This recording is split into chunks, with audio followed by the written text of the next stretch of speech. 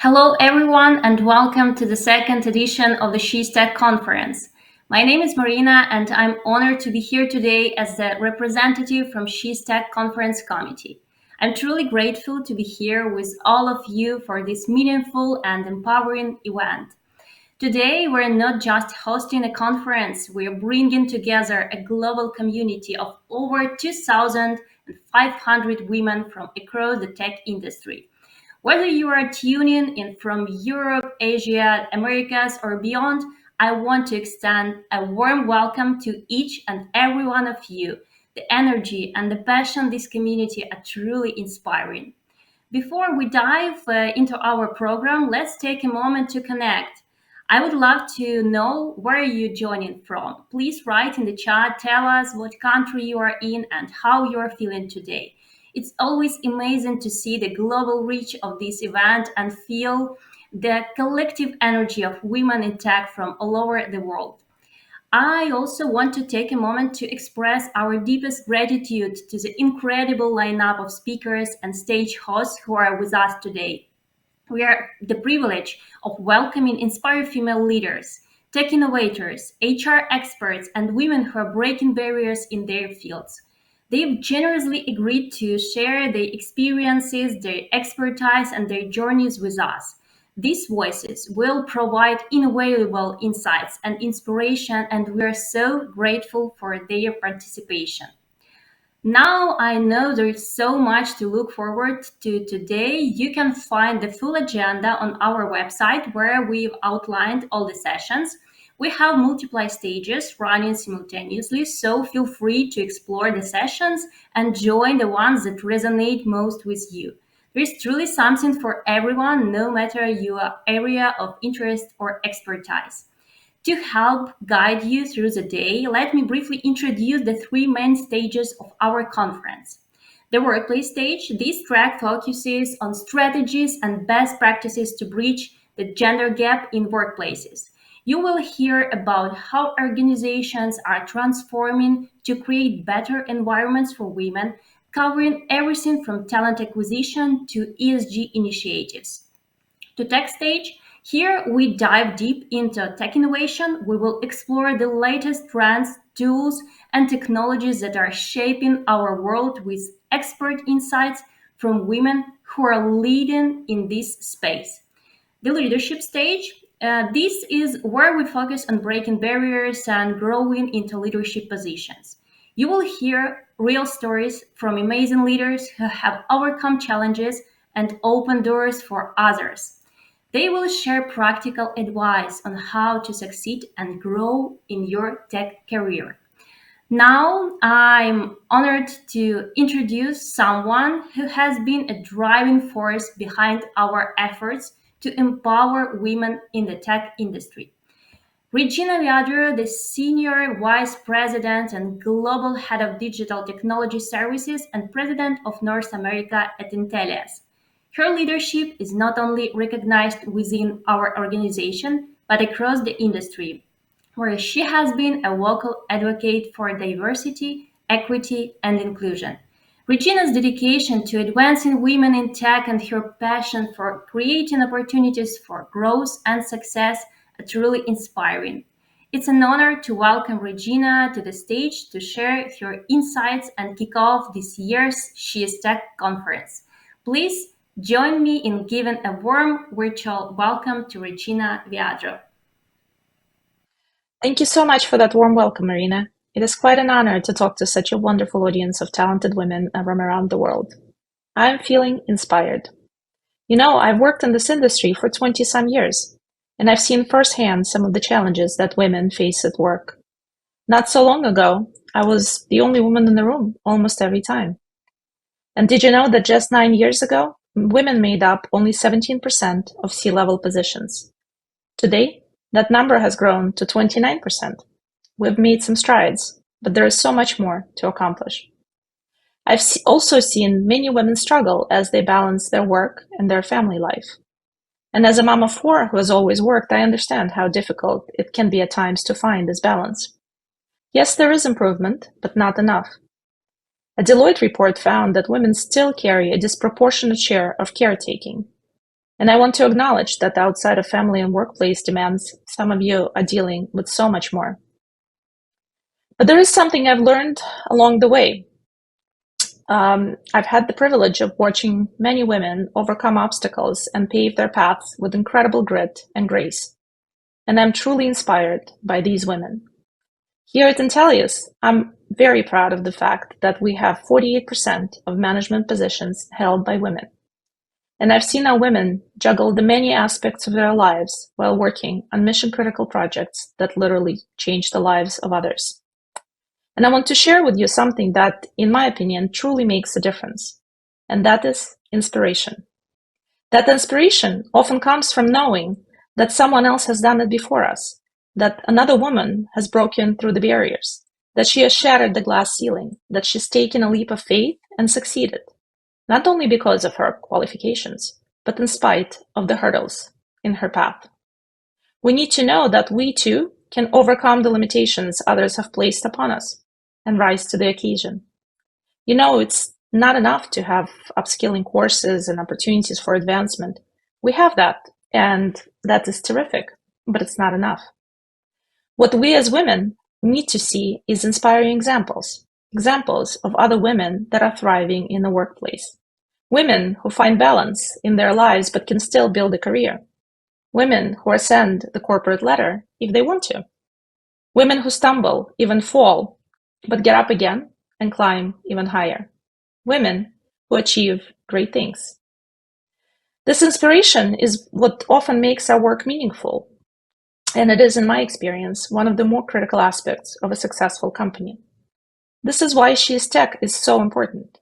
Last year, 2,000 people attended our conference. This year, it's 3,000. And I believe will only continue to grow. These events create a space for conversations and connections. They remind us that we're not alone in our journeys. They give us reasons to be inspired. They give us a voice so that we can inspire others. And as Michelle Obama once said, the world needs your voice.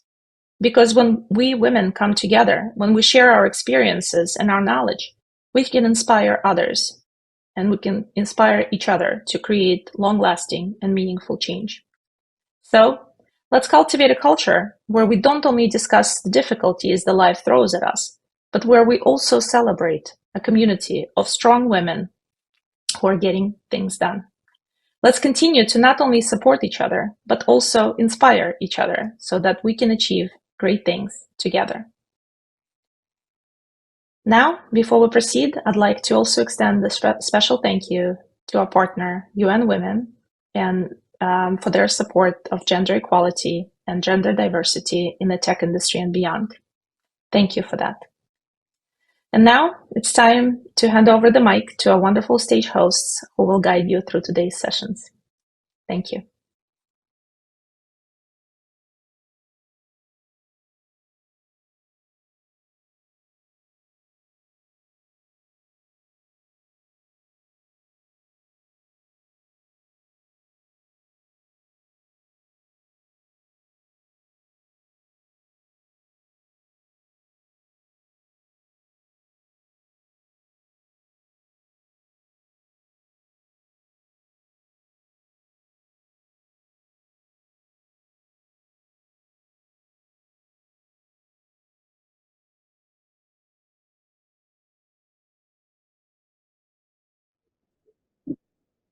Welcome to the leadership stage at She is Tech.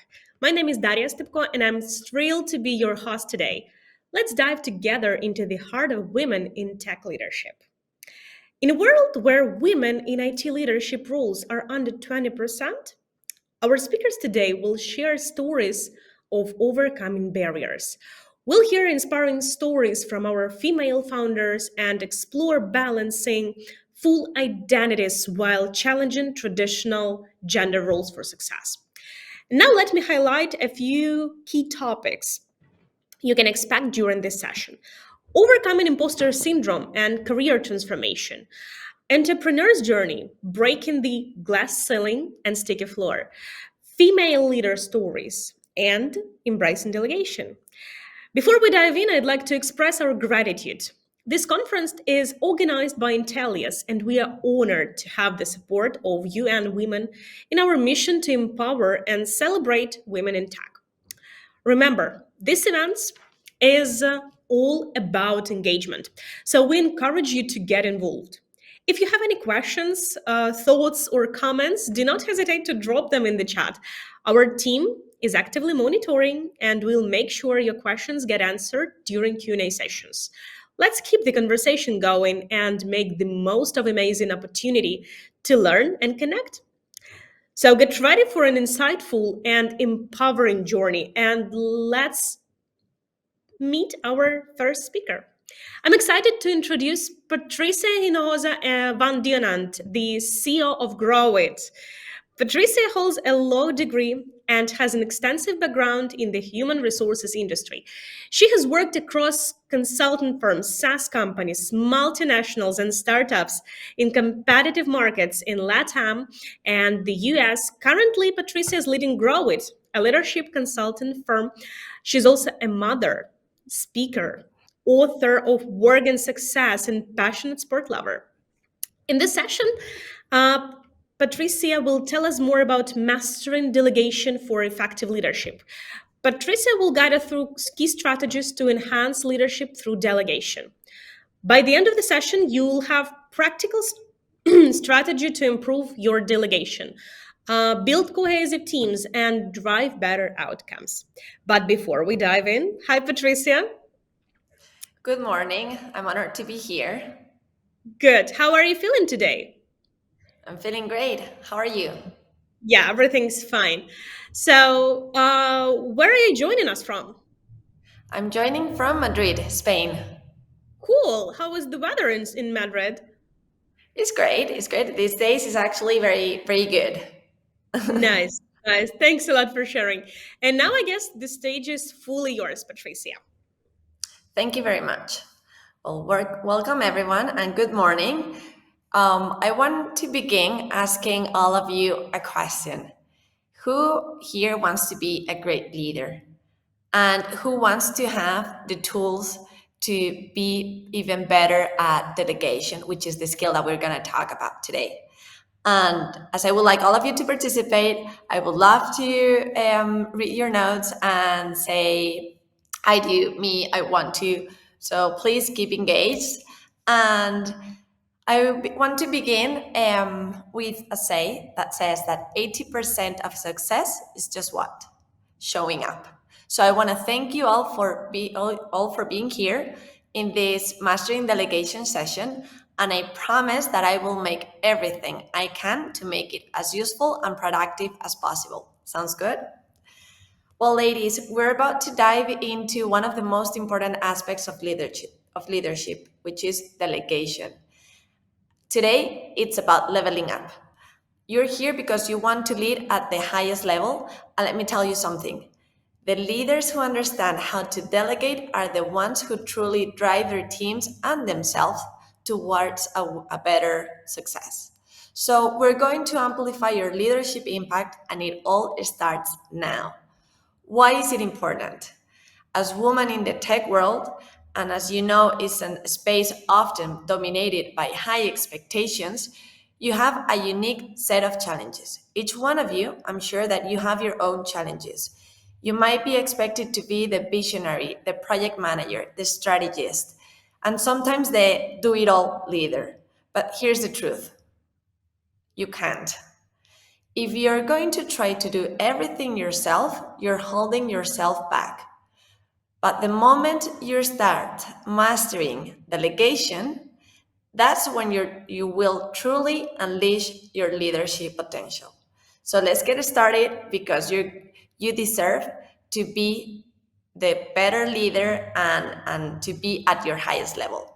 So, as we mentioned in the introduction, after these 30 minutes, what's my goal? My goal is for you to be able to amplify the leadership impact that you have, to be able to create this connection and building trust with your teams, to have the tools to overcome any obstacles in delegation. We're going to talk about that too. And what are the immediate actionable steps that you are going to be able to take today? So Get ready, and I would like all of you to grab some paper and pen or open a tab in your computer and be ready to write down some notes that you will then implement. Sounds good? Yes? Please write yes in the chat and we'll keep going. So if that's okay with you, I'm going to begin with a little bit of my background to tell you why I'm here today in this stage.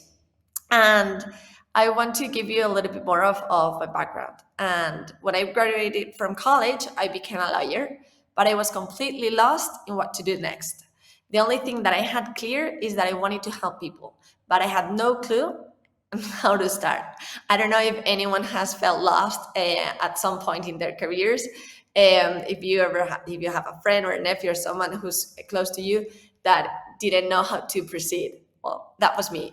And I began going from one place to another. I wanted to go to work in the European Commission. I got my master's degree, but then I went to work for a while to Belgium, and I didn't like the weather. It was raining all day, and I didn't feel like that was going to be my place. So I came back to Madrid, and I joined a headhunter firm, and I started growing professionally.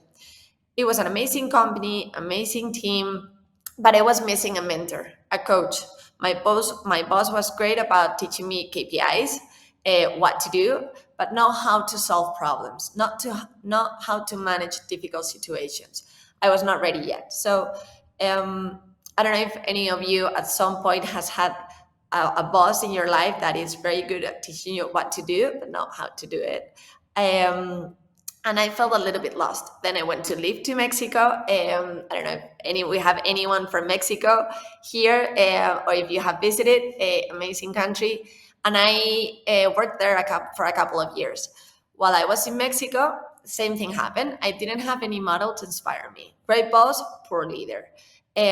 So how can that be possible? What I did is I started learning. I started finding these mentors outside my job, so that I could learn more skills that were needed to actually grow. Because what I wanted to do is help people. How could I help people if I didn't know how to help myself? No, that was my first thought. So that's what I trained. Then during my 20s, I fell in love. I moved to Argentina with the man who is currently my husband, and I joined a SaaS company. In that SaaS company, I was giving my first team. I have a team, and I decided that I wanted to give them a leader and not a boss. So what happened? I still didn't have an on-site mentor. I had a lot of online mentors, but I wanted to find somebody in the company, and it was a huge company with a lot of talented people, and that's what I did. I started working with some mentors. I learned a lot, and when I kept growing and my team kept growing, what I needed was to understand how to delegate. So everything that I'm going to tell you today, perhaps you're not, I'm not saying that you're going to believe me. I'm not saying that it's right. I'm not saying that it's wrong. It's just my experience. But because it has helped me a lot and it's helping hundreds of people, it's something that I want to share with you today. So I'm going to begin with 2 rules. My first rule, energy is everything. So I want to keep the energy up. So I want you all to write in the chat, I have my energy up. Yes, I mean, and I want you to participate directly. As for rule number 2, interaction is the key. This is a conversation, okay? Not a lecture. The chat needs to keep going, and you're going to have your paper and pen because I want you to have at the end of this session your own action plan. I really like a methodology that T. Hart Berger uses that is called speed learning. Okay, what's it called? Speed learning. What is it about? If I say something, you're going to forget it. If you see something, perhaps you might remember it, but if you do it, it's going to stick forever. So about speed learning is all about participation. Okay, sounds good? So this is what is going to make you retain faster and remember more. So please participate as much as you can, and I will answer all of your questions at the end. So I want to tell you a story, a quick story. Years ago, I was working with a female tech leader, and she got promoted. She had a very big team, and she was reporting to the COO. And she was struggling because she didn't know how to let go. She was afraid that if she handled the task off, the quality of her work wouldn't be the same. I don't know if any of you have that sense of that you're going through the same situations as she was at this point. What were her results? She was burnout. Guess what? Her team was also feeling frustrated because they weren't being empowered to contribute. I don't know if this sounds familiar. So, what was the things that we started working on? Delegation isn't about giving up control. Delegation is about growth for you and for your team. So when you delegate, you're freeing up your mind, your time, and your energy to focus on what? On the bigger picture. You have more time and energy, and you have an amazing team to think about what else. Because as leaders, we need to do many things, we have to have many hats. And this is when you truly empower your team. And when your team feels trusted, you carry out tasks, you rise up to the occasions, you multiply your impact because your leadership is not longer limited about what you can do and you can achieve, and instead of what all the team can achieve. So I want all of you to take a moment and think about your current workload, okay? And I want you all to write down one task that you're holding on to that someone else in your team could take over if you gave them the opportunity.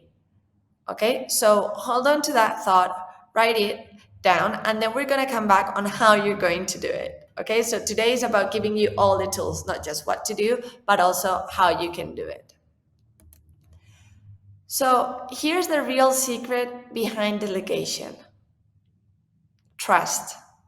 If you can't effectively delegate, if you don't trust your team and they can't perform, you're not going to get anywhere. So the key here is building trust with your team. If you trust your team, they're going to trust you. Okay, this is about building trust. Is essential for delegation. In tech projects, ladies, projects move very fast. You know this. And you need to have a team to execute with autonomy and reliability. But without delegation and without this trust, without delegation, then it's not going to move as fast as you need it. It's going to be a bottleneck. So don't be that. No, create a team that you don't handle them just a ticking bomb. You handle them trust to be able to perform better. What are some techniques so that you can build trust within your team? You might be saying, okay, this sounds very good, but how can I do it? Okay, I'm going to give you 5 steps. The first one is start small. Delegate the smaller task. Give them clear guidance and provide feedback. So start with the little things that you can actually give them, and you will empower them through autonomy. When you give someone a task, you're not just giving them work, you're giving them a chance to grow. People crave responsibility when they feel like they are part of something bigger than themselves. And delegation empowers your team to think creatively, to make decisions, and to innovate. So you need to step back sometimes and let them shine. How you can do this as well? With a clear communication. Leaders often think their team can read their minds. No, no, they understand me. They get me. They know what I want. No, they don't. And what if they can't? So tell them. You need to communicate what you're expecting from them. Be specific about the outcome, but leave them room to come up with a solution. So you don't need to micromanage them. You have to trust that your team is going to figure it out. And then create a feedback loop. No, building trust is a two-way street. After you delegate, you don't disappear, you follow up. Okay, you give them feedback, and also give a space for them to give you feedback, so that this is a relationship. You have to create a culture of respect. No? So create this feedback loop where the information and communication is constant. And number 5, Celebrate the wins. So publicly acknowledge when someone does well. This builds confidence and encourages initiatives in the future. Who doesn't like a comment like, hey, congratulations, this is amazing what you have achieved? Think about when was the last time your boss said that to you. If it's too long, it shouldn't happen this long with your team. Okay? And for example, another quick story that I wanted to share with you is I had a client, a woman who was struggling a lot with delegation because she didn't think her team would be able to handle things without her constant oversight. But when she started giving them more autonomy and created this feedback loop, they exceeded her expectations. Why? Because the team was conscious that her boss believed in them. We had a survey afterwards saying, hey, what's changed? You've hit this amazing target of goals. What happened? And they said, she believed in us. She believed we could do it. We couldn't disappoint her. So trust creates results. What is the next step that I want you all to take? I want you to take a moment today and have a one on one with any team member that you have and ask them what they feel most confident about taking on.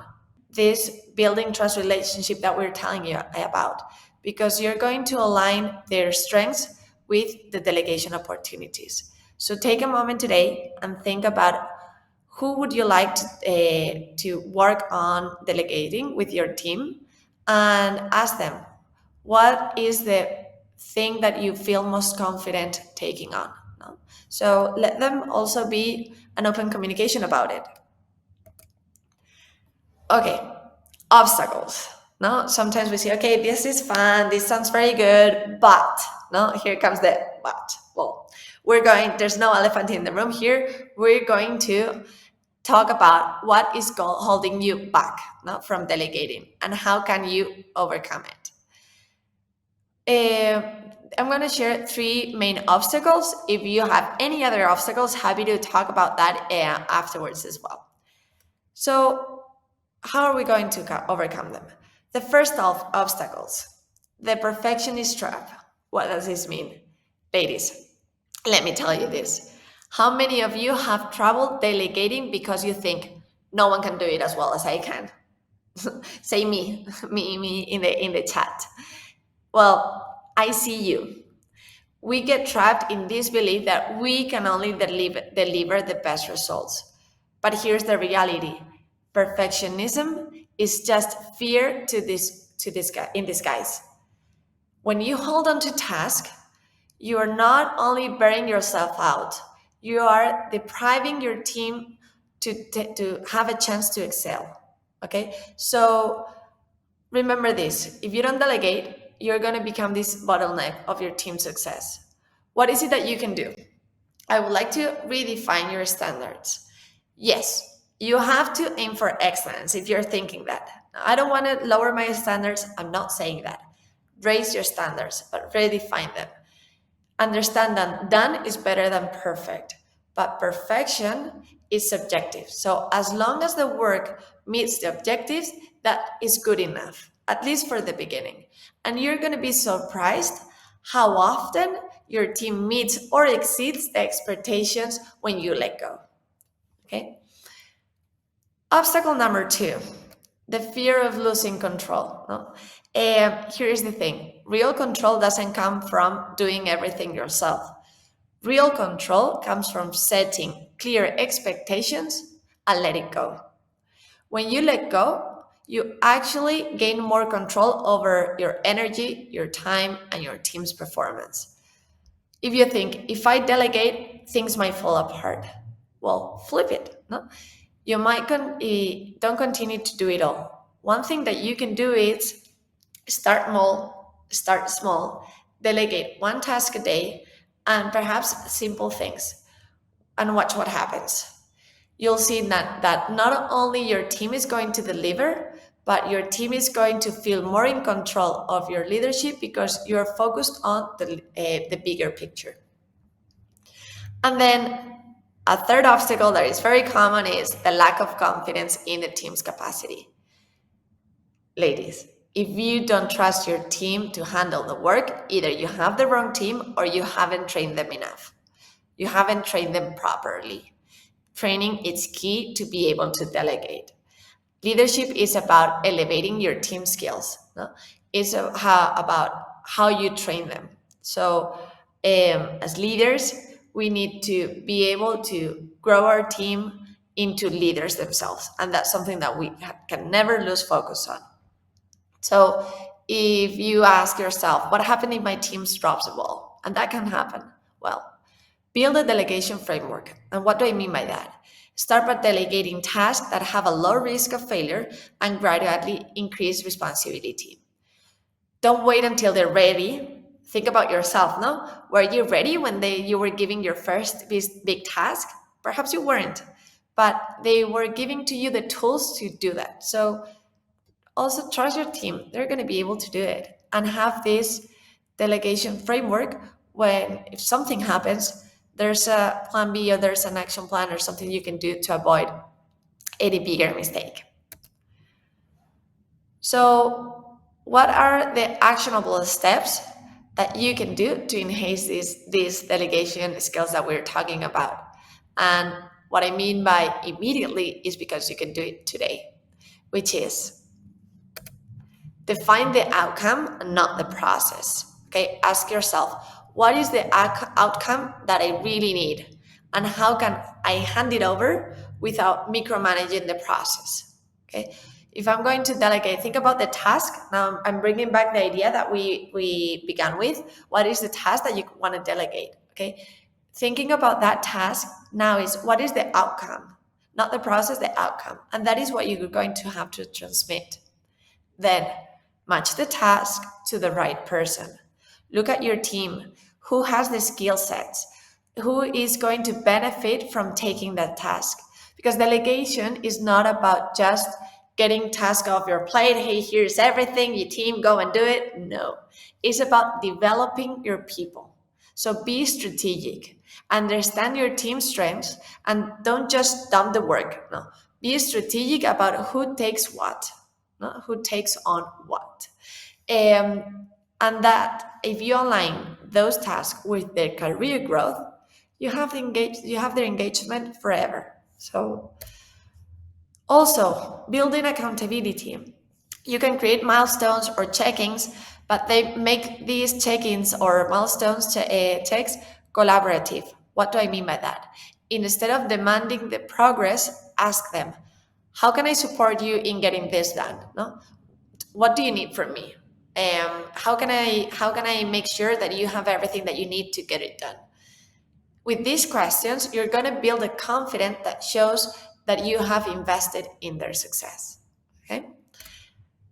Another one, adjust. Nothing is perfect. So reflect and adjust and learn from mistakes. So if you set these clear checking points, you're not going to want to micromanage, but you don't want to vanish.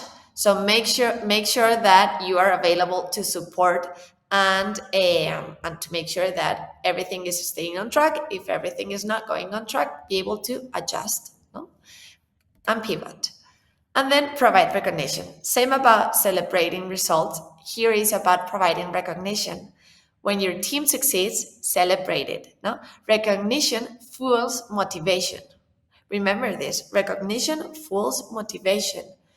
And if you have a team member that is motivated, his or her results are going to be amazing, outstanding, and you have their engagement. So, as women and any leaders here, remember to provide this recognition. And when things don't go as planned, use it as a learning moment for you and for them, because every mistake has an opportunity for growth. So this is key. There's a lot of information that I'm sharing with you all, but all is useful and you can do it straight away.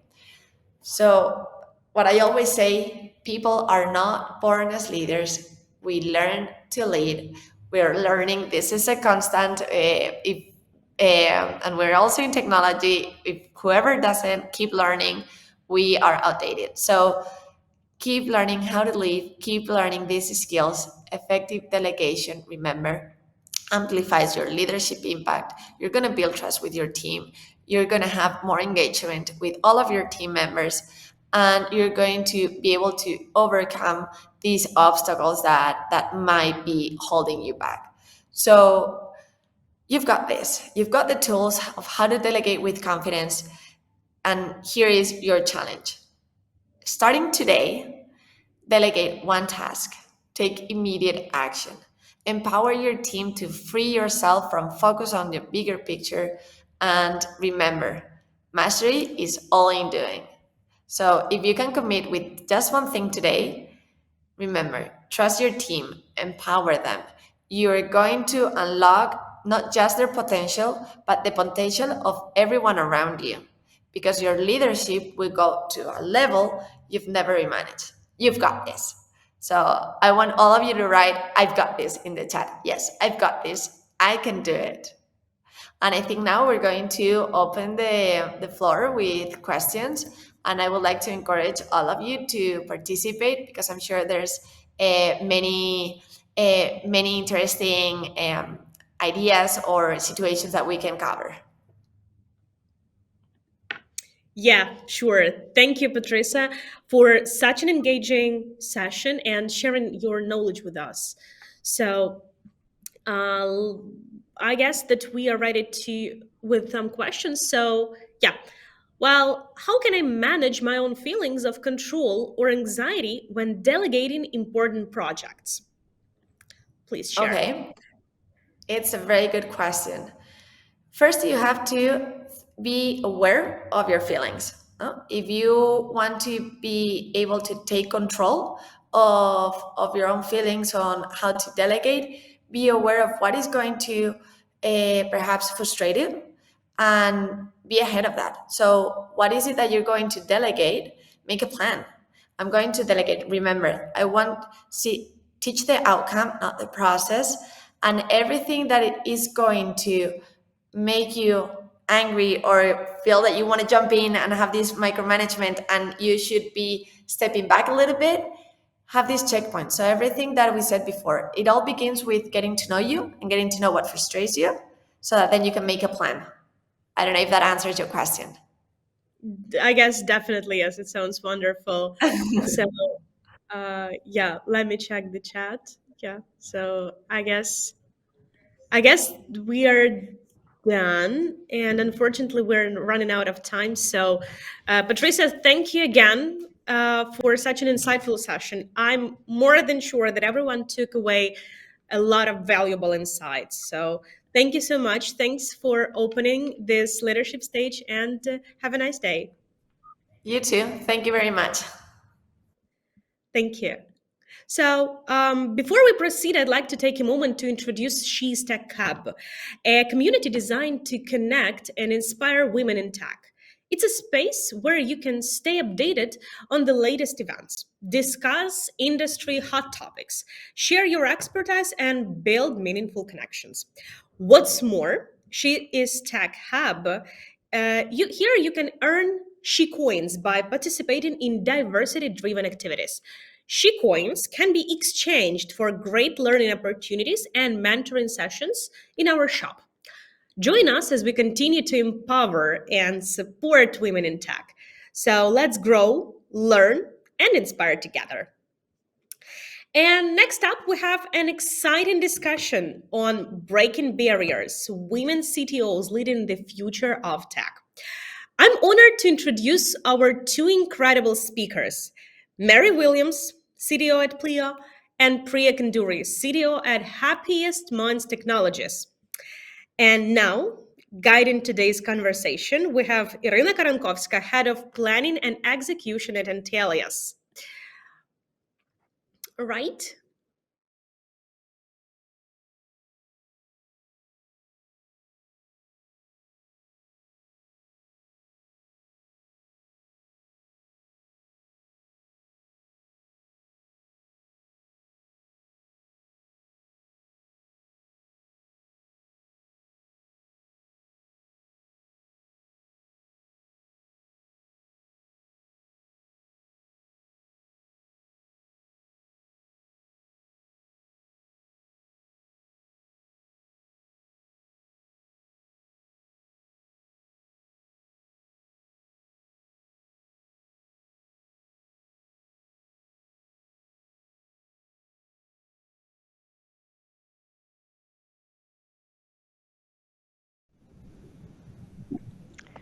What a Good wonderful morning. day here. Morning. Hi. So, I guess before we jump into the discussion, how are you doing today? Please. So, where are you joining us from? I will I'm go joining first. Am I from, audible? yeah. Yes. Okay.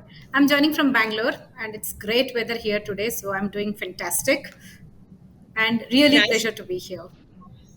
Nice. Mary? I'm joining from Stockholm. I'm here with my team this week. I'm usually based in London, but I'm from Cape Town in South Africa originally. So Cool. nice to be. Wow. Thank you. Irina, how about you? Yeah, I'm joining from Lviv, Ukraine, and we also have a wonderful weather. It's fascinating. What a diverse geography of that. So, ladies, stage is yours.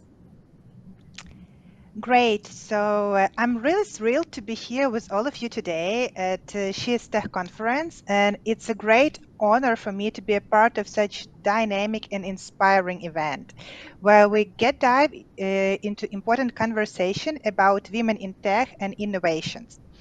And I'm so happy that today we have Mary Williams, CTO at Plio, and Priya Kanduri, CTO at Happiest Mind Technologies.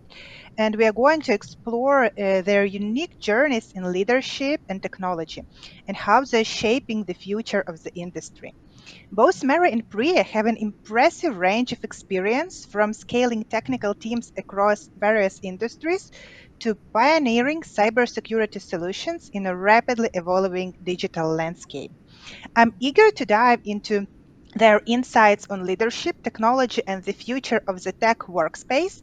But before getting directly into the questions, I'd like to share a bit some statistics. And unfortunately, when we are talking about women in tech, mostly statistics are not so encouraging. But I'm a great adept of positive thinking and I would like to share some positive statistics. So, how making your team diverse and including more women are growing your business. So, companies with at least 30% women in leadership roles are 15% more likely to outperform organizations that lack gender diversity in top positions. Organizations with more gender diversity are also 21% more likely to experience about average profitability, according to McKinsey. Startups led by women deliver 35% higher return on investments compared to those led by men. Diverse teams that include women are more innovative. A study by the Boston Consulting Group found that companies with about average diversity produce 45 more revenue from innovations than their less diverse counterparts. And sure, also they have improved employee retention. So companies that actively promote diversity and inclusion have 22% lower turnover rates than those that don't. And much more statistics to come. And today I would like to deep dive into experience of Mary and Priya so they could share their impact and their story. And maybe we could start a bit from leadership and career development. And it will be great to understand a bit more what motivated you to pursue a career in technology and how did you transition to a CTO roles. Priya, maybe we could start from you. Yeah.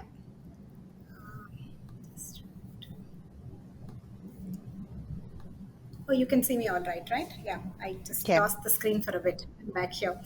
Very interesting question and something that do get asked very often because it's unlikely for women to pick tech and also pick tech as a path for growth and career.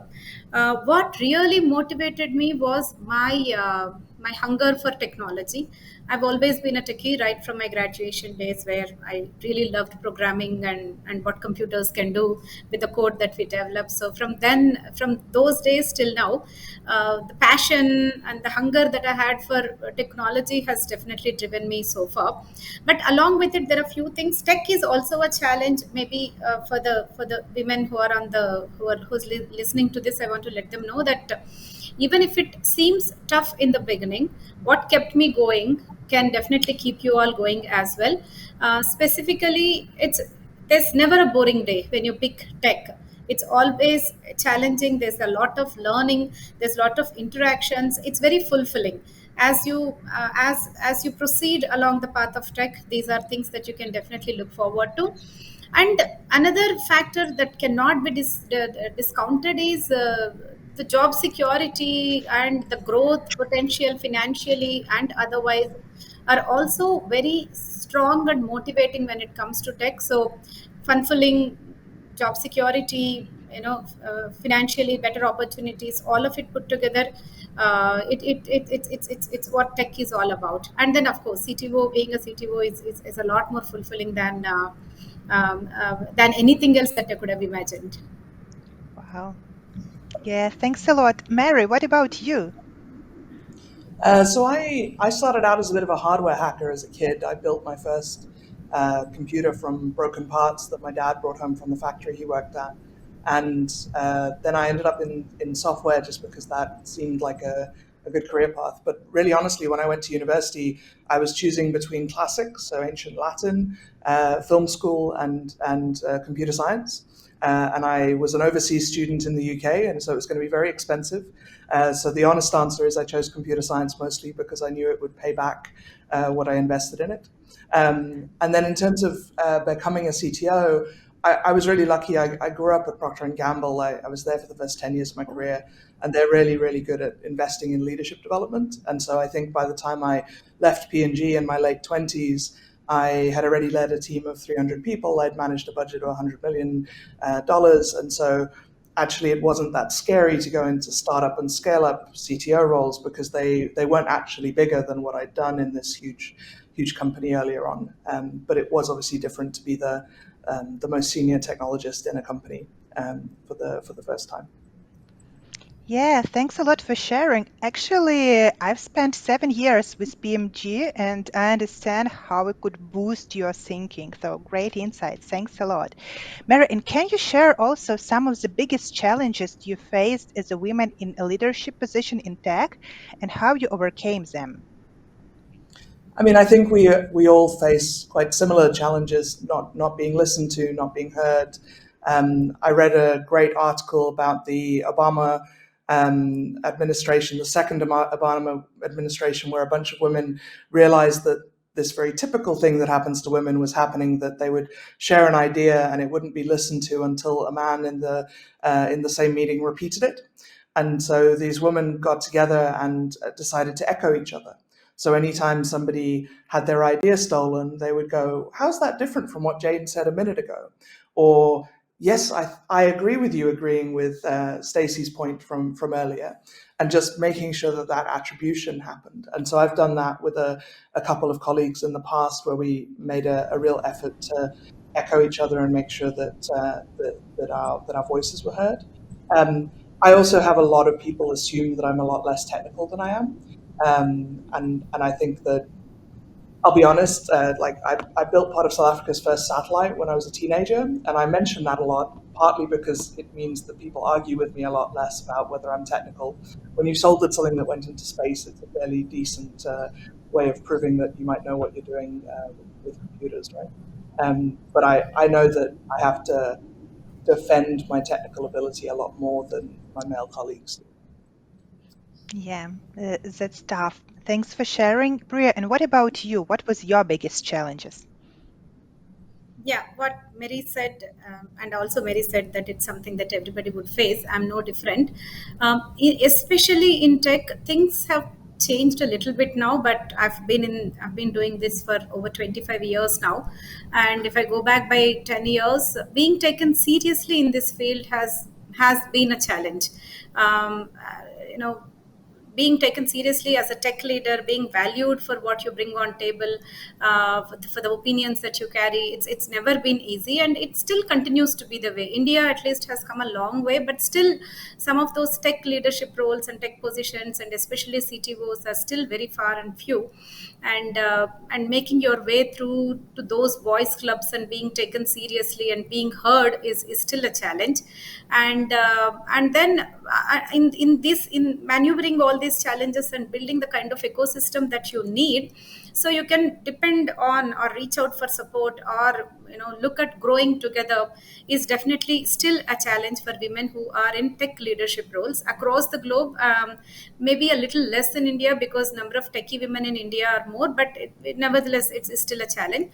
And a third challenge, which may be more applicable to women than our counterparts, is technical field is very demanding, and being able to strike a balance between your personal priorities or obligations with your role or responsibilities is more challenging, because the field is unpredictable. For example, the kind of role that I do, I don't know when something is going to break, when I will have to be available overnight or 24 bar 7 sometimes, when something is broken and we are fixing it for our organization or for our customers. So being able to plan your life the way you would like it to be around your personal priorities is a challenge, especially in tech fields for women, and Yeah, more so if you are the. exactly. Thanks a lot. And actually, you mentioned a bit about your roles and responsibilities. So, could you tell me a bit more? Do you define success in your role as a CTO? Okay. Um, it's become a very broad role nowadays in terms of success, or being successful as a CTO. What we really need definitely is technical leadership. Things change very rapidly and very fast nowadays, and what's relevant yesterday is not relevant today anymore. So being always on top of the tech trends and what's happening, and how it's relevant for the work that you do, and how it's relevant for the teams that you manage, how it's relevant for the customers and their environments, that's very important for a successful leadership in technology. Along with it, being able to think strategically. And technology roles are a lot to do with finance also nowadays. We may want to build something great, but do we have the means financially to build it? So being able to strike a balance, that fine balance between tech and finance, the financial acumen and management and budgeting, is also very important. And a lot of market awareness. Gone are the days where we could sit in one corner and code. Now it's all about competitive edge, competitive awareness, what's happening in the market. Everything is global, everybody is reachable to everybody. So market awareness and competitive analysis is very important, along with, of course, the necessary soft skills that we need, being communication, collaboration, being able to coach and mentor your teams technically and otherwise. And the last bit is, now it's all about digital innovation and digital transformation. Being digital savvy is very important for one to be a successful tech leader, woman or gender agnostic. It's very important to be a digital leader, to be a tech leader in today's world. Yeah, thanks a lot for sharing, Mary. And what's your success in the role of CTO? So I have a model that I use, which is that there's sort of six vectors that you have to care about, and knowing what the balance is between these is important. But technical acumen, just as Priya said, strategy, execution, getting shit done, leading the people side of things, so organizational leadership, commercial, and I agree again 100% with Priya that financial and commercial understanding is increasingly important. And then the sixth is an interesting one, which is domain depth. And I used to think domain depth didn't matter that much. And then I went into a drug discovery company that did AI-driven drug discovery. And then it became very apparent that domain depth was super important for certain domains. And so I try to balance those six vectors. In my current role, strategy, execution, and people leadership are the most important. And then with domain depth, commerciality, coming second, and I try to balance between those. One thing that's very interesting in the CTO role, I think, is what your boss and your board and your peers think your job is often quite different from what your engineering and IT and data and other professionals in your team think your job is. And balancing that and making sure that you're meeting the executive and board expectations, but also meeting your own team's expectations is quite challenging. Yeah, thanks a lot for sharing. As for me, it was a bit more like hard skills, and I have a question to Priya. Priya, so what qualities do you believe are essential for effective leadership in technology? Technology specifically, it goes back to a few things that I had mentioned. But beyond that, tech leadership is definitely about building technical acumen, being able to think strategically, and having innovative mindset. That's very, very important because, like I was mentioning earlier, our customers, our consumers, and literally everybody that subscribes to our services is always looking for what next, and they get bored very soon with what we are giving. So constantly thinking about innovation, how can we do something better, bigger, or different, or how do we reduce the price, all ties back to tech eventually. And interestingly, recently I was at my daughter's college. We were there to drop her. She's pursuing medicine, MBBS, and in first day of complete orientation sessions, though it was medicine as a course and she's pursuing to become a doctor, a lot of what I heard was technology. So tech is everywhere. It is transforming how doctors operate, how architects operate, how people design their clothes, how somebody sells their cars, how somebody manufactures their cars. Tech is everywhere. So innovation is very, very key for leaders to be successful in technical field. You always have to think of ways to deliver the same differently or better or cheaper or optimized. So that those are the few things that I would say very, very key for a technical leadership success.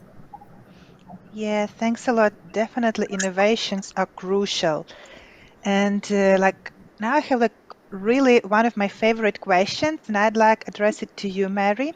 So, how can women in tech support each other in their career advancement?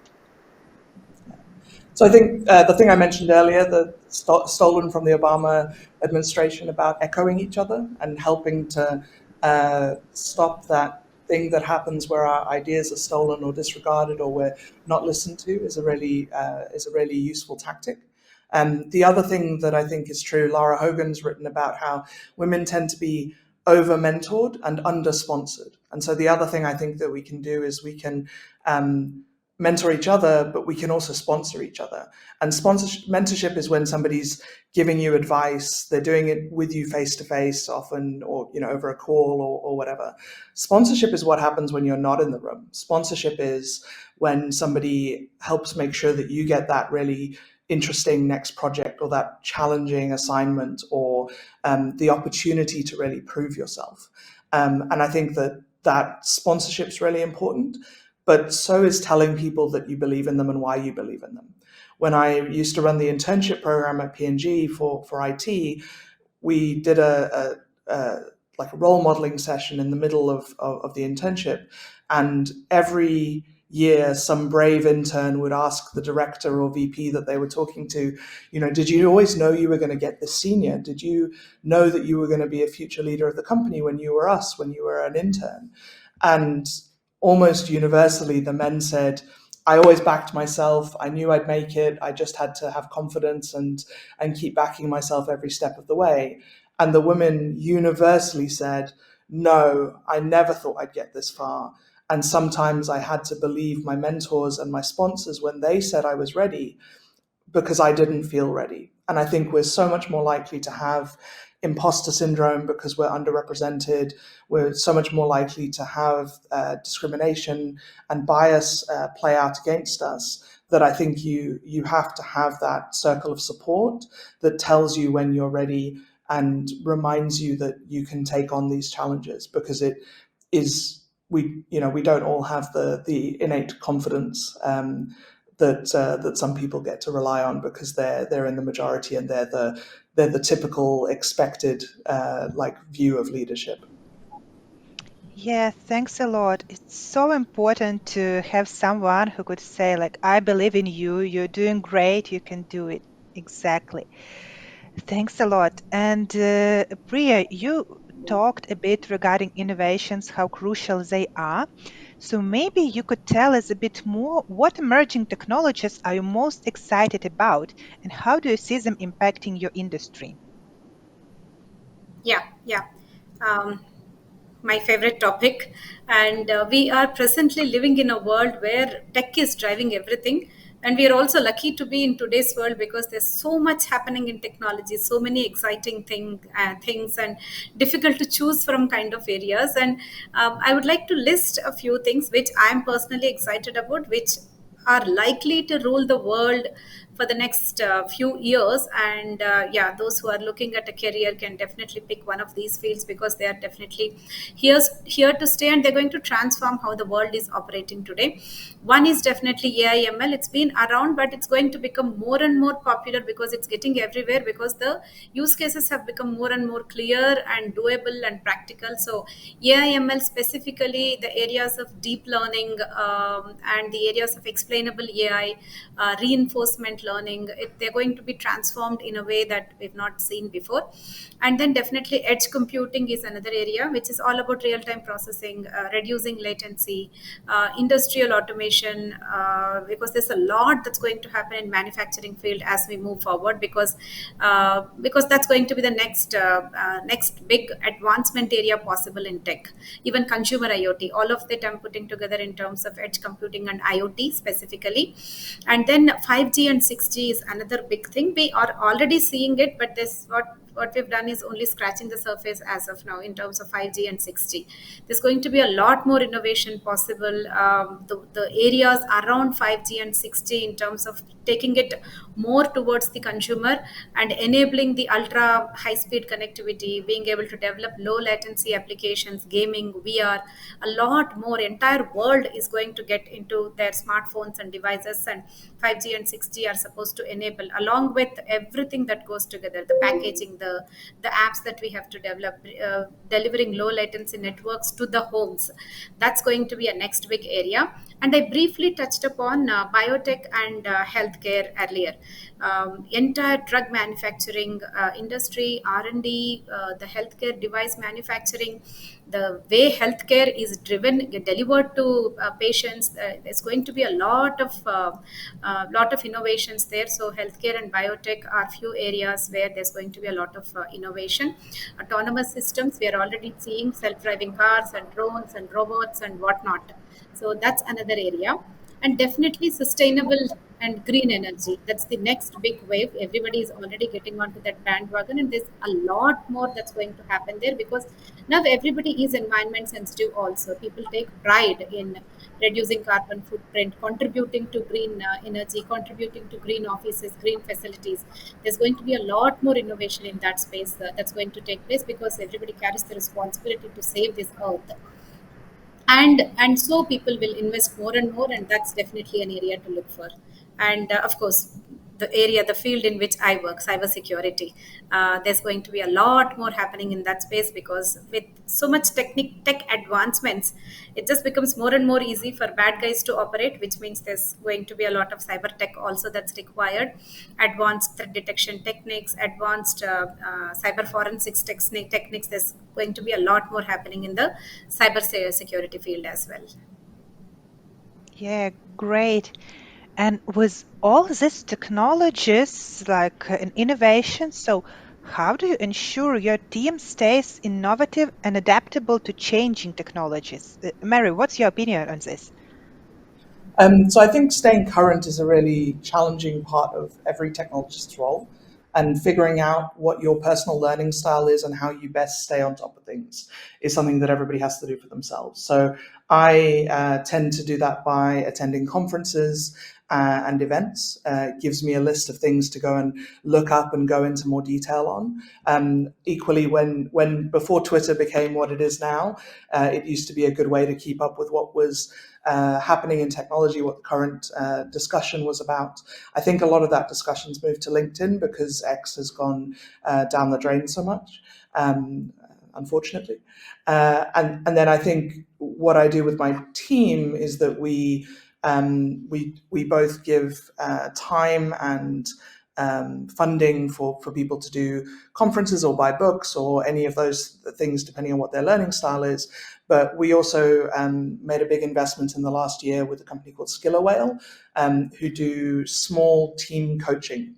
And so my engineers will spend 1 hour a week in a small group doing hands-on technical exercises, doing soft skills training, which are called power skills by Skiller Whale, and that kind of thing. And so we do this sort of hybrid approach of some things we define as a company as important and say, hey, we really need you to understand TDD really well, to understand building API first really well. We need you to make sure that you can do domain-driven design, that you can do modeling. And so some of that we do a more formal learning approach.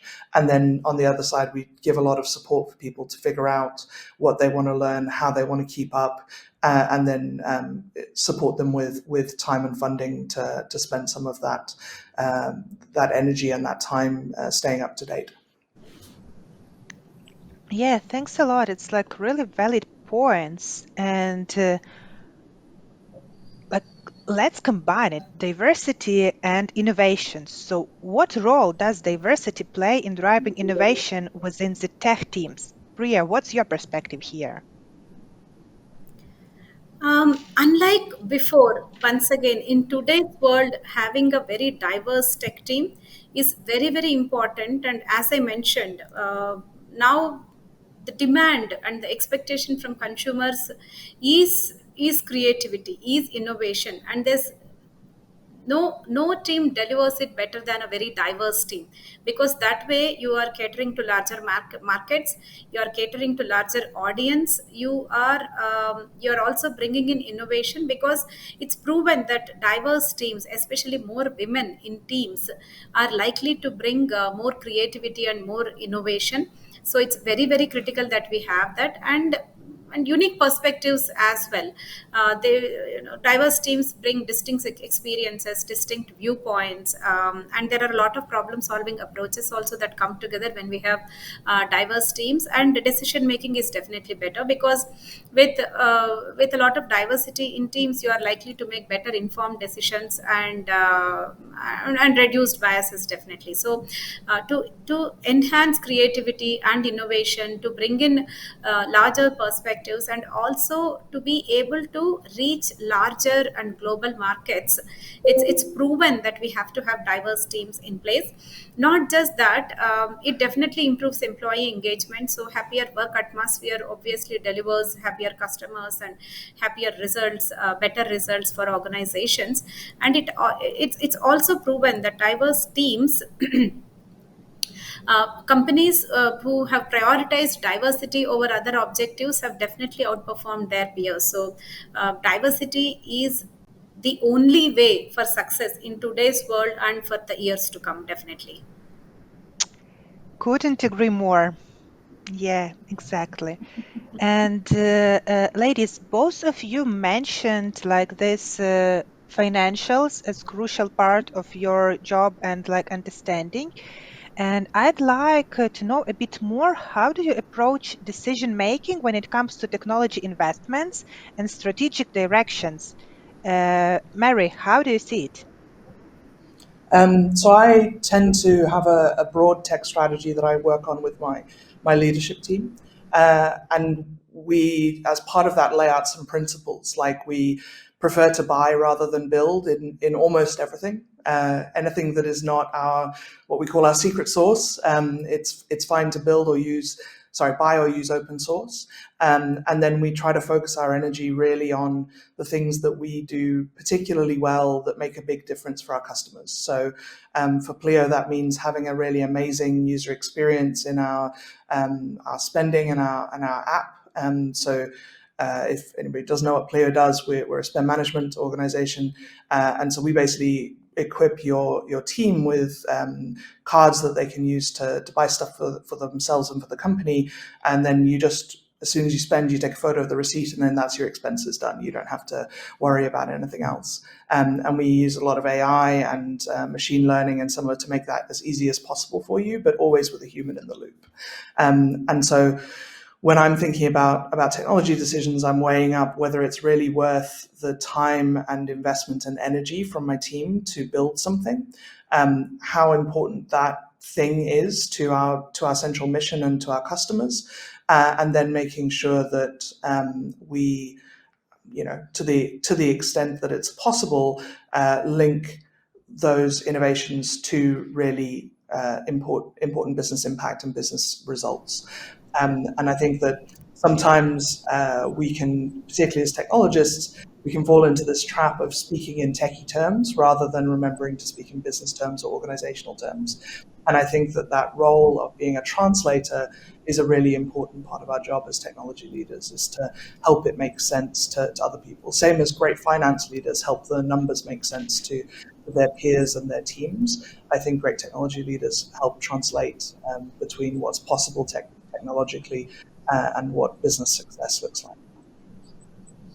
Yeah, thanks a lot for your insights. Yeah, we've covered a bit like technology innovations, but I'm sure that the participants of our conference would also like to know a bit more regarding like work-life balance, personal growth, and other things. So maybe we could switch a bit in this directions, and you could tell us how do you maintain work-life balance in this demanding role? And what strategies have you found effective? Priya, let's start with you. Yeah. After 25 years of being in technology and being in very demanding roles in technology, I've realized the best way to strike a balance is not think too much about it. Don't constantly worry about am I striking work life balance, but keep the longer objectives in life. For example, I personally uh, don't move personal life to the weekends, or don't keep aside personal life only for the weekends or work only for the weekdays. Now work is coming home, we are all working from home, work comes home, and home comes to work, and that is fine. First of all, it starts with accepting your life to be what it is. It is a demanding role and you like it, so you're doing it. Don't feel guilty about it. That's where it all starts. I do that. If there is, I mean, I do take some time out even on weekdays to spend time with family. On slower days, I do spend time with kids, or I go out, have a coffee with friends, and I don't feel guilty about it. At the same time, if there is a lot to do and if I have to spend few hours for work on weekends, I don't feel guilty about it either. In fact, I feel very happy about it, that end of the week I have gotten my work done and I'm happy. And that's very important. And the two other things that I focus on to once again strike a balance and be at a stage where I am happy with the balance that I have achieved is constantly invest myself at work as well as in my personal life. At work, it's all about taking time out to learn, to invest in myself, to go attend a training, to go attend a conference, to mingle with my peers, draw from their experiences, learn from their experiences. Not just delivering what I'm supposed to deliver, but invest in myself at work, and investing on myself outside the work in my personal life. I strongly believe that if I am not a happy person, then I won't be able to create a happy home at home. So I do take care of myself. I take time out for exercising or yoga or a spa or self-care. I take some time out to do things that I like to do, which means I'm definitely a much happier person, and I'm definitely a better leader for my teams at work, and also a better person at home. And I mean, if I'm happy, I can enable happiness. That's what I believe in, and that's what has worked for me, definitely. And the other thing that I do, and I encourage all the women that I mentor at work do, is create an ecosystem of supporters. Family wise, friends wise, even colleagues at work. Create an ecosystem. Surround yourself by the ecosystem that supports you when you need, and you also be part of an ecosystem for others, where if they need help, you are available personally and professionally. That's the only way to be successful and be at peace in today's world. Don't hesitate. Women hesitate to ask for help or to offer help, so don't hesitate. Be there for others and ask for their help when you need it, and together progress together. Thanks a lot for your thoughts, and I hope this conference will help women to create that ecosystems for them or even expand it. So, yeah, that's really amazing. Mary, and what about your tips and tricks regarding work-life balance? So I strongly echo what Priya just said about having a supporter network at home, at work, in your personal life, in your family life. I think that's very important. And one thing that I think a lot of women, a trap we fall into, is we imagine that we have to keep those relationships alive all the time. And actually, some of my best mentors, I don't talk to that often. But when I'm making a really big decision, like changing role or moving industry or something like that, I'll ring them up and say, "Hey, can I just have half an hour? I just want to bounce this idea with you. I want to check I'm not doing something crazy." And in the same way, almost everybody who mentors me, they expect some mentoring in return at this point. And so don't be afraid. I am not upset with someone if they call me when they're in need and they haven't called me for a few months or even a few years in the meantime. I think that's totally fine. And because I wouldn't mind if somebody did that, then I try to remember that they probably won't mind if I do it either. And that's not to mean only talk to people when you need something from them. It's just, try to be there for each other, but don't feel like you can't call because you haven't called in a while. I definitely don't see men displaying that behavior, but I see it a lot in women. And so I want to. It's one of the few times I think we should try to be different rather than just accepting our differences, because I think we've been socialized into thinking we have to maintain those relationships all the time. From a work life balance point of view, I actually have quite a different perspective. I've got quite a severe disability. I've got something called Ehlers-Danlos syndrome, and all my joints dislocate. So I'm in a lot of pain every day and that kind of stuff. And so the main thing I've done from a work-life balance point of view is I work a 4-day week. So I just work Tuesday through Friday, and I have Mondays off to recover. Because what I found when I worked 5 days was both that I didn't have room in my agenda to be sick ever. And with a severe disability, there are just days when I shouldn't go to work. And having Mondays off means the worst that happens if I take Wednesday off is those meetings have to move to Monday. Because I used to feel like I could never take a day off sick because a whole bunch of decisions that needed to be made today would be delayed by 2 or 3 weeks because that's how busy my calendar looked. And so, yeah, this adjustment, which is a reasonable adjustment for disability of working fewer days, helps me a lot. And then I actually do try to be a little bit stricter than I used to be about not crossing the streams. So I try to really focus on work when I'm at work. I have very intense days, Tuesday through Friday. I'll often have 10 hours of back-to-back meetings, but then I do have the recovery days as well. And for my personal health and situation, that works well. I'm also neurodiverse. I've got ADHD and autism, and I think that also just means I need to adjust some of the ways I do things and take advantage of those differences in my brain rather than fighting against them. And that's a whole other discussion that I won't go into right now because it'll take too long. Yeah, actually, thanks for sharing it. And yeah, it's really touchy. And maybe you could deep dive a bit and share like some personal story that significantly impacted your career and shaped your leadership style. Who do Mary, you want to maybe go we'll first? continue with you. Yeah. Um, So actually, something that shaped me very early in my career was I had a director. So I'm a working class South African kid, and so working in the UK after studying was weird for me. I was surrounded by a lot of people who'd grown up a lot richer with a lot more opportunity than I had. And I was getting a lot of feedback that sounded a lot like just don't be yourself. And there was a director who then, became incredibly senior. She ended up as an SVP at P&G, and she was a working class Glaswegian, and also quite direct, which is a sort of shared feature of our culture. And she was the first person who took me aside and said, and gave me feedback in a way that was about what I was doing rather than who I was. And she made this feedback I was getting make sense to me. And so that was really, really foundational for me.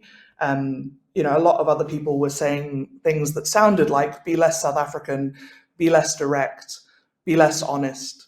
And I was just like, I don't think I want to be less honest. I don't think I want to be less direct. I don't think I can be.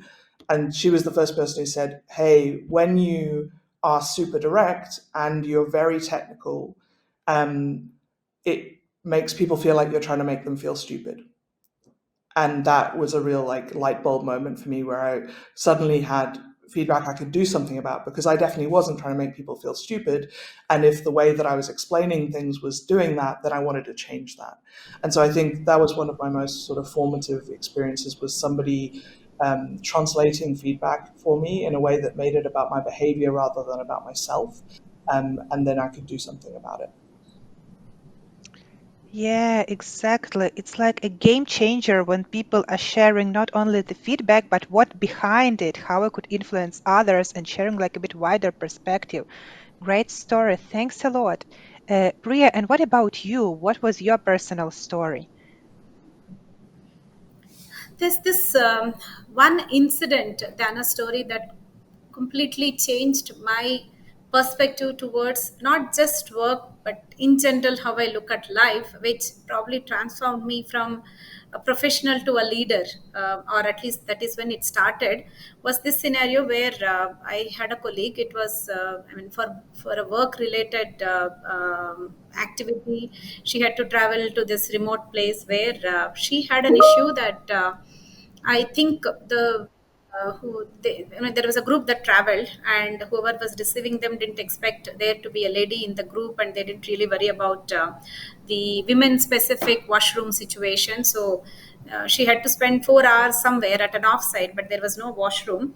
It was probably not too much of an inconvenience, because they came back and it was all fine, but she made a very big issue out of it. Back then, in my small mind, or with my small restricted view, I thought, oh, why make an issue out of something that's really not an issue? You can adjust, you can be fine. And I till then I was of the opinion, or of the impression, that since I'm minority, I should not make my presence felt too much. I mean, I'm supposed to blend into the background, not attract attention, not make any noise, just be quiet. Nobody, you're already a minority, so so make sure you don't create any trouble for yourself. That's how I used to think. This lady comes back, makes a big issue out of it, called all the officials, and we made people apologize, and made it a point. And then I went and asked her. She also happened to be a good friend. I went and asked her, why did you make an issue? It's just one person. I mean, other there were 20 people, only one person was not convenient, 19 people were fine. So why did you have to make a big issue out of it? I said, numbers don't matter. I will always be minority, and I will always make it a point, not just for myself, but anybody else who suffers. I will make it a point that my voice is heard. And that's when I realized that is how it should be. Voice should be heard. If I'm not happy, my voice should be heard. I should make it a point. And that's when I realized I should also not sit quiet anymore. Of enough of taking things in silence, and being a very nice girl and being a very good girl, and I'm not going to be that person anymore. If I am not happy, I will make my voice heard. If I'm the only voice, I wouldn't care. I will make my voice still heard.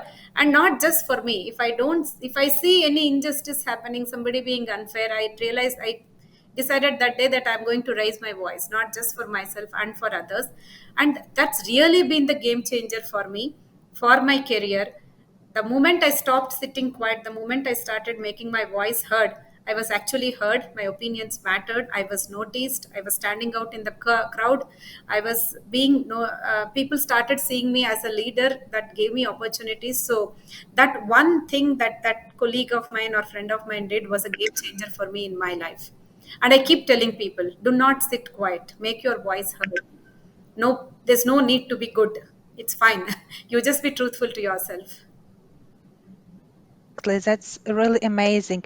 And it seems that we are running a bit out of time and we're having like so much questions to cover.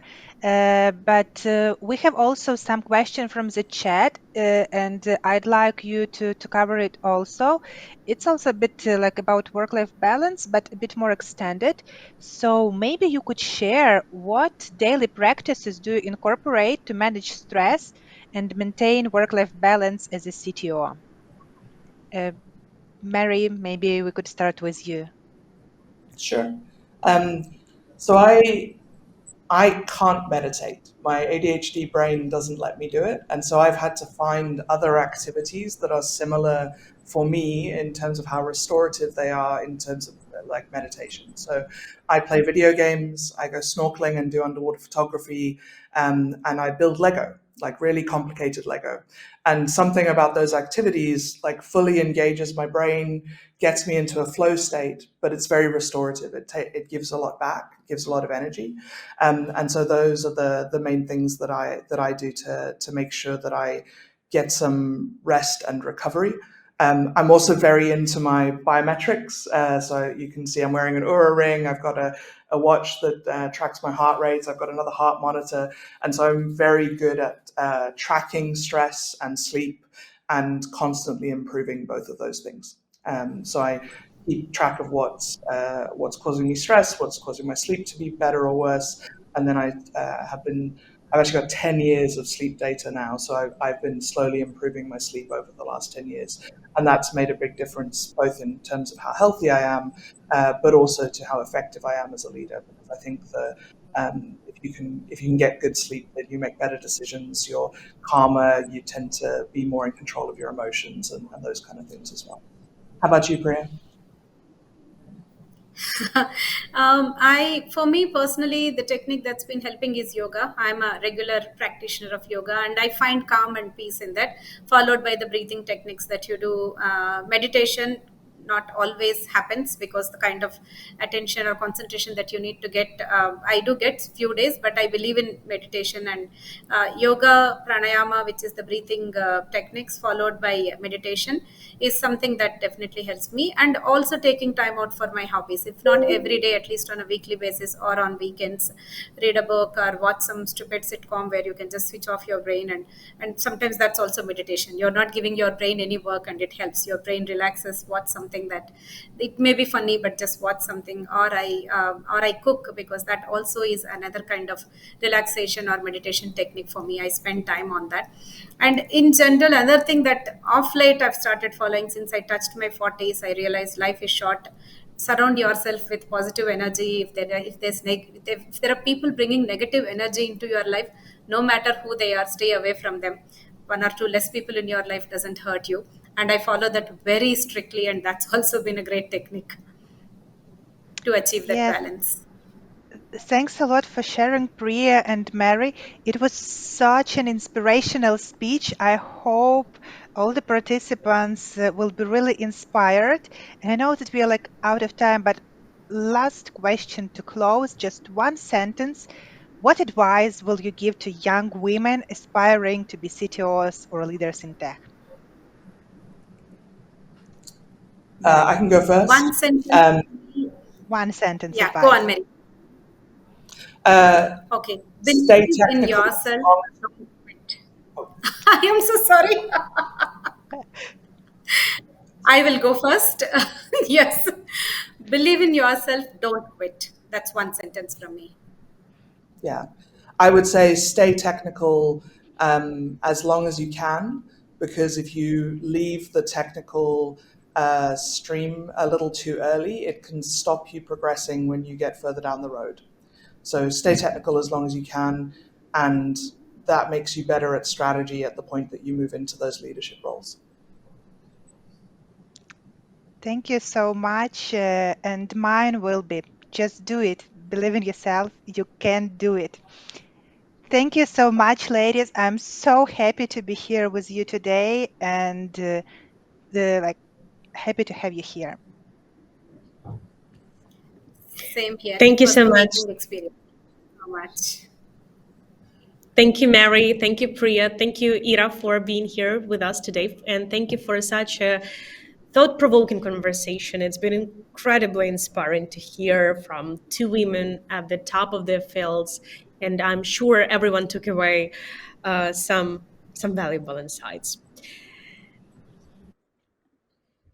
And I'd also like to take a moment to thank our media partners for supporting this event. Porto Tech Hub, Ladies That UX Lisbon, Investport, Bulgarian Diversity Chapter, Team Lizer, La French Tech Krakow, Inko Polska, Motif, Data Science UA, In Science, and Women in Marketing Bulgaria. Your partnership means a lot to us. And I guess that in a couple of minutes, we'll be back for our next talk.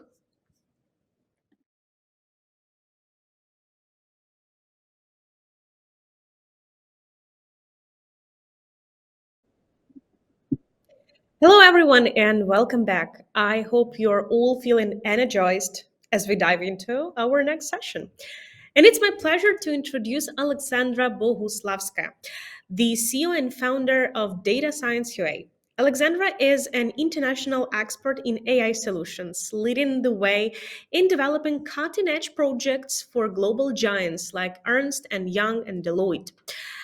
Since founding Data Science UA in 2016, she has built one of the largest communities of AI engineers in Eastern Europe and hosted hundreds of events and conferences that have pushed the boundaries of data science innovation. Today, her focus is on helping clients stay ahead of the market through innovative solutions. Joining us for this conversation is Julia Hamburg, an internal communication specialist at Intellias, who will moderate this fireside chat. The topic they'll explore today is one that resonates with many of us: overcoming imposter syndrome, career transformation.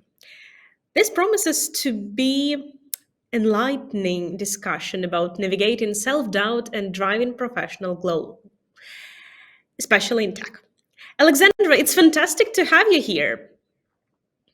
Thank you for inviting me, Daria and Yulia. It's amazing, absolutely, to see so many smart, innovative tech women from whole the world. It's honor, really.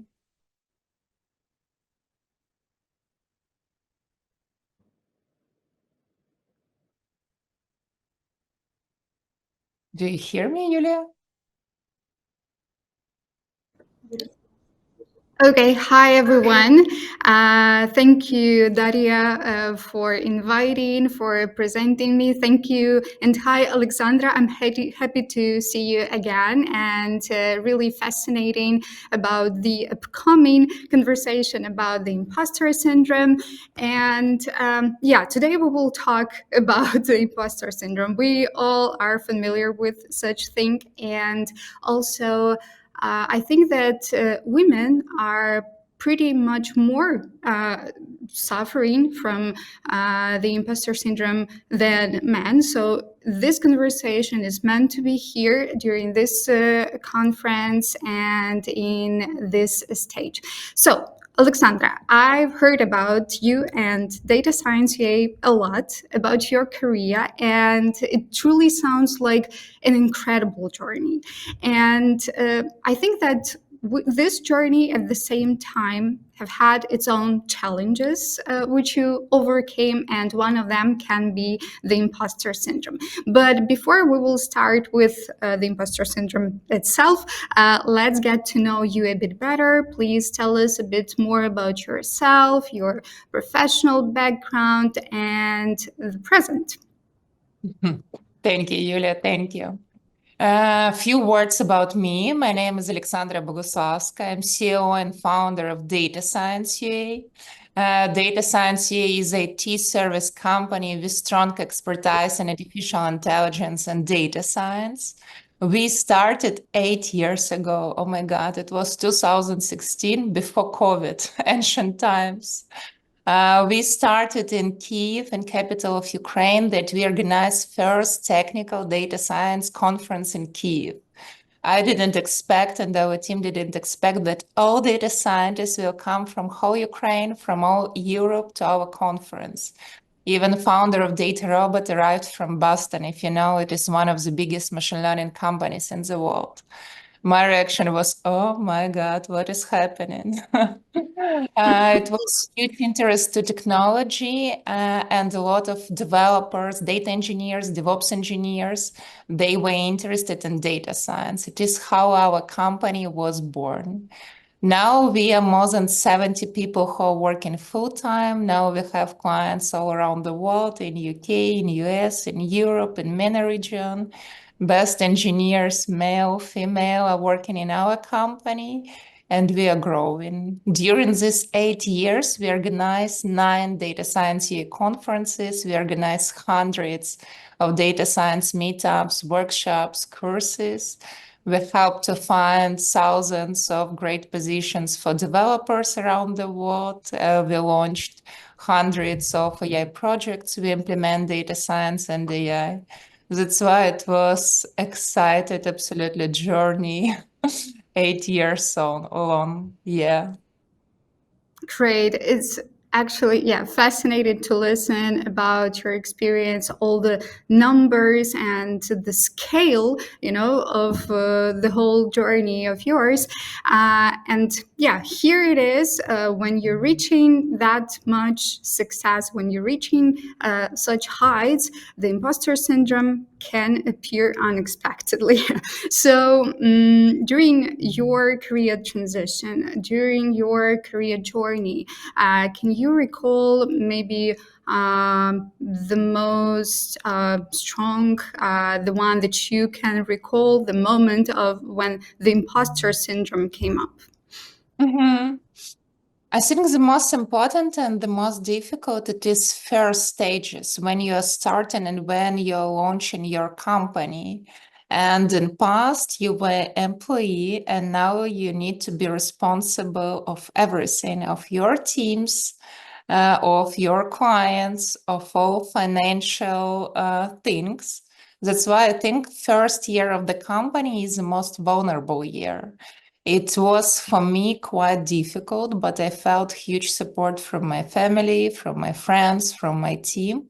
It was always 100% faith in me, and I understood that they're with me 100%, doesn't matter what will happen. And it helped me a lot, really. And also about my family, that my mom, she was always manager, she was always leader. And I think for women, it is very important to see a role model. For me, my role model when I was like a kid, it was my mom. And she was always managing people. She was always hiring. She was mentoring people. It was all her life. That's why I saw that, of course, she is leader. And you know that it is all the time. You're thinking, I will be different than my parents, but you're doing the same when you grow up.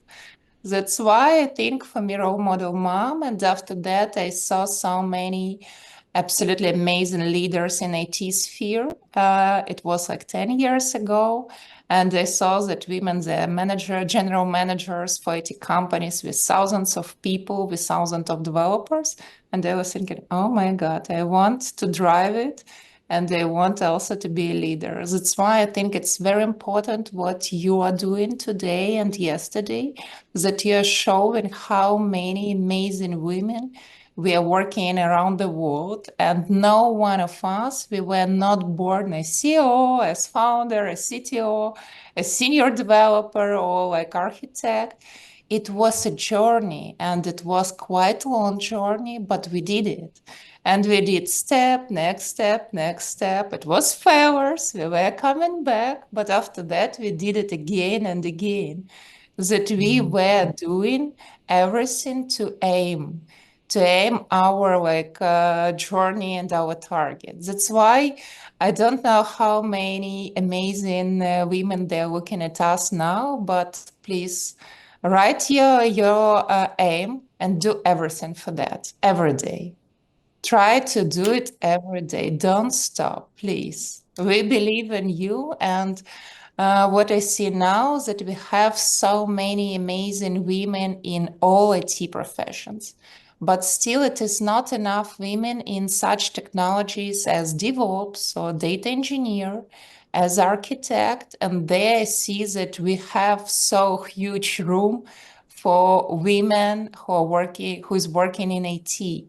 That's why I think that future is when it will be absolutely 50-50 teams with, or even more women in teams. And it is like so many things which you could get now from courses, from programs, from mentors.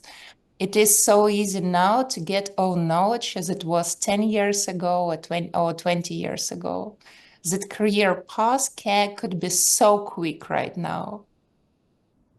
Thank you for such a great inspirational speech, so many advices, and this moment with moms. Yeah, it's so heartwarming because pretty often first role models are our moms, and yeah, it's so important to see that someone it's so empowering and empowers you and show you that you can do everything if you want, and because you are just the way you are.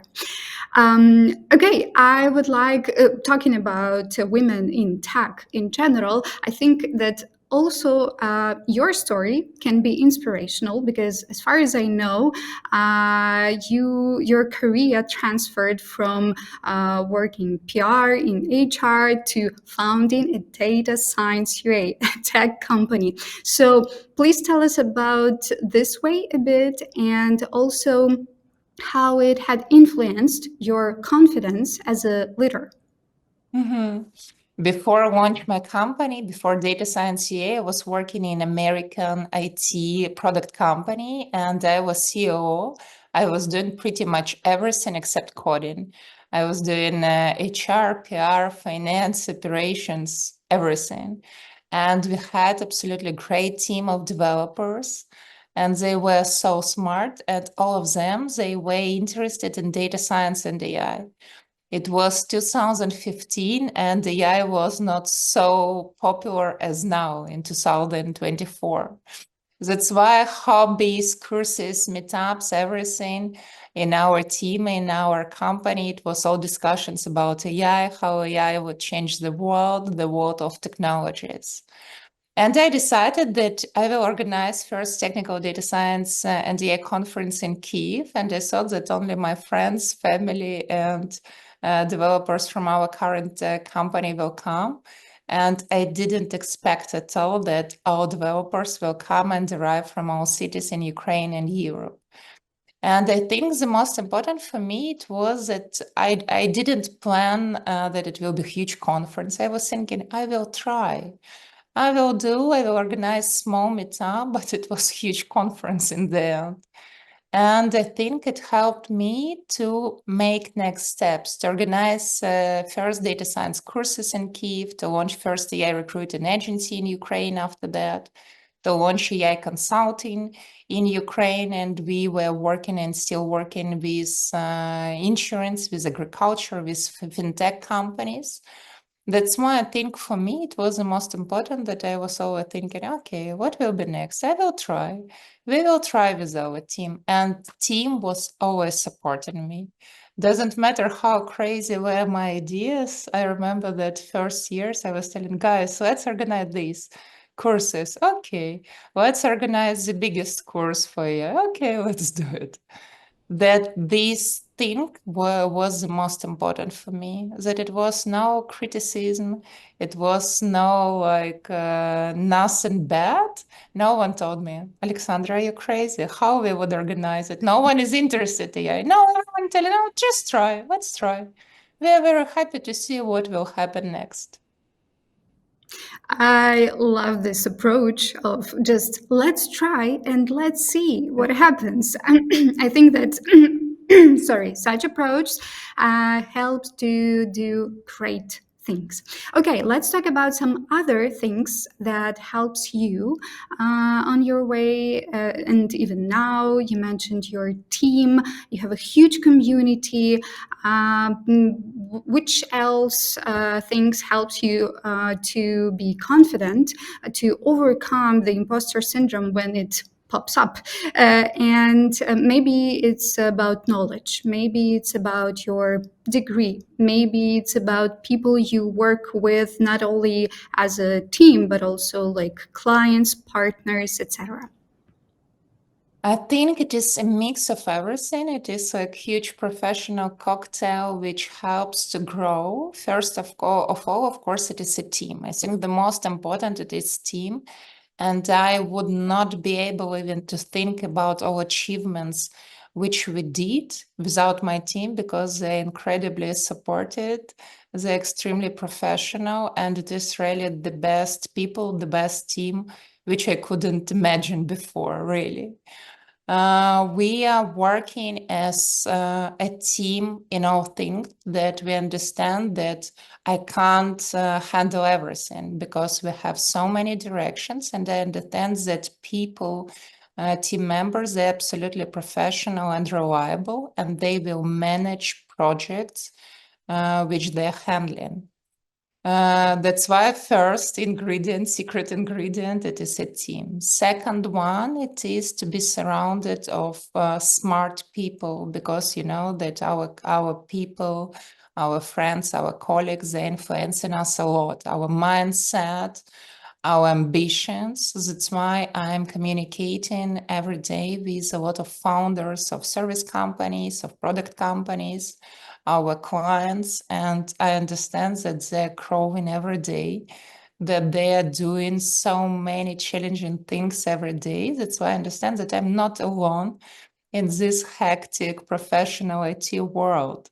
That's why, of course, we could discuss things or just make a small session that how does it work with you? Could you please help me?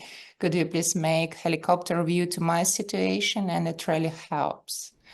Third thing, it is coaches. I believe so much in coaches, in business coaches, in sport coaches, health coaches.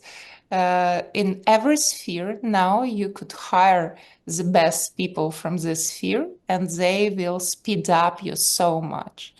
That's why I have business coaches who are helping me with situations where I don't understand and where I don't see the full picture. Because I'm in business, I'm in problem, and sometimes, of course, I don't see everything. And these coaches are asking me questions, you know, how they do it.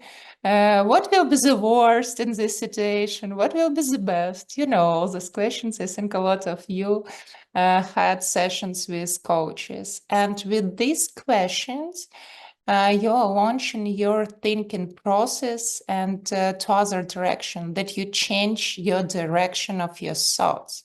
Because sometimes you don't see absolutely the what will be the best scenario. You're thinking, oh my God, it is like failure. But sometimes it is just a possibility. To sum up, I think first of all, it is team. I think it is the most important and the most crucial. I think it is the majority of cocktail of success. Mentors, and to be surrounded of people with whom you are doing the same job, with whom you are facing quite the same problems, because you're always thinking that I'm alone. Only I have this problem. Only I had this situation. But we have more than 6 billion people in the world. We are working in the same field. That's why maybe it was so many people, founders, leaders who face this problem and they solved this problem. That's why it is like how what all previous speakers, amazing ladies from Tech told before, just ask people who face this problem before. And coaches, it is a great power about everything, about health, about, I don't know, fitness, travel, cooking, tech, leadership, psychology, absolutely everything. Now I think we are in like we're living a time and in century where consulting means so much.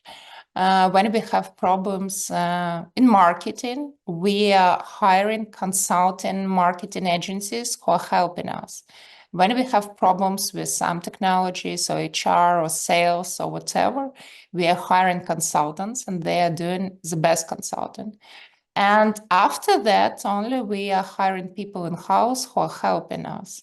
That's why I believe that this century is a century, first of all, AI, of course, second of female leadership, and third of consulting and mentorship, because it speeds up you so much. Okay, first of all, thank you for such a great set of advices, and also the question that came up to me: do you mentor other people? Because we're talking about that. There is something that supports you, but at the same time, maybe you also supporting someone with your experience. First of all, my focus is always on my team, and I'm supporting all my team leads. And it is like the most important for me to see how my team members and how leaders in my team in our data science company, how they're growing. And I have very good practice in our company that we are hiring people to like senior position. And after that, if I see potential in this person, I would do everything to help this person to grow. That's why our success cases that few amazing ladies, by the way, they were hired to senior positions and now they're team leads in few our teams. And I'm trying to be in touch with them. I'm trying to help them about management, about leadership. And when I see after a few years their progress, I'm the most happiest CEO in the world, I think. About external world, I'm trying to find time. I'm trying to consult a few of my friends when they're asking, but my focus now it is on my team data science UA. Nice, thank you. I really believe that sharing your experience, it's also a great source of motivation, energy, and new ideas. Okay, before you also mentioned an important I can agree. An important thing about failure and how to transform it into the opportunity.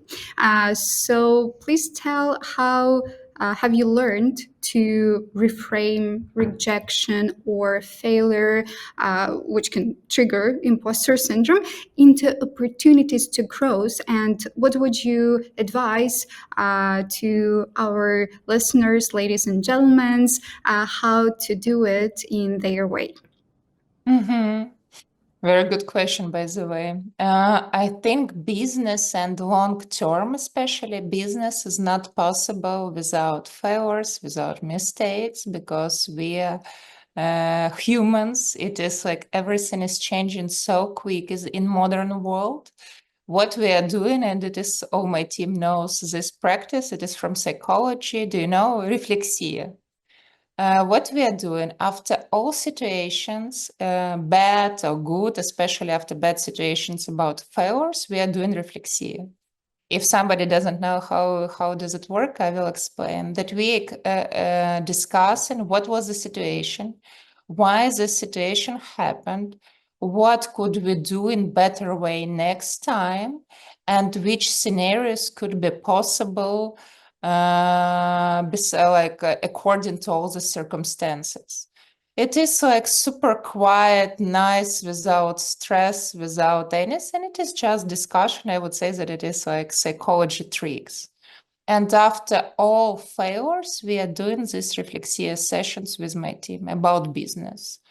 Who was thinking what? Because sometimes it could be misunderstanding. Sometimes it could be not realistic deadlines. It could be everything, absolutely. But for me, the most important that we would not repeat the same failure second time. Of course, it would be other failures. Of course, it would be other mistakes. But the most like for me crazy and the most stressed if we are repeating the same mistakes and failures 3 times, 4 times. That always we need to do lessons learned session with team. And it is really great practice. I recommend it. Thank you, Alexandra. Today we mentioned so many amazing things. I hope our listeners they are making some notes. But yeah, I would like to finalize at least this part of our conversation with some, general question and answer regarding some. Which advice you can give to women in tech, how to overcome the imposter syndrome in their careers.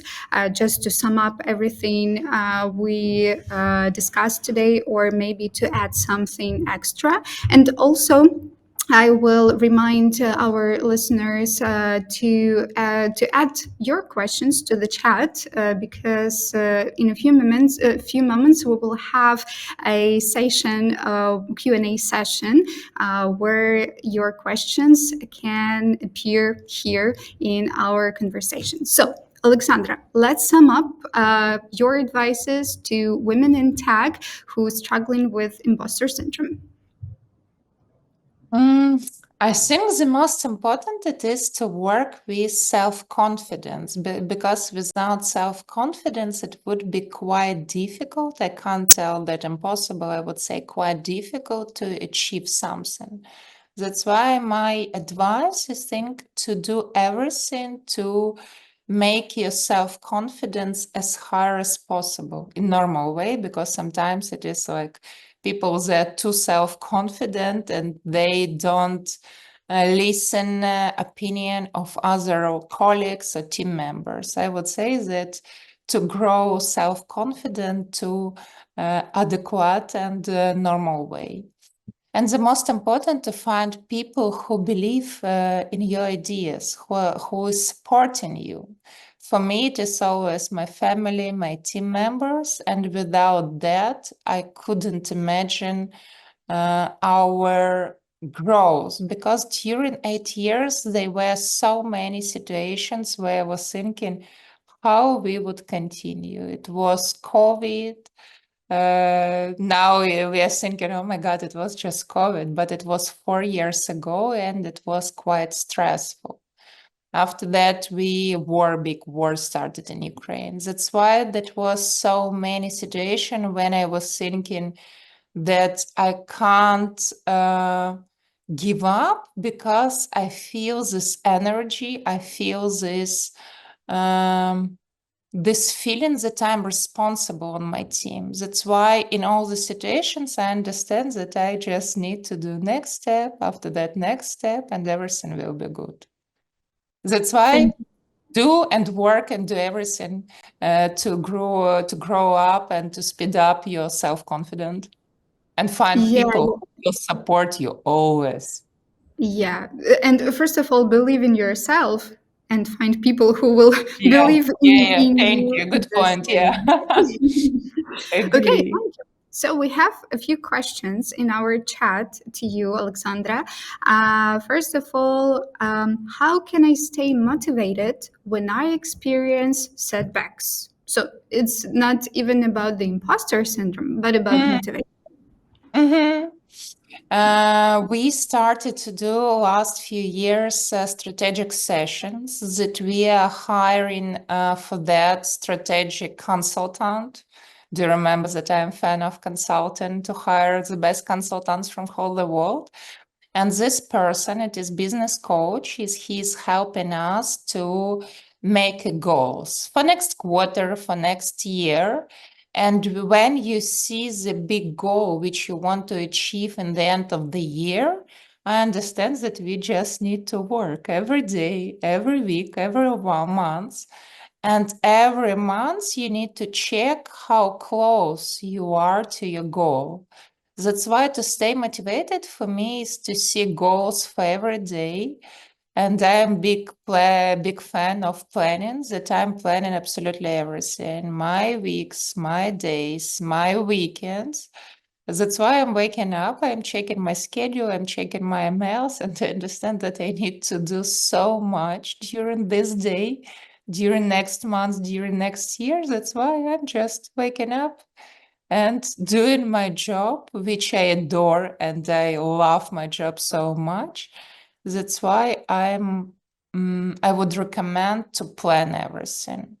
Without planning, without good planning, it's very difficult to manage, because world is now so quick, so many meetings, communication, information, so many people. That's why planning. I would say. I have Apple Watch. It is like notifications in Apple Watch about next meeting, Google Calendar. I have few notebooks where I'm writing notes for every day. That's why for me it works good, and I'm changing and I'm adjusting my schedule and the way how I'm working all the time. I'm trying to do it the best, what will work for me. And we are sharing best practices inside our team, how our team members, leaders, they're managing their time and their goal. Because for all of us, it works in different ways. That's why I'm just telling my recommendations. How does it work, especially for me? But for all types of temperaments of people, it works in different ways. The most important to find what is working the best for you. I will tell about the parallel with sport, that you need to find your favorite sport. And the same with business, that you need to find your favorite way of planning, of managing things and motivation.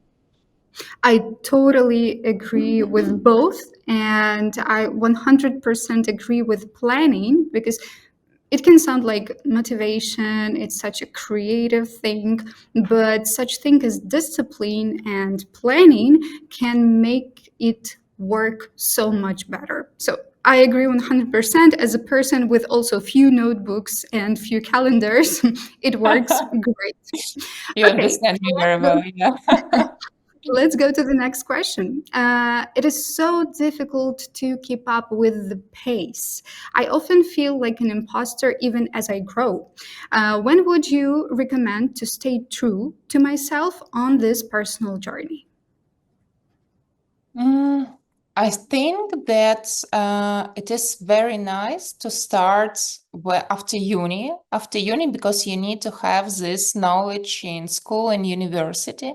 And after that, I would recommend that go to the companies where you understand that you will have the best experience, and try to do as much as possible to understand how company works, how business works. uh, and for me, I was always given the opportunity for growth inside our company for people who were doing more than their job responsibilities, that they were curious about how company is working. That's why my recommendation, I think, just do as maximum as you can. Don't wait from your managers when they will tell you what to do next. Try to think few steps ahead, what would be the best for you. It is my recommendation, and it is my experience, what I see. Thank you. Thank you, Alexandra. Another question, also about different things around. I work in marketing, but there are so many interesting things around technologies, project methods, creatives, how to avoid defocus. And I will ask, maybe we shouldn't avoid defocus. Maybe we Mm-hmm. need to dive into so many interesting things around. Mm-hmm. For me, it works very good when it is professional communities. Now there are so many professional communities about everything, about tech, about marketing, about AI, about absolutely everything. And in these professional communities, it could be meetings once a week, once per month, that you could discuss and you could check all news, all technologies in your sphere. Because now we have so huge amount of information around us, so huge amount of updates, that it is absolutely not possible to check everything, because we will be overwhelmed and our brain will be shocked. That's why, of course, critical thinking, what is good, what really works in modern world and in your profession and professional communities. People who are working and who are on the same roles and who are doing the same work. For me, I think it works the best, especially in marketing, because in marketing, algorithm from Google, from LinkedIn, from all these platforms, they're changing almost like every week, and you can't check all of them. but you have professionals who are doing and sharing summaries, and you are part of these professional clubs. Now I'm in London and I see how huge the culture of communities and clubs here about everything: business, politics, marketing, analysis, AI, about everything. It is all about communities, it is all about tribes with the same goals, with the same interests.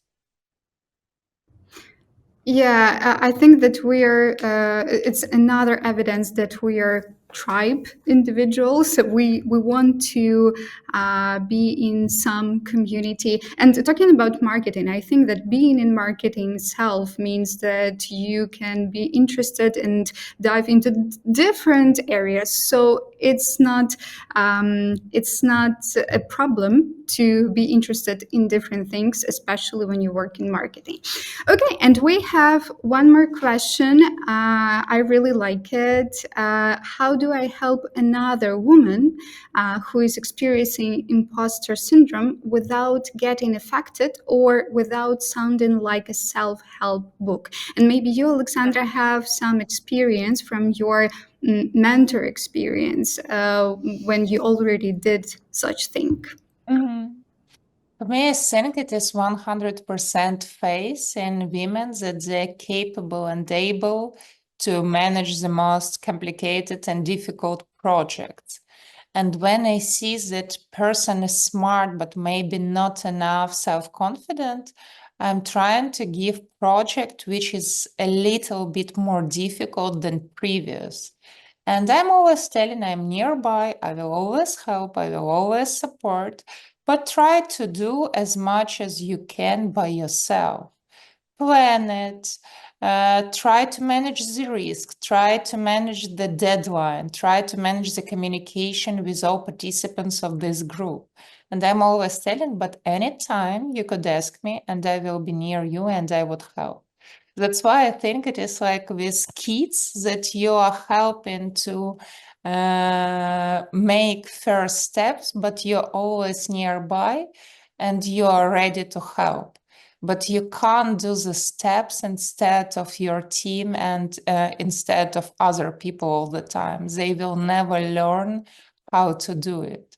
That's why 100% face and be nearby, but one step back to see what is happening, to understand that you could support, you could give, I don't know, insurance in that, but don't make the steps ahead.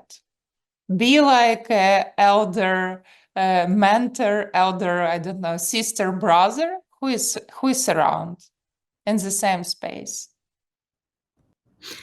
I love this example with the children because I agree that it works the best. And sometimes being being next to the person, just, I don't know, just support with maybe not even much recommendations or help, it's enough. It's enough to empower person to move forward. Thank you, Alexandra, for such an empowering again conversation today, for so many tips, for so many experience examples, and they are so graphic. I can see each situation you described. Thank you so much for this conversation and for your experience. I wish you all the best with the data science UA, with your next projects and with your team, and we'll be happy to see you maybe next time during She's Tech Conference. Thank you so much. Thank you for invitation, Yulia, and thank you for all your team. It is so valuable that you organize this She's Tech Conference because we need to see role models. We need to see successful women leaders in our companies who are running, who are driving, who are innovative, who are extremely smart. That's why it is a huge pleasure and honor to be here today. Thank you so much. Yeah, thank you, because you're such a person. So I'm really delighted that we had you here today. Okay, thank you. I'm passing the words to Daria. Thank you so much. Thank you, Alexandra. Thank you, Julia, for this empowering discussion on imposter syndrome and career transformation. I'm sure everyone here took away some valuable insights. And before we move forward, I'd like to take a moment to express our gratitude to some of our amazing media partners: Women in Tech Portugal, Female Techpreneur, Women Entrepreneur Review, Indian Business Council, Bulgaria Women in Agile, Gig Girls Portugal. We'll be right back for our next talk, so feel free to take a short break and don't forget to share your questions and thoughts in the chat.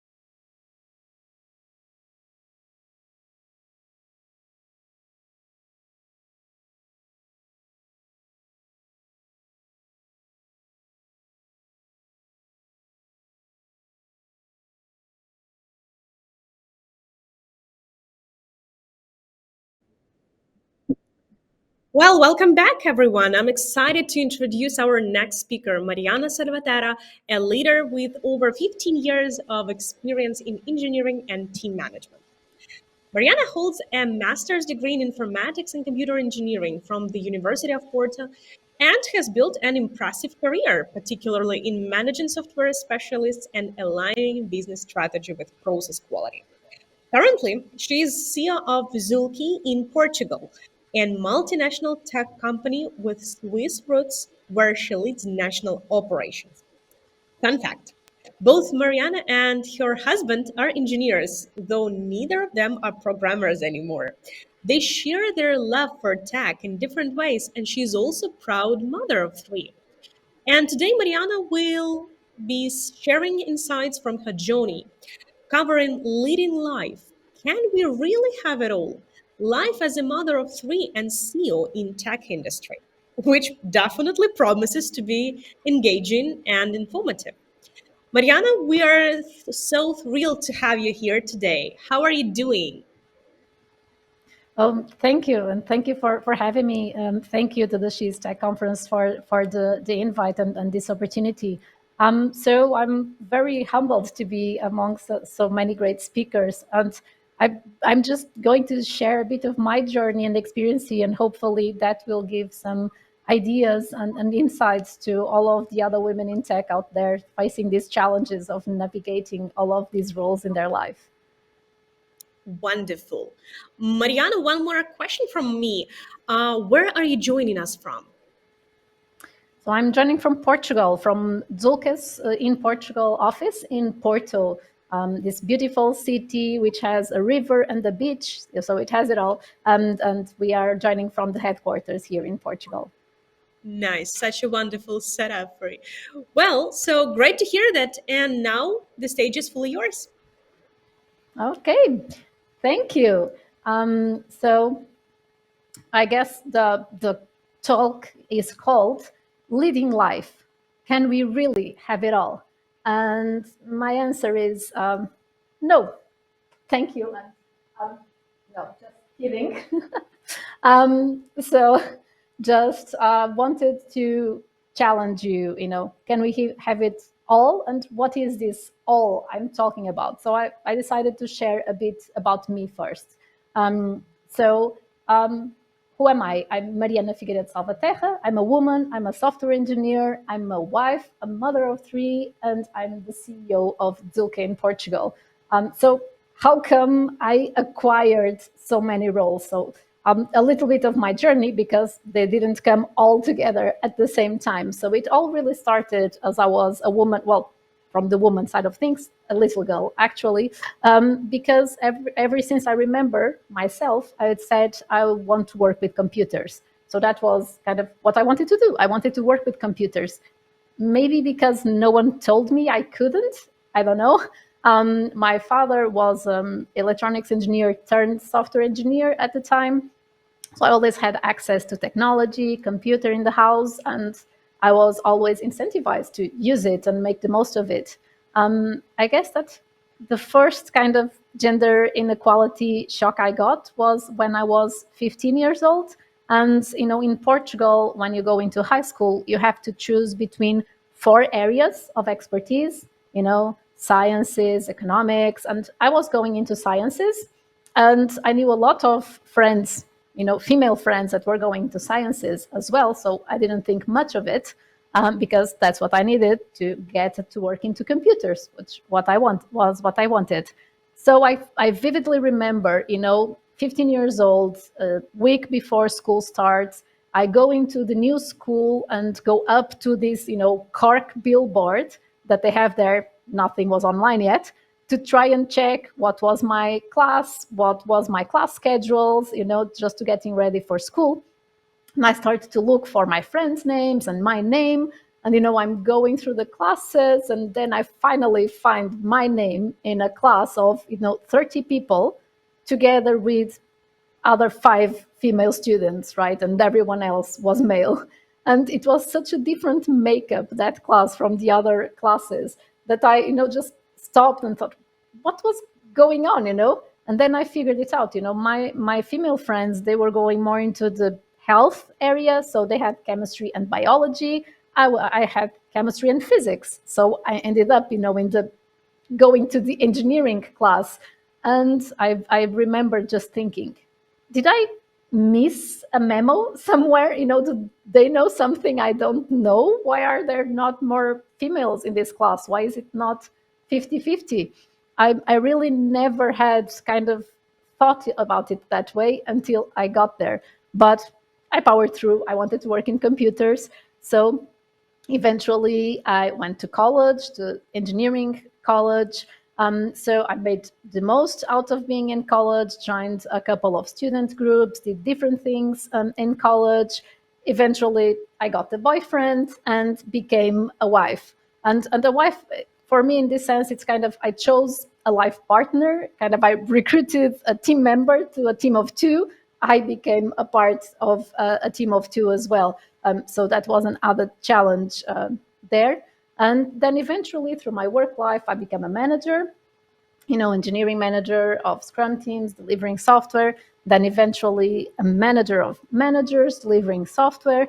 And throughout that journey, I became a mother of 1. Suddenly I was co-responsible for a little human being, completely dependent on me and my life partner. And then after 3 years, I became a mother of 2. So that was a different challenge at the time. And then after 3 years, I became a mother of 3. And suddenly, the grown-ups were outnumbered in our household. And, there are more kids than adults, and that brings definitely a different kind of challenge. But during this, I was also working, and I became the CEO of Tulke in Portugal. I'm in this role for more than 2 years now. So I've always been, adding on to these roles into my life. And it's always a balancing act. I'm a woman. I want time and headspace for my hobbies, my friends, my self-care. I'm a wife. I want to be in a partnership. I want to be able to discuss important decisions in life, how we want to raise the kids, and of course romance. And I'm a mother and of 3, so 3 different relationships to handle and manage. It's 3 different personalities, 3 different needs, and the way they engage with me and they need me is different. And of course, then all of the logistics, schools appointments, doctors appointments, everything falls into us as responsibles and parents of the kids, right? And then, of course, there's my professional realization, because I really love working. I love what I do, and I love being a CEO at the moment. But it's another challenge, and it is a demanding role. And we do this in all of the 24 hours in a day that everyone else has, right? So how can we keep balancing all of this together? And did you know that women in tech are 50% more likely to experience burnout compared to men in similar roles? But also, throughout the women workforce, so mothers in senior roles are more likely to experience burnout compared to their childless counterparts. This is from a McKinsey and Lenin's study for women in the workplace in 2022.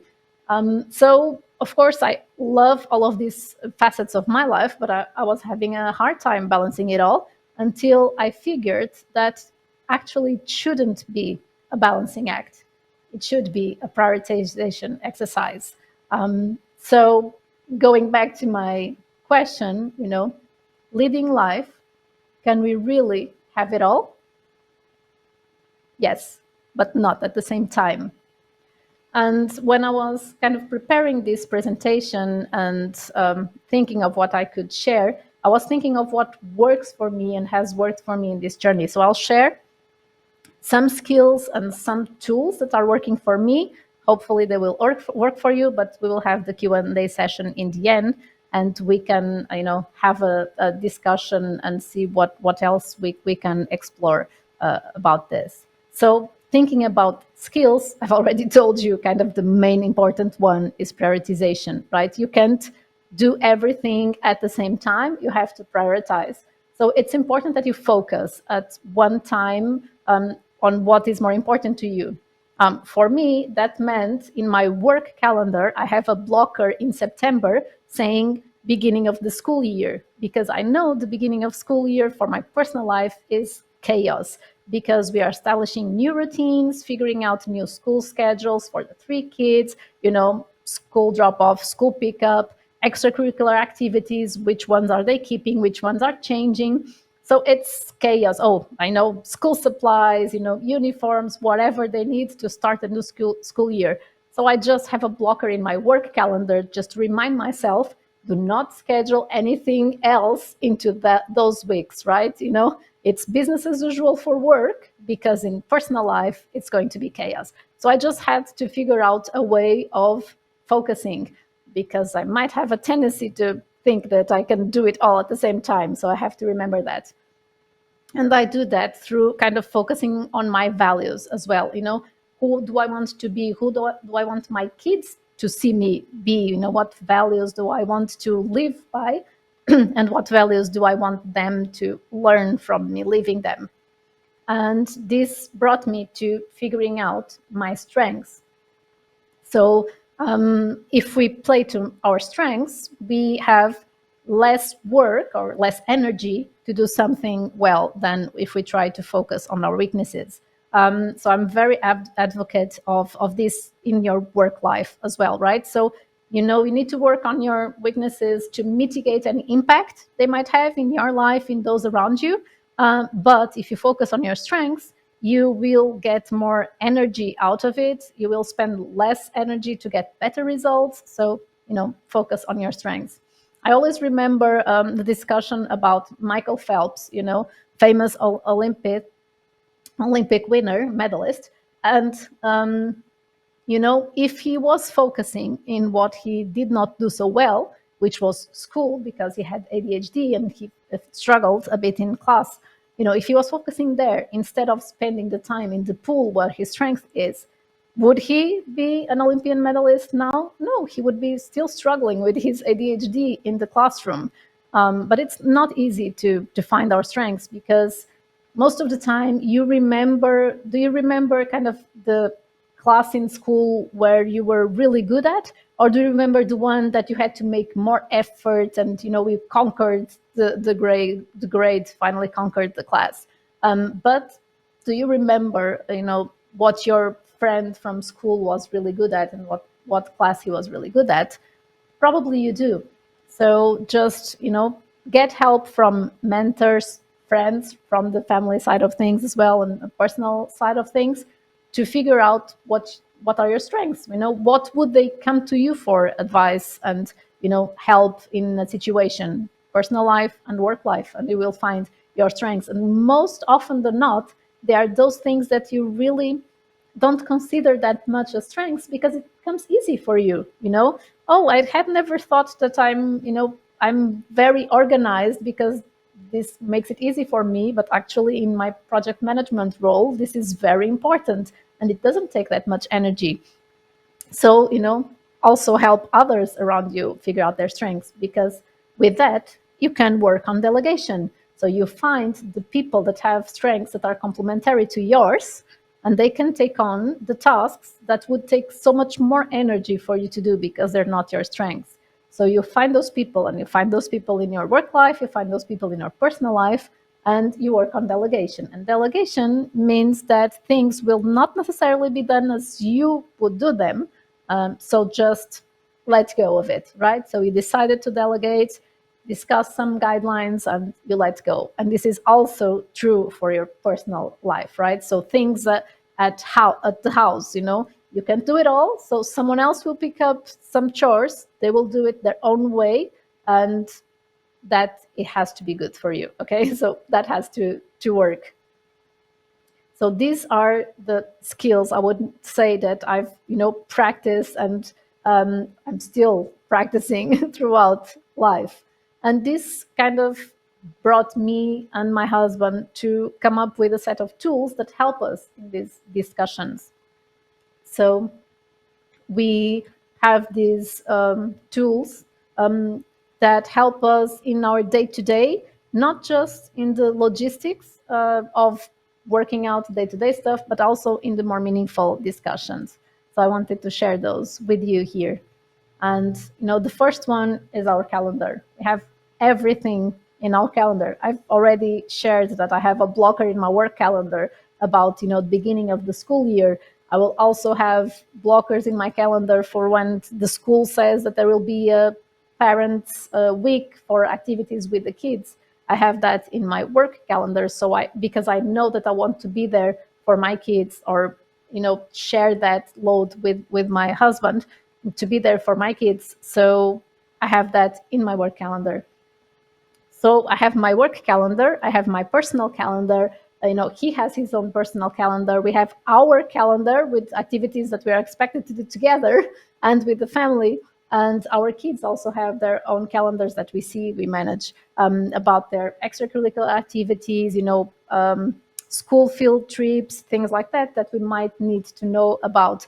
This way, I get school information about the planned trips of the year. I just put them onto the calendar with any recommendations that the school has, and that's it. And then I live by my calendar. And this really helps whenever we are looking for not to balance things out, but to integrate work life and personal life, right? So, of course, being in a company that helps, allows for this and incentivizes this also helps. But when I have a medical appointment that falls in a time that I'm usually working, I just put it in my personal calendar, but I invite my work calendar to it, so I know that it's there in my work calendar. And we also do this with kids' appointments. Whoever is taking the kids to the appointment also invites the work calendar to ensure that we kind of block the time and protect our time. And it also highlights conflicts that you might have to manage in your work life and in your personal life, right? So you can't be in two places at the same time.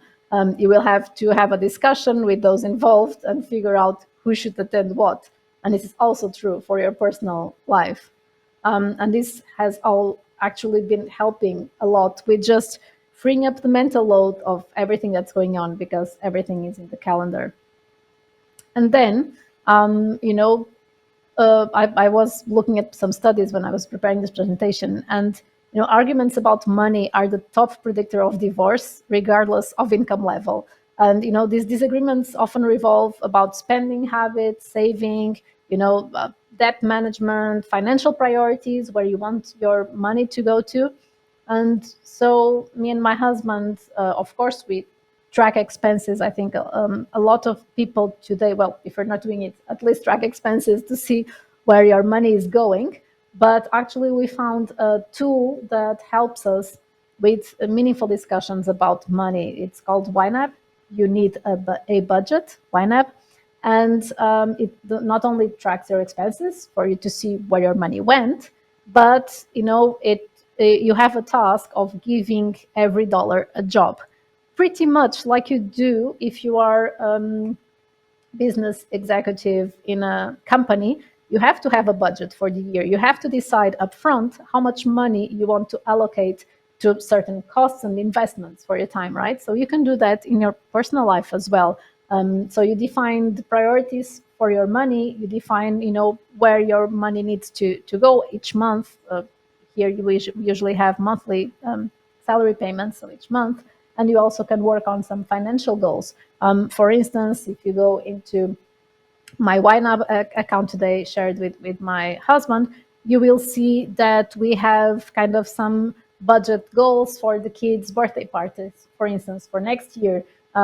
Not necessarily for the gift, but for the birthday party, so they can get to invite their colleagues from the class and go somewhere and spend a good time. So we do that because then YNAB helps, we decide how much money we want to allocate there. Then YNAB helps us to say, okay, if you want this money until this time of the month next year, you should start putting aside each month some amount for that. And if you can't in 1 month, because some months you have unexpected expenses, it just recalculates how much you need to really contribute every next month to get to your goal, or it leads into a good discussion of, is this really still an attainable goal for us? Is this still how we want to spend our money come, the kids' birthdays next year? And you can do that for summer holidays, for, upgrades in the house, whatever. But the good thing is that it brings the discussion forward instead of doing it when it's hurting you, right? Once you're feeling the pressure, the stress of, where does this money have to go because we have an unexpected expense, then you can have the discussions beforehand and you can go back to it, right? No, we're not going to buy that now because we said that this month what we really wanted was to save up for going to a Disney trip with the kids, wherever you decide as a family, right? You just go back to it. So that's kind of our financial discussions. We do this at least once a month. Once we're closing the previous month and getting to the new month. So it's interesting for me because I do that in the business side of things. I do that for the business in my work life, but I also do it for my personal life and my personal finances. And the other kind of thing that helps keeping marriages together is sharing, household chores and family chores. There was this other study I saw that 62% of married couples said that, sharing the household responsibilities is crucial, particularly in dual career households. So households where, both of the parents work. So of course, once we started living together, once we started to add kids to the mixture, family chores just pile up. It's not just household, it's family as a whole. And it started to be a lot. And society is still unbalanced towards this, that. And, it's still expected more from females in these situations in the society we have today. We can go back to the burnout rates that we have for females or mothers in the tech industry and the workforce, right? So how do we cope with this in my family? And again, these are ideas. So we found a really interesting conversation starter, which is called the Fair Play game. Fair Play game. So it started as a book, but we really fell in love with the cards of the game. So the Fair Play cards, they exist online. We actually have the physical set as well because we like to do this when it's just the two of us relaxing over, a beer or, just chilling and having these discussions. But the important thing for me, and especially if you are in the tech field, you are familiar with agile concepts, we get to agree on a minimum standard of care for any family chore or those that matter, and we share the mental load. And this was really important for us because, yes, we still are in that time where we have to explain about mental load, if it's still about, yeah, I will help you do the grocery run, just tell me what I need to pick up and what brands you really want. Or, yes, I will pack the things, just do me the list of the things I need to pack for the kids. That's still not taking the mental load. And so this game that we play, again, we're bringing the discussion forward. So not when it's really hurting and, I'm panicking because I have a work deadline, there's a school activity which we need to prepare, there's lots going on. No, we discussed this beforehand, and we do some checkpoints just to check if it's working for us. So I thought I always love giving the example of the garbage card, just to bring it a little bit to life in terms of discussions. So this is an example of one of the cards there, right? So it's garbage. Who takes care of the garbage at the home? But before discussing who takes it, you discuss what it means to take care of the garbage, right? Is it just removing the bag that's full from the garbage can? Is it removing the bag, cleaning the garbage can and putting the new bag in and taking the full bag into the recycling center? So you discuss first what it means to take care of the garbage. And that's already part of the discussion. And you could kind of discuss it as the definition of done, I guess, from Scrum. But then you also discuss when it needs to be taken care of, right? Do we have to take care of it daily because I can stand the smell and the thought of having kind of a bag of garbage in the house? Do we, are we okay with, as long as the lid closes, that's good enough? Or, actually there are some days for garbage, so we just do it on the days that the garbage collection comes. Whatever it is, you're discussing it, how it works for you in your household. And it can also work with roommates, actually. You don't need to be in a life partnership to have these meaningful discussions. But it takes away the stress when you're stressful about or mad about something, because you're discussing this when you're relaxed and chilled and you can really think about it. And you can think about what matters to the other person. Once you have agreed, what it means to take care of the garbage, then you can discuss who takes it. And it can be, who takes it for life. It can be who takes it until the next time you discuss the cards to see what works. It really gives you an insight in how other people do things as well, because we as women have been more trained by society as well to do household chores. We also have our specific ways of doing things. But like I said, if you want to master delegation, you have to be okay with other people doing things their own way. And I always remember what kind of created a friction between me and my husband early on was that I hate doing the dishes. Okay, I hate the feeling of the filmy water, the detergent drying my hands. I really hate it. And my husband said, no, I'm really good with it, so I'll take it.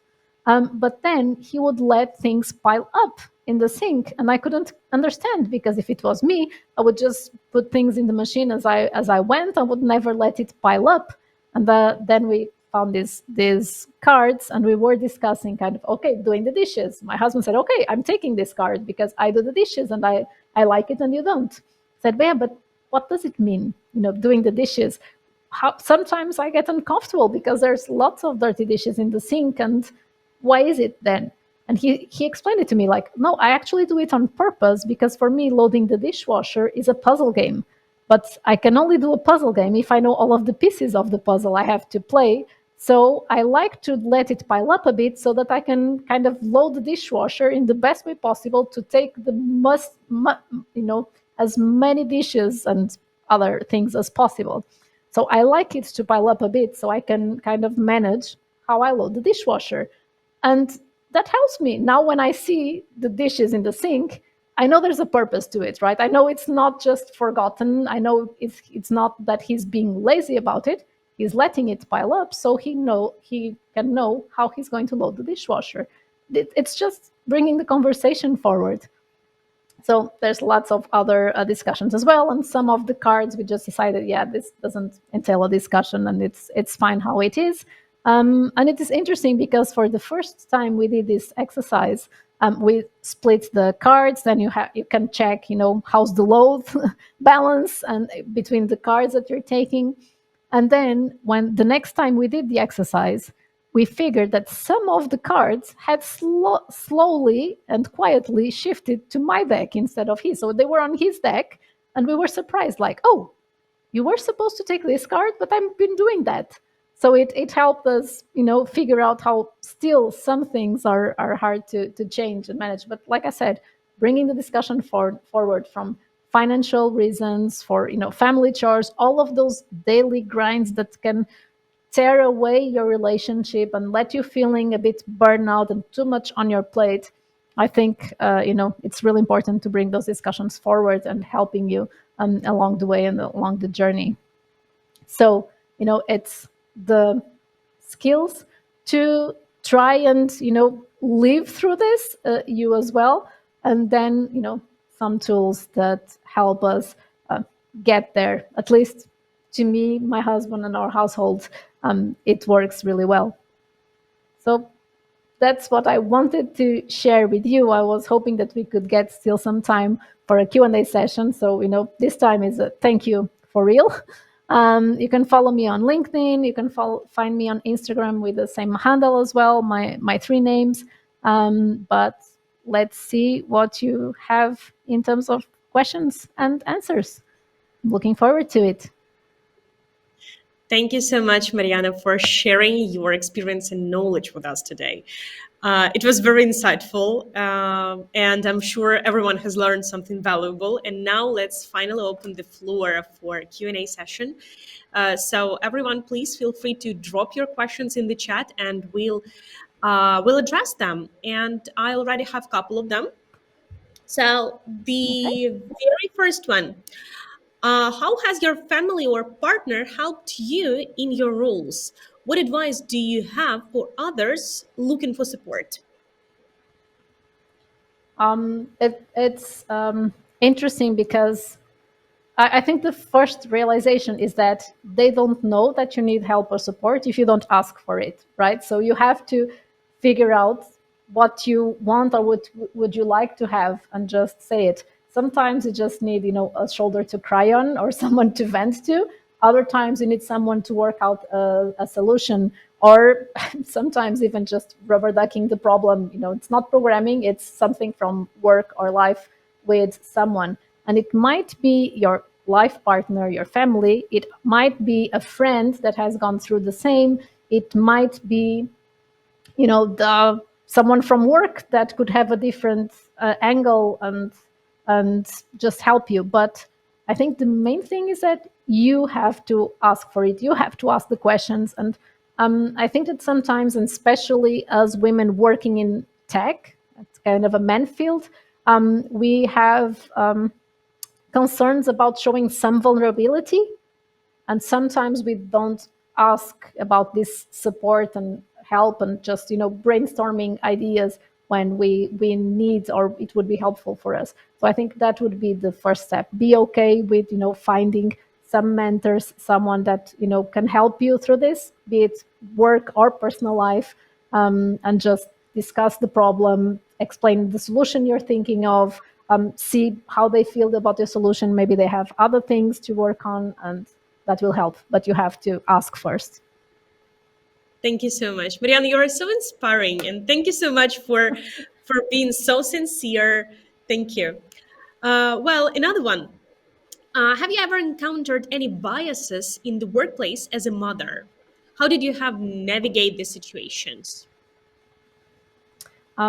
Yes, I have. So I've had people assume that I couldn't take on a new challenge because I was, 2 months coming back from my maternity leave, and they took away that decision from me. Maybe that was going to be my decision, but taking the decision away from me, think, yeah, maybe we thought that maybe you could do it, but actually, you're coming back from maternity leave. It's only been 2 months, so we gave it to someone else. That really hurt. It's assuming that I can't cope with it, and it wasn't my decision. So there are some biases, and there will be some biases in the workplace as well. So I told you about learning our strengths. So I knew, although I have a master's in computer engineering, I knew that my strengths wasn't in programming. I love understanding the problem. I love discussing solutions and pros and cons on each solutions, but not so much the programming side of things. So I was interviewing once for this role. It was actually a company that I was in there for 10 years, but before I was interviewing for a role as a quality manager, and we were discussing everything about the problem and solution space, setting up the automation tools, how you can mimic the real world with mock objects and data. So we were discussing the solution technically. And then at one point in time, the interviewer said, okay, so then, Mariana, maybe I'm going to ask you some Java questions, just so we can also do this technical assessment as well. And I said, look, I'm sorry, but I'm not going to answer any Java questions. If you want someone that would answer Java questions in an interview, then it's not me. I love discussing problems and solutions, helping the team get there, but I'm not going to be hands-on, in programming and knowing Java. And then the interviewer said, well, what if I waited, but we can schedule it for next week. Next week, we can do a Java-based interview. I said, look, I programmed Java. I know that if I could go home and refresh my knowledge, I would be able to answer your questions probably, but that's just not what I want to do, right? If you need someone that really would answer these Java questions, being hands-on programming in the automation side of things, then it's not me. I have other colleagues I can refer you to that will do that. So I walked out of that interview thinking, okay, it's not a fit. They are not going to call me back because they want someone that would answer Java questions in an interview. And actually, they called me back. And that gave me the opportunity to be in the company already establishing kind of my strengths and where I wouldn't want to go. But it also created some biases for me. So suddenly, after a while, I was known as the most technical, non-technical engineering manager of the company, right? Why wasn't I technical? I just wasn't hands-on programming. So that also created some biases. And I feel like usually there's a lot of preferences for organizational skills, because also how we are brought up, that tends to put us women in tech in more organizational roles, project managers, product owners. So luckily there are other now more great engineers hands-on programming, but I feel like sometimes that decision is taken away and you kind of get pushed to being the scrum master of the team because you're a female and have good organizational skills. So there are some biases that can open opportunities but also take away opportunities, and I think that we just have to talk about those, right? So don't stay quiet. Figure if that works for you, if that's what you want. I don't get to organize all of the team building activities just because I'm the female in the group. Come on, just be vocal about it. But yeah, I think you will still encounter all of these biases, and I still see it in the kindergarten where my kids go. I still remember my 4-year-old daughter, now she's 10, but at the time, coming to me being mad that her little friend didn't want to come over because she wouldn't have any cars in the house. And she said, Mommy, I told him I have cars in the garage to play, but he doesn't believe me. Because I'm a girl, he thinks I don't have cars. Come tell him that I have cars in my house and he can come and play. So, I was so shocked at this, it's still happening. We're still teaching the kids that there are these differences. So I think it's not going away soon, but we just need to be vocal about it and make it more visible. Awareness is the first step, and then we get into solving it. Thank you so much. Well, no more questions about the comments, Mariana. So just you need to hear that, Well, I Okay. so agree on the Just feel free. matchmaking. Mhm. Yes, Oh, please. sorry. Go ahead. Yeah, so I'm so agree on the mental load. It's so difficult to explain it. Yeah, so I guess we all know what this one is about.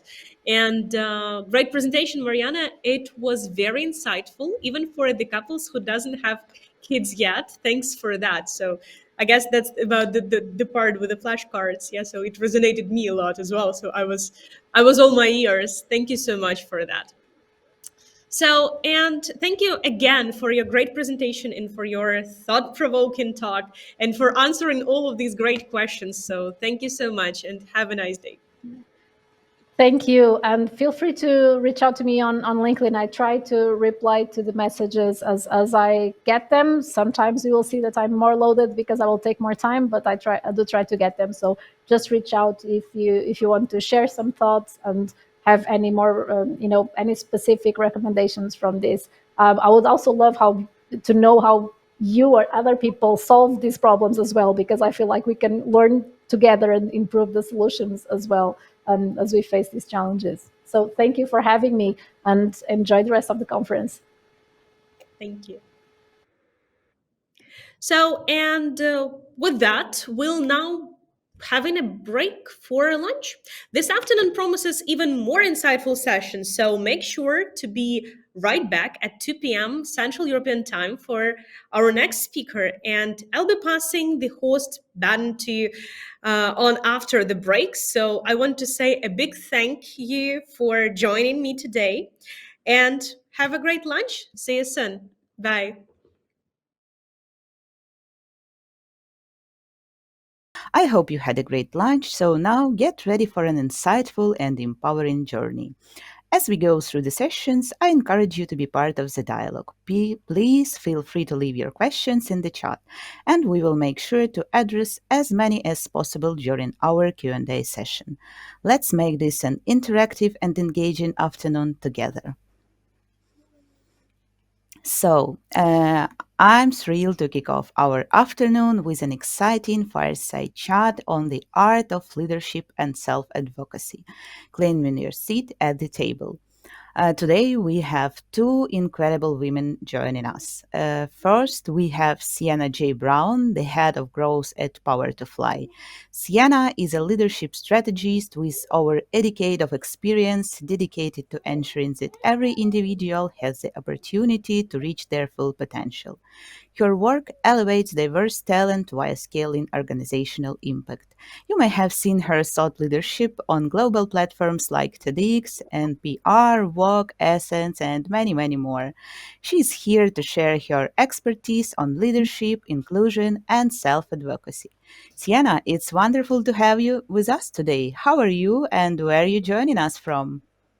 Hello, it's amazing to be here, and I'm really excited to connect with all of you who are tuning in for today's conversation. I'm actually joining us from Spain, a little Spanish Wow. town where I live, and I've been living in Spain for the last 10 years. So I'll definitely be talking a little bit about how to also do this on a global level with the organizations that you work with or that you're interested in moving into.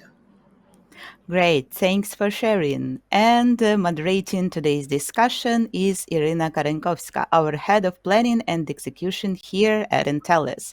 With over 13 years of management experience, Irina has led teams of up to 150 people across companies like Procter& Gamble and Nestle. She's passionate about creating supportive, growth oriented environments and helping individuals reach their full potential. Irina, it's great to see you again. How are you feeling about today's Hi. conversation? Oh, I was so inspired with the first parts that I'm even more excited right now. So, good afternoon, everyone. I'm so happy to be here again and even more happy to join this chat with Sienna because she's really amazing. I've seen her videos, I've seen her presentations, and you are so lucky, guys, to be here today. And we'll be diving into the topic that resonates with so many of us, actually, how to lead with intention, how to advocate for ourselves and ensure we have the voice and influence we deserve in our careers. And I'm so happy and honored to be here today. And yeah, let's get started. So, Sienna, I have some interesting questions to you. So, can you start by defining what the self advocacy means in the context of leadership and why it's particularly important for the career growth? Yeah, I mean, I love this question. And I think it's so important to really start off with the basics. And so for me, when I think about what self advocacy means in regards to leadership, it's how are you able to confidently communicate, right?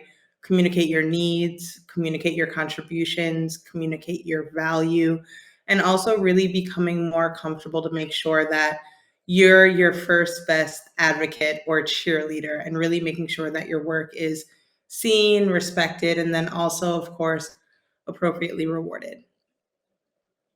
Yeah, thanks a lot for this insight. Actually, on our discussion before lunch, there was so interesting answer like you need to have someone to believe in you.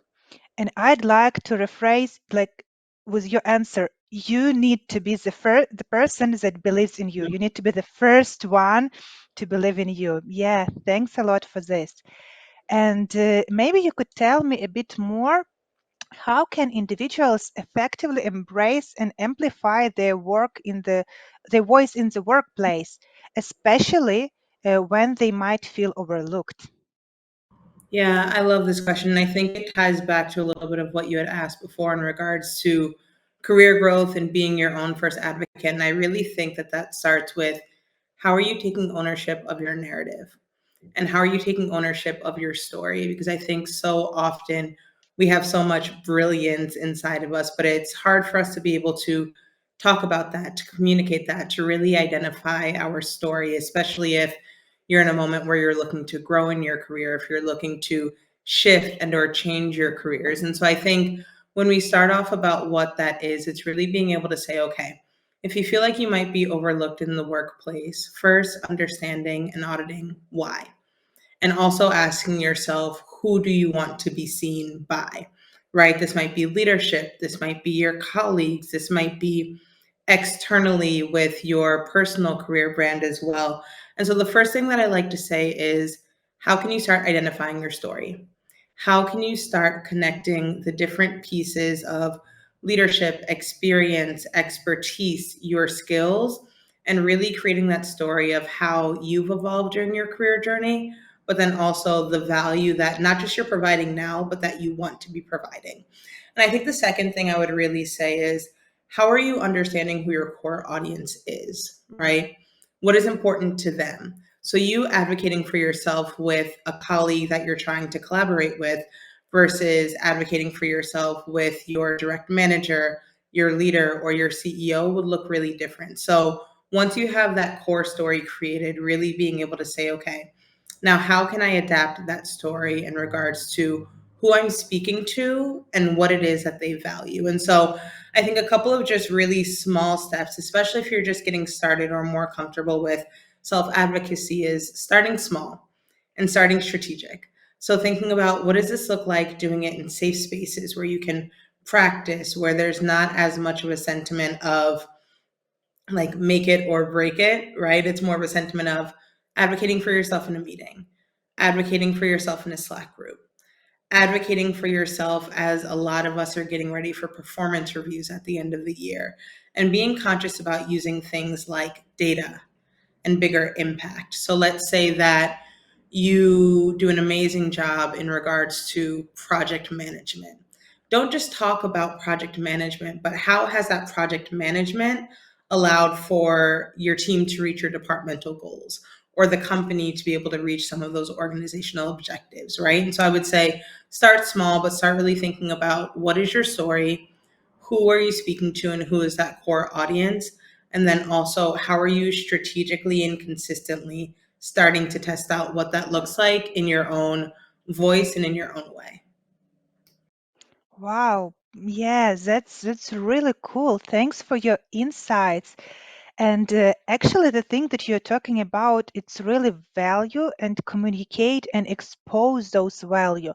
Because I really like the concept of pie model, like performance, image, exposure, and actually 60% or even more of your success depends on your exposure. So, Sienna, maybe you could tell us a bit more and how can professionals effectively communicate their value and achievements and ensure that they are recognized and rewarded appropriately? Yeah, and I think that's a great question. I love the framework that you had just shared, actually. I think when it comes to things like exposure and also performance, the first thing that I want to say is again, how are you aligning your accomplishments to something bigger than just you? Right? And so whether that's aligning your accomplishment to cross team accomplishments, to departmental goals, to business goals, it's really being able to tie it to the bigger picture and showing how your work and what you do has a much bigger impact. The second thing that I would say, and this is something that I use in my personal life, I use with all of the individuals that I lead on my team, I also use in my coaching practices, is starting by documenting.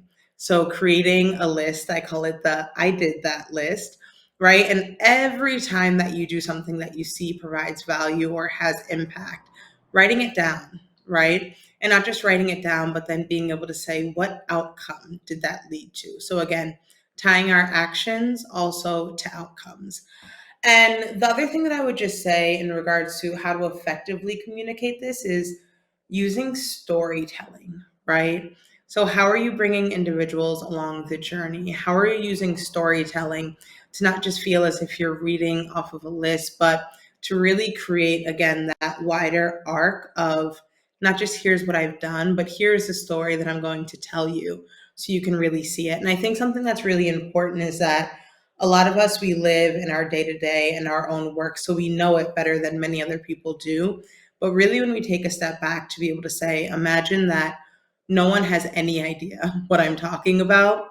How are we bringing them along that journey, not just with the action and the outcome, but the why behind it, right? How does that tie into the bigger future? And that really allows for people to not just be able to understand your work, but it also allows for them to be able to really see what that looks like for that reward and recognition. So when we think about that effective communication, definitely considering it into those three things. Yeah, that's a great thought. Thanks for sharing. And I really like this idea of success folder, like keeping your achievements and like from time to time get back to them to be more confident. And yeah, maybe I'll share like a brief side story from my experience. So once on a team building event, our manager made a great exercise because we've been given like some paper and then we passed it to our colleagues and every colleague was writing your main success, so how they seen your main success. And like a lot of years from now, from time to time I'm opening that piece of paper and it's like constant boost of motivation because other people see your success even better than you can see yourself, like. And that was really amazing. And yeah, and sometimes we are lacking then confidence. And even if we have great results, if we understand that we have great achievements, we are not so good maybe in communicating or in asking for something. So Yeah. I hope, Sienna, that you'll be able to come with some key techniques of negotiating effectively for promotion, raises. Share any example of successful negotiations that you handled and like what was it? Yeah, absolutely. I love this question. So, I would personally say, in my role as head of growth, I negotiate every single day. And whether that's for something big in regards to promotions or raises for myself or for my team or internal mobility, or even negotiation is something as simple as I need cross team collaboration, but another team has a very strict roadmap. How do we negotiate to be able to understand what's important? And so I'll actually start off with my own story, and it's a recent story. And so previously, before my role in head of growth, I was actually leading our internal and external DEIB department, so diversity, equity, and inclusion. And I was senior director in that department. And as we were going through some changes within the company, something that I saw was that we had a really important opportunity to be able to tie the work and the insights that I had been leading, but tying that to our overall brand and business goals and outcomes. And so when I was actually negotiating moving from my senior director role to my head of growth role, what I was able to do was not just create that story based on past experiences, but starting to position that into what does this look like in the future. And I think going back to what was being shared before, oftentimes, sometimes we struggle with imposter syndrome or we lack the confidence. But again, going back to the idea of you already probably have the skills, the experience, and the expertise that you need to grow in your career. But again, it really goes back to how are you sharing that story, not just with your past experience, but positioning that for where you want to be moving into. And so, with my story that I just shared, I want to share with you all some of the tactical tips that can really help you to be able to do the same in your role or your career. So, the first thing that I would say is how are you framing the conversation around value and around growth? Right. So, really being able to say, how has your contributions and your past experience, and even if you're upskilling or you're looking to learn new skills or you're taking courses to grow, also including that in the conversation to be able to say, this is where I am now, but this is where I believe that I should be. And I would also say do some research, right? And again, whether you're doing this internally at your current organization or looking to move into a new organization, doing some of that research and saying, what's missing for me? What is something that other people might not be recognizing yet that you can actually bring into the conversation as added value, right? You probably have an amazing perspective or insights or strategies that might seem natural to you, but bring that into the conversation as well.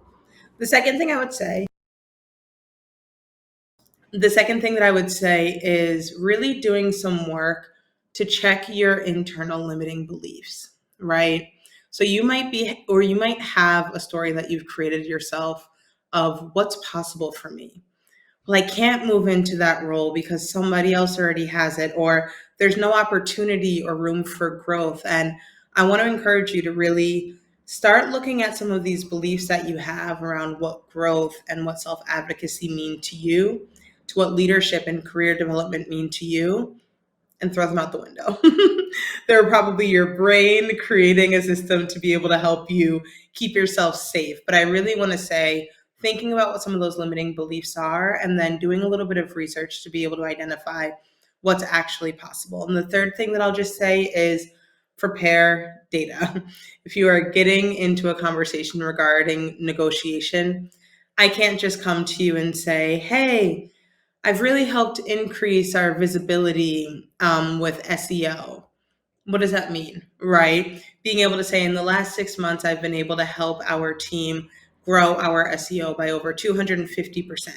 Why does that matter? That helps because that's increasing our B2B revenue and lead generation opportunities, our B2C impact and potential for consumer revenue. So again, you see how it's taking some of the accomplishments that you have, gaining the data to support that, and then positioning it for where you want to be moving into in the future.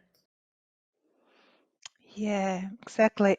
It really resonates deeply with me because as a mathematician, you can't treat is it success or not if you can't measure it. Yeah, so Exactly. data is really crucial, and I really like this combination of value and growth, keeping in mind like your North Star, where are you going, how are you going there, what's your way. And actually, based on my experience, also, it's important to have a great network and building relationship to move over there. So, Sienna, could you tell us a bit more regarding some effective ways to build and nurture that strategic relationship that can support your career advancement? Yes, and I love this question, and I think it's so important. When I was growing up, there used to be this saying, which I didn't like at the time. It's like, it's not what you know, it's who you know. And the younger version of myself was like, that's not true. It's not just about the people that you know, it's about what you know, until I realized that both things are true, right? So when we're thinking about how are you growing and not just growing, but cultivating strategic relationships with other individuals, the first thing I want to encourage you to do is to not view them as transactional. I think we often think that, okay, well, I need to connect with X, Y, and Z person. What do I want to get from them? What do I need? And I really want to have us shift that thought to be focused more on how are you offering value, right? How can I support you? How can we collaborate? I would love to learn from you, but I would also be able to share some of my insights and knowledge to support you as well. And so when we really look at our relationships through a lens of giving, it allows for us to build that sentiment of trust and then also that sentiment of consistency as well. The second thing that I want to share is really thinking about how are you networking with intention? And so, what do I mean by that? It really means finding the individuals that you want to build relationships with that align with your professional goals as well as with your values. So, it won't be useful if you go to LinkedIn and you send a connection message to all of your connections, but instead, taking some time and doing research. Do I want to be connecting with people who have titles and roles that I would like to step into? Do I want to be connecting with people who I work with, horizontally, right? Or cross departmentally? And what does that look like? And the last thing that I would say is consistency as well. So when we're thinking about building relationships, it's like dating, right? You don't just go on one date and you say, okay, we did it. You go on various dates to continue building that consistency and building that relationship. And so I think networking or relationship building is the same. How are you putting time on your calendar once a week to have connection calls? How are you giving yourselves reminders in Asana or whatever you might use for project management to say, every Friday I'm going to send out 5 emails to people that I want to connect with? Or once a week, I'm going to reach out to a colleague that I know will be someone that's good to really build relationships with. This way, it's something that happens on a consistent basis. And again, it doesn't feel like it's something that's one off or a one time thing. Yeah, couldn't agree more. Actually, the best ideas that came into my mind was during talking to someone, during networking and like exchanging this thought ideas and also energy. Because I don't know what about you, but for me, like this networking, building relationship is so energy exchanging, and I always feel so energized and powerful after that. So yeah, I really like your answer. Thanks a lot. And maybe you could also tell me a bit more, how can someone discover and cultivate their unique leadership style while staying authentic to themselves? So, what's one way to start this process? I love this. I love this question. I think it's also a complicated question because it comes back to who are we really, right? I think oftentimes when we try to identify ourselves as a leader, we think we need to be a certain way based on how society has taught us, right? And so that's the first thing I just want to say is that you are a leader in your own right, whether you realize it or not. It's not just about title or it's not just about role. I'm sure you lead on your teams with yourself, at home with your families, in your friendships, in your communities. And so, really thinking about being a leader is just being more of who you are, right? But it's really being able to hone in and tap into your inner power. And so, the first thing that I would say is, what are your values? What are the values? So for me, for example, I value freedom, I value flexibility, I value vulnerability. Those are all things that are personal values that I tie into my leadership style as well. So my team, I lead a global team of around 10 individuals at the moment, and they know I'm extremely transparent. So if I'm having an off day, I'll say, hey team, I'm not my best today. I just want to name that because I might not be as prepared for our meeting as I would like to be. What does that do? That then allows and gives other people permission to practice those core values as well. So I would say really reflect on your values and also reflecting on your strengths. What are some of those things that you do really well? How can you tie that into your leadership style? Another quick example, someone on my team, Marcelo, who's amazing, we were joking one day because he was like, Sienna, I feel like you take a bunch of really big and difficult ideas, you put them in your cauldron, and you make them make sense in a simple and easy way. And I recognized, I was like, that's a strength of mine, which is also something that I tie into my leadership in the way that I lead. So I would say, reflect on your values, reflect on your strengths. And the third thing that I would say is being open to feedback. So we gave a great example before of asking other people around you because we might not be able to see it ourselves. And so something that I think is really strategic to be able to do is put out a little survey. What are my strengths? Where do I have room to improve? What do you value about the way that I work? What do you value about the way that I collaborate? And starting to hear some of these insights and reflecting on what would be true for you. And yeah, I think those are some of the first things that you can do if you're starting to think about what is your own leadership style, your values, your strengths, hearing feedback, but then also the last exercise that I just want to share with you is who is the leader that you wish you always had, right? We all have some leaders who have made a very positive or a negative impact on our lives and on our careers. And I'm sure we've all learned extensively from that. So, really asking yourself, what would be the best version of leadership for me and the leader that I wish I would have? And with some of this information, you'll start figuring out your own leadership style, but then also realize that it'll be a journey. And it will also evolve as you evolve as a professional and as a human as well. So being open to that evolution. Wow, sounds amazing. Value, strengths, and feedback. And yeah, Mm, be a leader that you wish you have. yeah. I really like it. And maybe we could also get back to advocating yourself a bit. And it's always challenging to advocate yourself, and it's even more challenging to advocate when you're a woman. Mm. So, what are some common challenges women face when advocating for themselves, and how can they overcome these obstacles? Yeah, I love this question. How much time do we have? I think there's a lot of common challenges, Oh, especially yeah. as we We don't have still have some time, like 20 minutes, but we have some questions from audience also at the end. Yeah, so perfect. Okay. So I'll try to keep it succinct, but I think there's a lot of challenges that we often do face as women, but also specifically thinking about the societies that we live in and the beliefs that we've had as we've grown up over time. I think one of the biggest things is the fear of being seen as too much, right?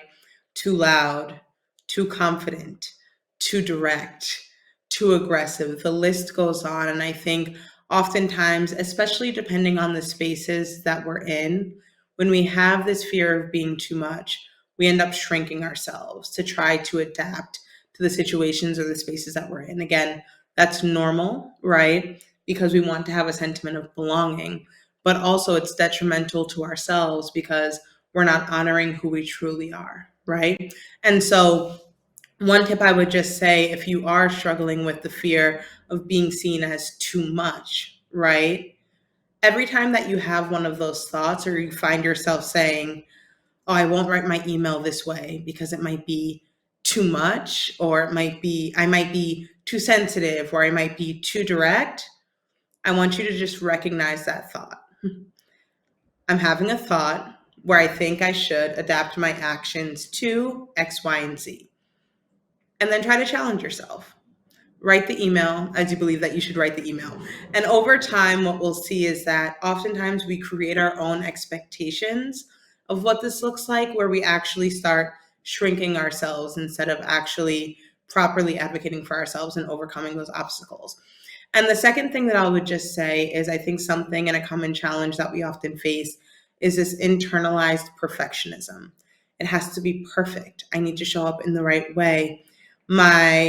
The presentation you've been working on for 3 months, you continuously go back and you make these tweaks. And I think we have this sentiment again, it's not our fault due to a lot of different circumstances, but that we need to be overqualified or give 110% before we pursue opportunities, before we present something to people externally, before we ask for a promotion. I really want to have us challenge ourselves of saying done is better than perfect.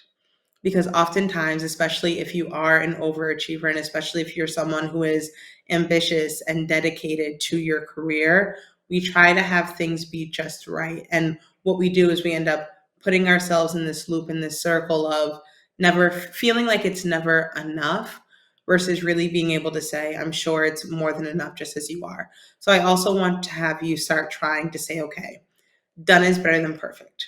What does that version of done mean for me today? And starting with small steps. So, small steps of how can you practice this in small ways until you become and you feel more comfortable that you're able to do it with your eyes closed and it becomes an innate part and sense of who you are.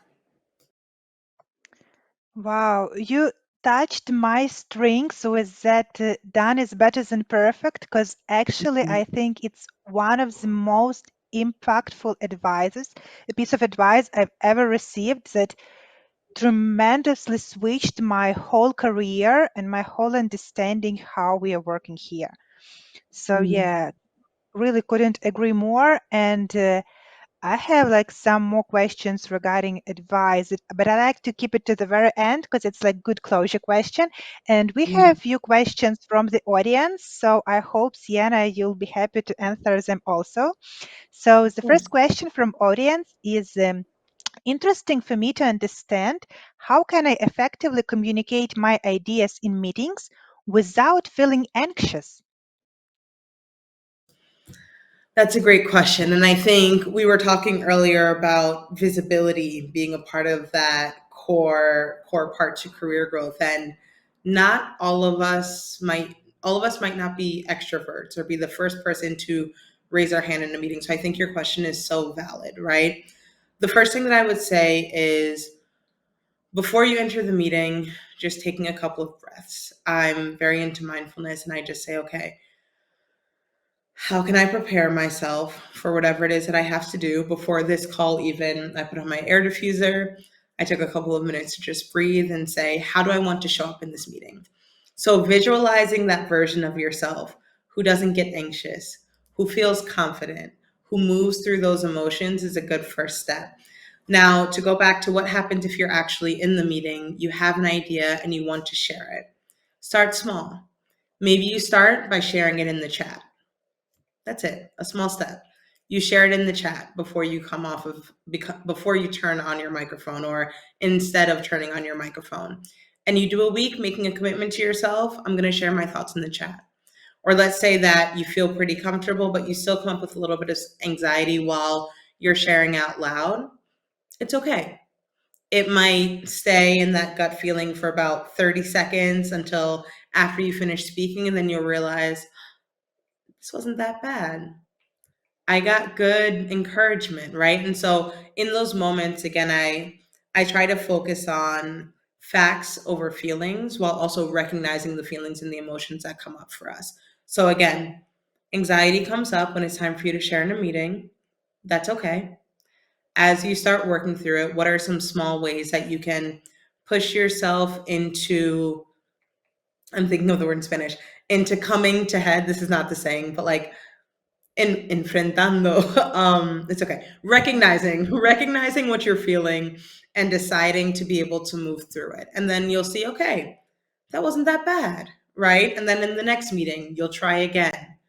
That felt even easier until you get into a habit of moving through that feeling and then starting to practice that so you can show up with confidence.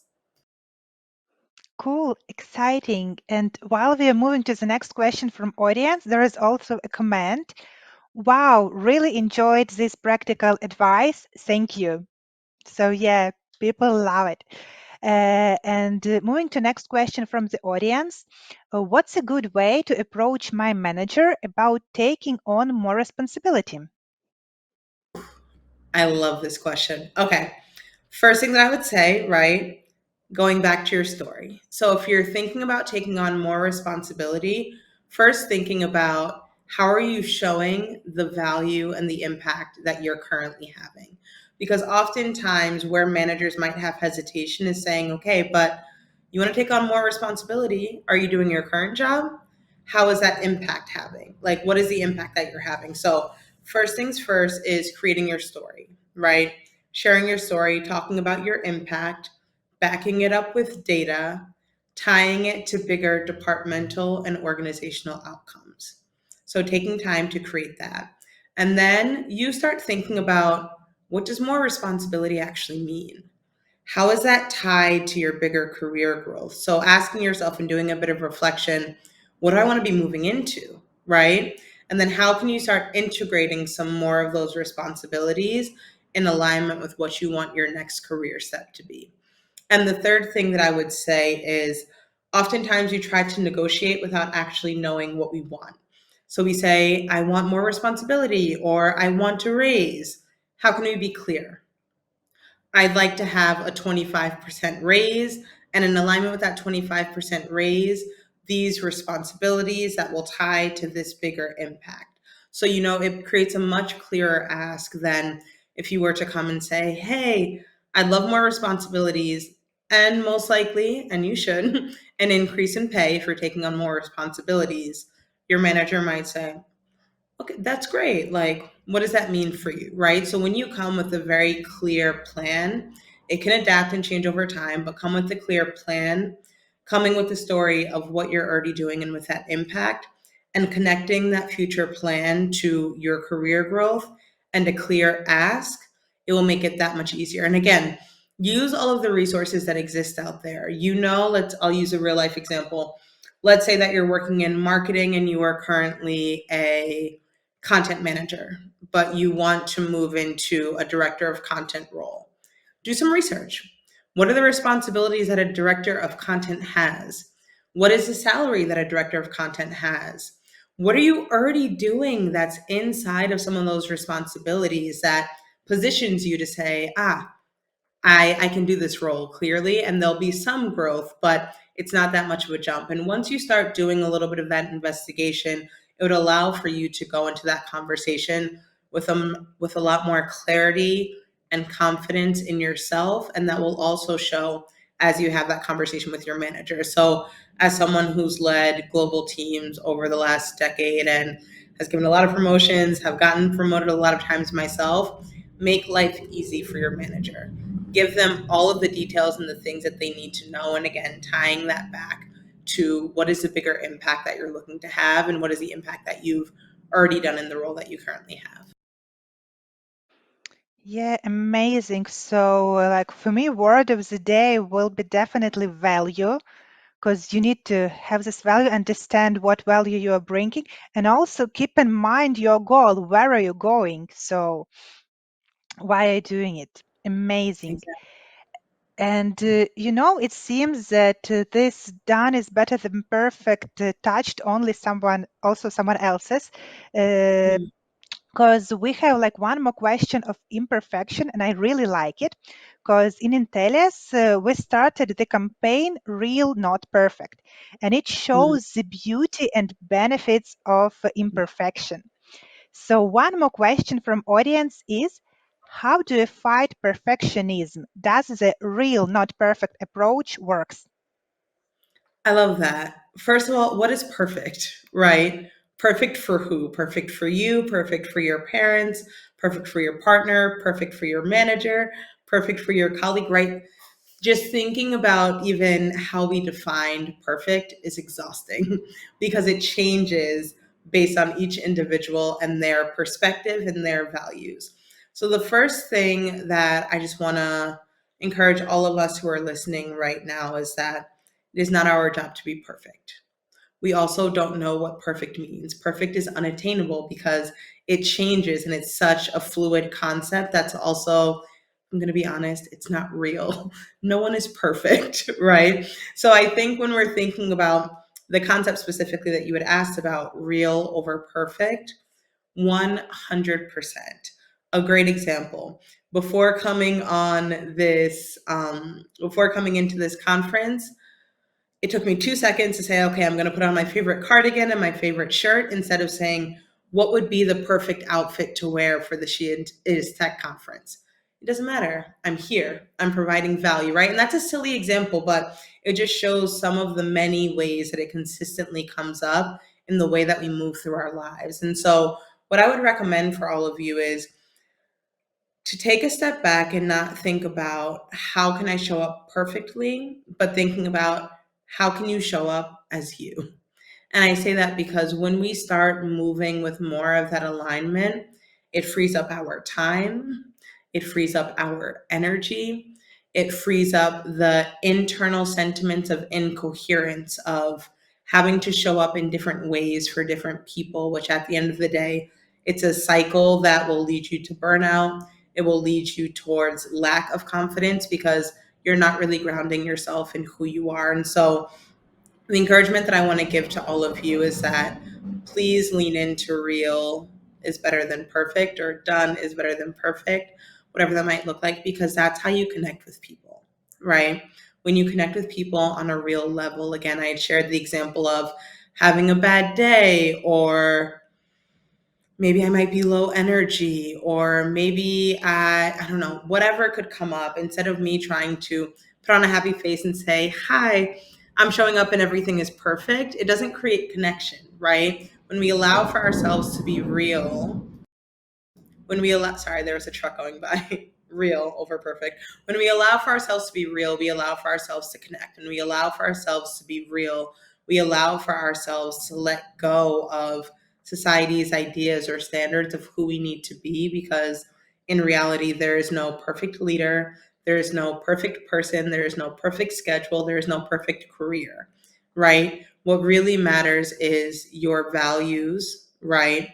Your values, your strength, your weaknesses as well, right? And I'll share just another really quick story. I've always been a very highly sensitive person. And when I was growing up, that was something that wasn't necessarily widely accepted. You're so sensitive, you're so sensitive.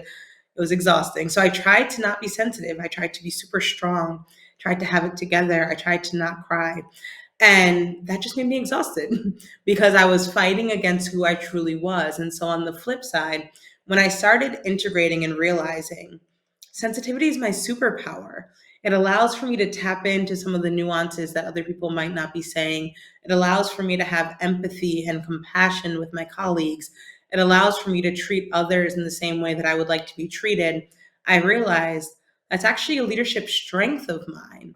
And so, me being real and honoring that part of who I am is actually some of the best and most consistent feedback that I get from leaders on my team, from colleagues that I work with, from external partners. It's showing up authentically. And so, once we start to kind of demystify our idea of perfectionism, again, throw it out the window, it doesn't exist, but demystify how that shows up in our everyday lives, it allows for us to get rid of a lot of the almost personal barriers that we create for ourselves on our leadership journey. Wow, that's amazing. It's not our job to be perfect. I'll quote you on daily basis with this. Yeah, and one more comment from our chat. Sienna, thanks for these important words. They mean a lot to me. How can I show up as me? Wow, I will take this phrase with me. Yeah, and unfortunately, we are running closer to the ending, and I still have very important, crucial question for you to answer. What is one piece of actionable advice you would give to someone looking to start advocating for themselves more effectively in their professional life? I love this, and I'm going to try to keep it short. I know that I can go in a lot of different directions. I think one piece of actionable advice would be doing an audit of your stories, your strengths, and your skills.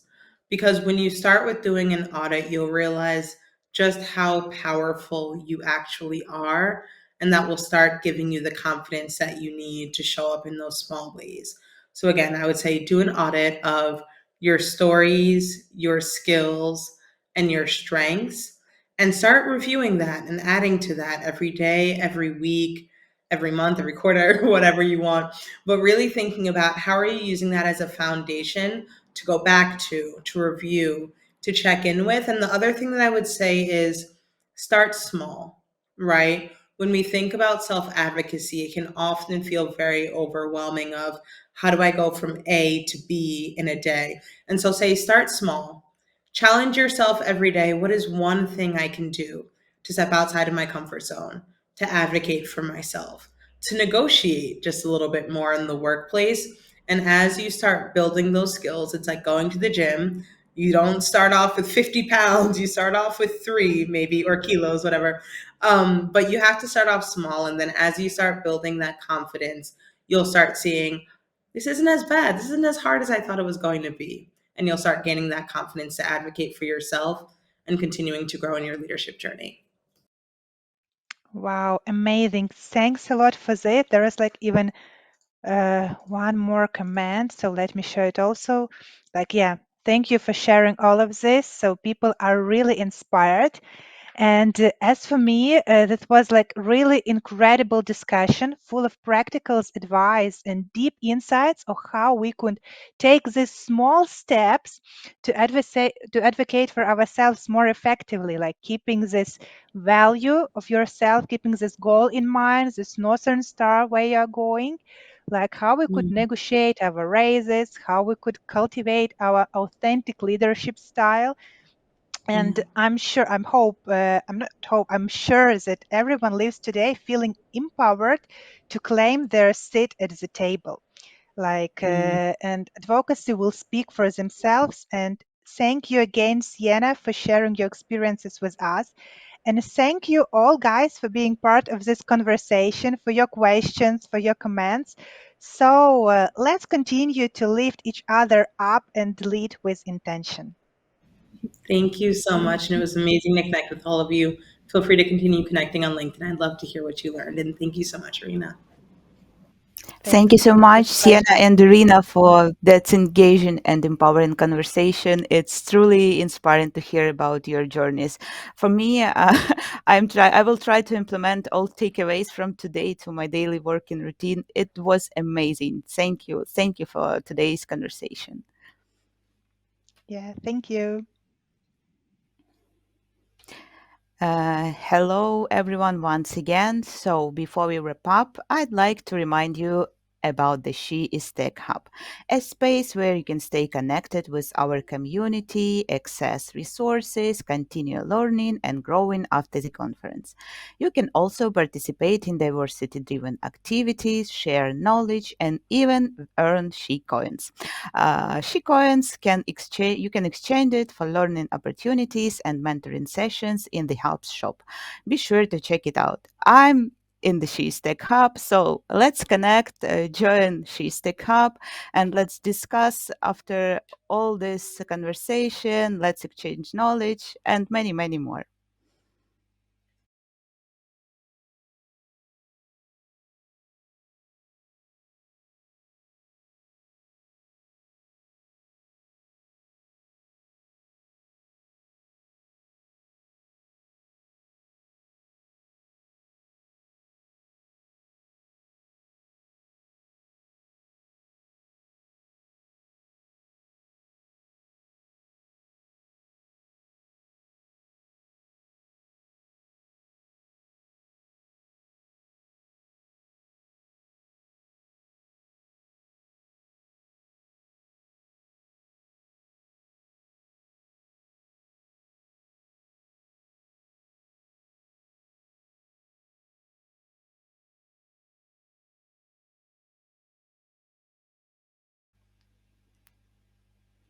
Welcome back, everyone. Our next session will dive into the incredibly important topic of empowering girls and women in STEM, the role of education and mentorship. Our speaker is Alena Skirta, co founder and partner of the NGO in Science, an organization dedicated to promoting science, evidence based medicine, and bridging the gap between science and business. Alena's journey is truly inspiring for me and I hope for every one of you, from her beginnings as a journalist to co founding in science and growing it into a 30-member team with 6 sustainable projects by 2024. Her organization has been recognized for its groundbreaking work, including the Women in Science Initiative and B Project, both of which focus on supporting women and girls in pursuing STEM careers. Olena was also awarded by Forbes Study Under 30 in 2022 and the President's Award in 2020 for her work in science popularization. Today, she'll be discussing the critical role of education and mentorship in closing the gender gap in STEM and encouraging more women and girls to enter these fields. Olena, we are honored to have you with us today. Last year, I was a part of a B project, and it was so inspirational for me. Thank you for that. And please tell us, how are you, and how has your experience been at the conference so far? Yeah, hi everyone. How is a connection? And do you see my slide? And should I now? Uh, y- Thank you very much. I think if I cannot see you, I now see only my screen. Still, hope everything works. First of all, I'm happy to be with you and with such audience who is interested in women empowerment, in tech, in new opportunities, and in opportunities for growing yourself. And thank you very much for being a part of B Project. It's mentorship project for women who want to go to tech professions, and I will tell more about this. And actually, my speech will be about empowering girls and women in STEM. And I will start. I will start with a quick introduction about myself. Thank you for such warm introduction. I'm Elena Skirta. I'm ex-journalist. I studied in Kiev Polytechnical Lyceum. When I was a child, I wanted to be um, to have education on biotechnology and be part of this community. But then I decided when I was studying in Kiev Polytechnical Lyceum to go to journalism and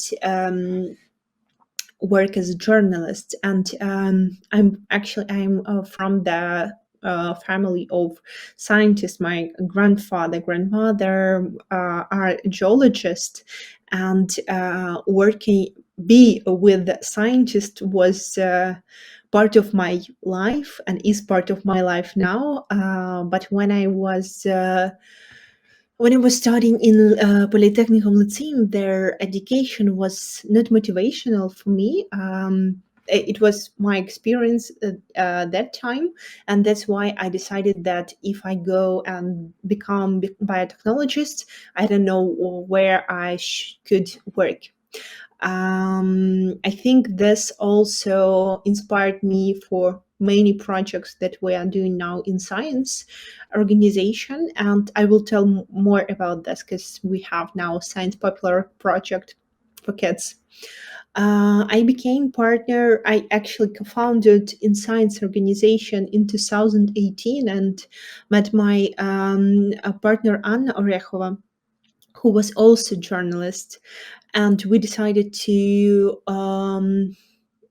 open the big organization in science, which will work for children, for adults, which will promote science, evidence-based medicine. Then we understood that this is really critical to show role models of women in tech and women in science for girls and for the audience, because unfortunately in the media space we don't have enough, and as a result not so many girls are entering different faculties at this specializations. When the full-scale invasion started, we stopped all our work, and we thought we were thinking, how can we be like the most effective for our audiences and how we can help in the most effective way. And that's how we reinvented our activities, our organizations, and that's how we started new projects. And I will tell more about our projects. Yes, in 2022, I was mentioned as Forbes 30 under 30, and this year, with Anna Orechova, my partner at InScience, we were mentioned by Vogue leaders, and this is really a big honor and actually a great opportunity to talk more about the work that our InScience organization and team is doing. This is our team at the photo. Really nice people. Now we have like more of them. I think more than 30. But I like this photo. From 2018, we popularized science, evidence-based medicine, and increase their value for society. Now we have project that connects scientists and businesses and helps these audiences to collaborate. And this project is called In Science Business. And this is Science Kids. When the full-scale invasion started, we reinvented a popular science lecture series for children, and we started with communicating and doing the science popular lectures for them and help them to be their part of Ukrainian community, because part of this children went to Europe and started to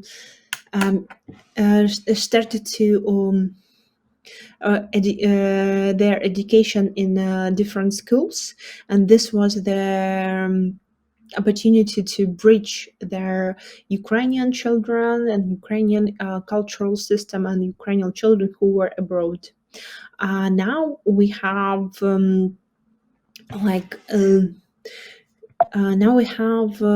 such a results that more than 13,000 of children were engaged in Science Kids. More than 100 scientists gave lectures, workshops, and told their stories as role models for children. Recently, we had offline spaces with lectures in Kharkiv, Mykolaiv, and Odessa, and now we opened new ones in Kherson and Zaporizhia. This is actually really great result for the team, because in Kiev, for example, we work in Kiev, our team mostly. But in other regions, it's not so easy for children. You don't have so many opportunities where to go and to be part of some science popular community or just some good ad tech community, and that's why we're happy to do this, and thankfully to the partners that support us. Science Kids was previously the project Science Teens platform, and we actually started this in 2019. And and this was offline lectorium for children. It was great success. There were like really great interactive workshops from scientists, and also they shared their stories. There were some scientists who were at academic Vernadsky expedition, and they shared their stories from there, climatologists, marine biologists, so really, really great stories. And at the end of the project, our partners, at the beginning of the project, for example, in 2019, we had like about 10% of girls in a group. And for us, we didn't have like goal to have like 50% and 50% girls and boys, but I think we felt like something is wrong with this, because um, me as a girl, as a child, I was interested in science. I was interested in really many things, and it was really weird that we have like more boys in a class.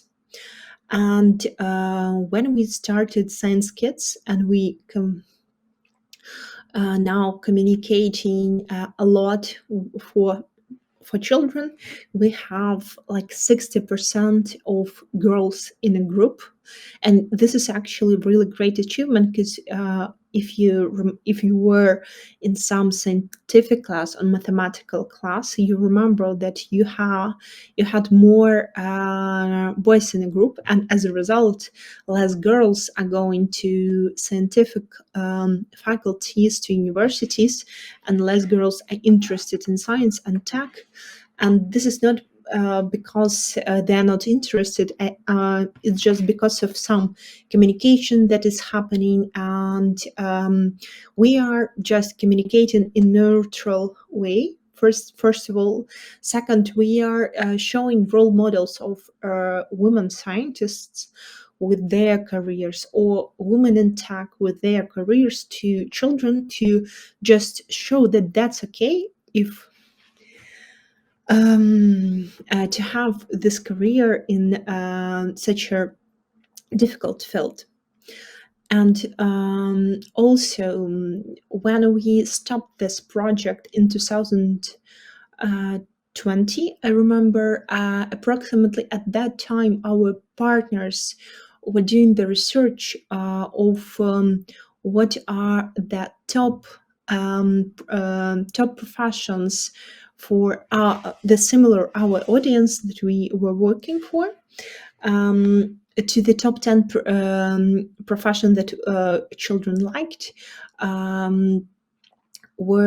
There were scientists at top 10, and that was really great, because when we started this project in 2019 and we asked children what do they think of scientists or about science, and they told us mostly that if they're interested in science in the group and in science class, they feel like weird, because not everyone is interested, and it's not so, and that it's not such a trend, it's not popular.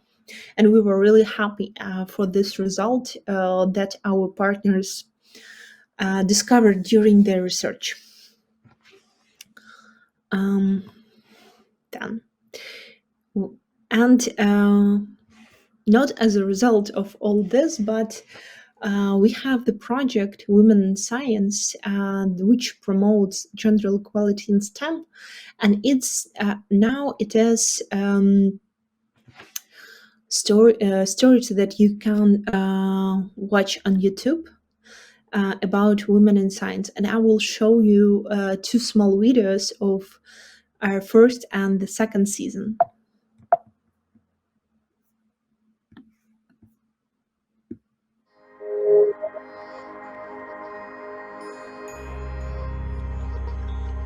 Мене звати Маша, і мені 15. Це історія про нейробіологію, математику.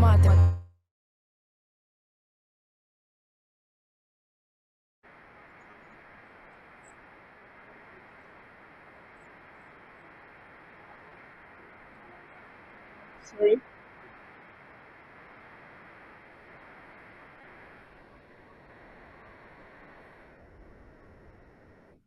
Sorry, I will continue because something I think was wrong. No. Mhm.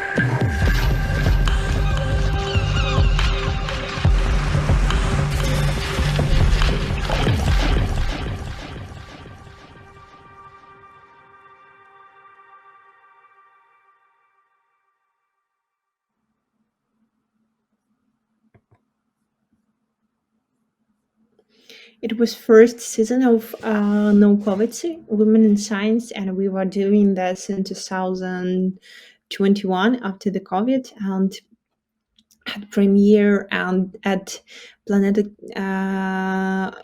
Planeta Kino. It's really great cinema in Kiev. And I want to show you the second trailer. A second.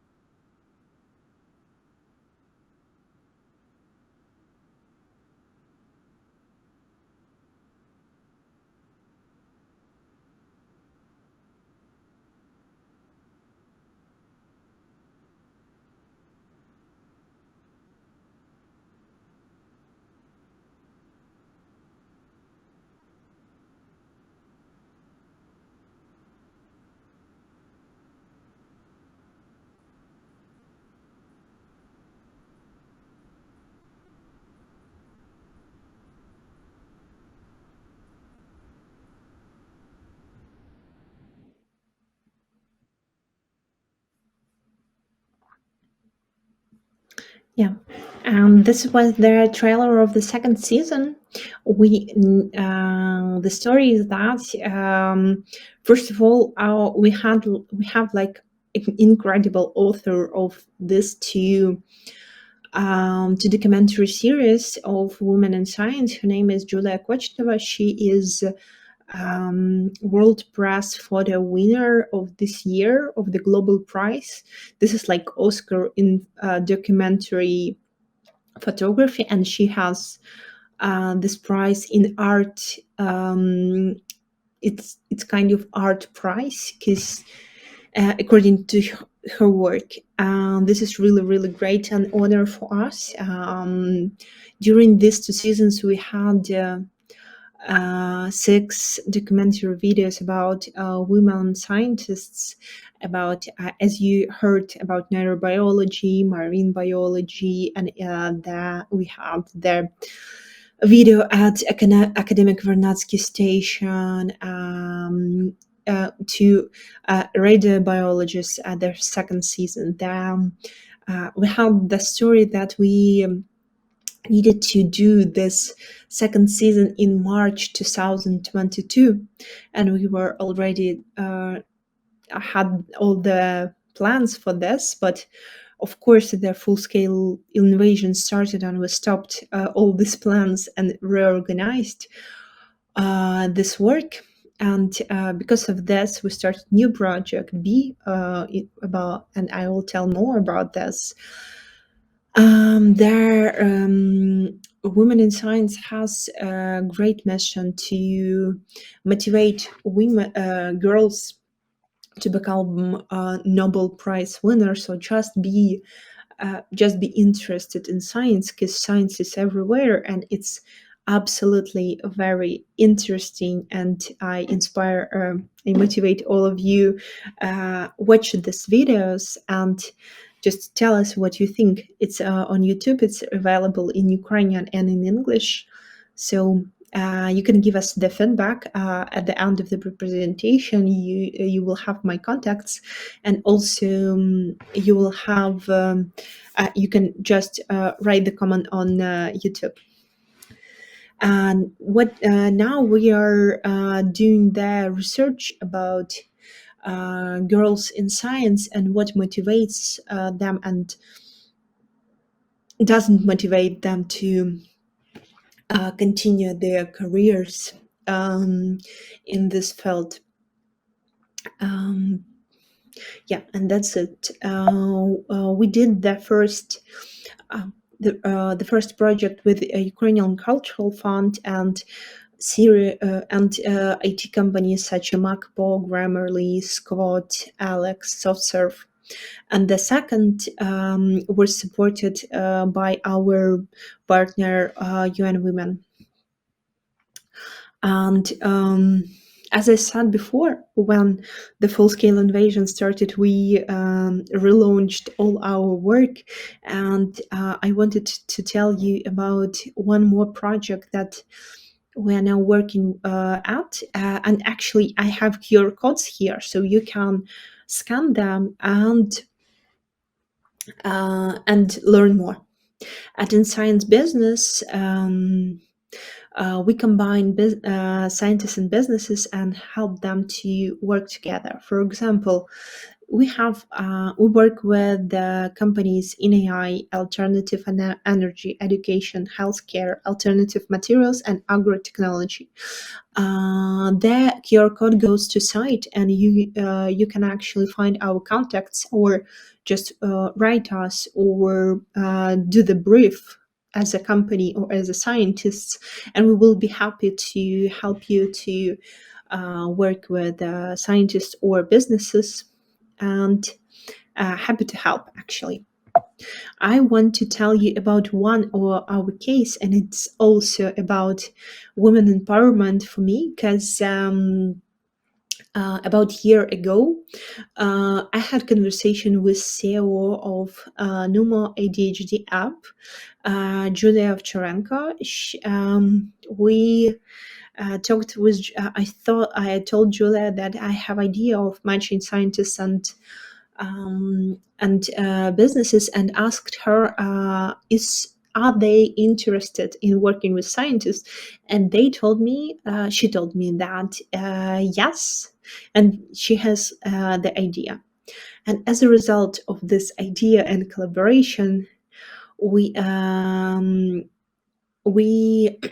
search for the scientist for them, Olga Orel. She is PhD in psychology, and she's actually expert in ADHD and neurodiversity. She's also co-founder of Neuroflects. It's Ukrainian scientific institution. They are checking your ADHD if you have ADHD. And for example, Numa ADHD app helps people who have ADHD to just feel comfortable with your life. And as a result of this connection with scientists, they decided to do their research with the scientist Olga Orel, and test how the app influences people who have ADHD and who have diagnosed ADHD, and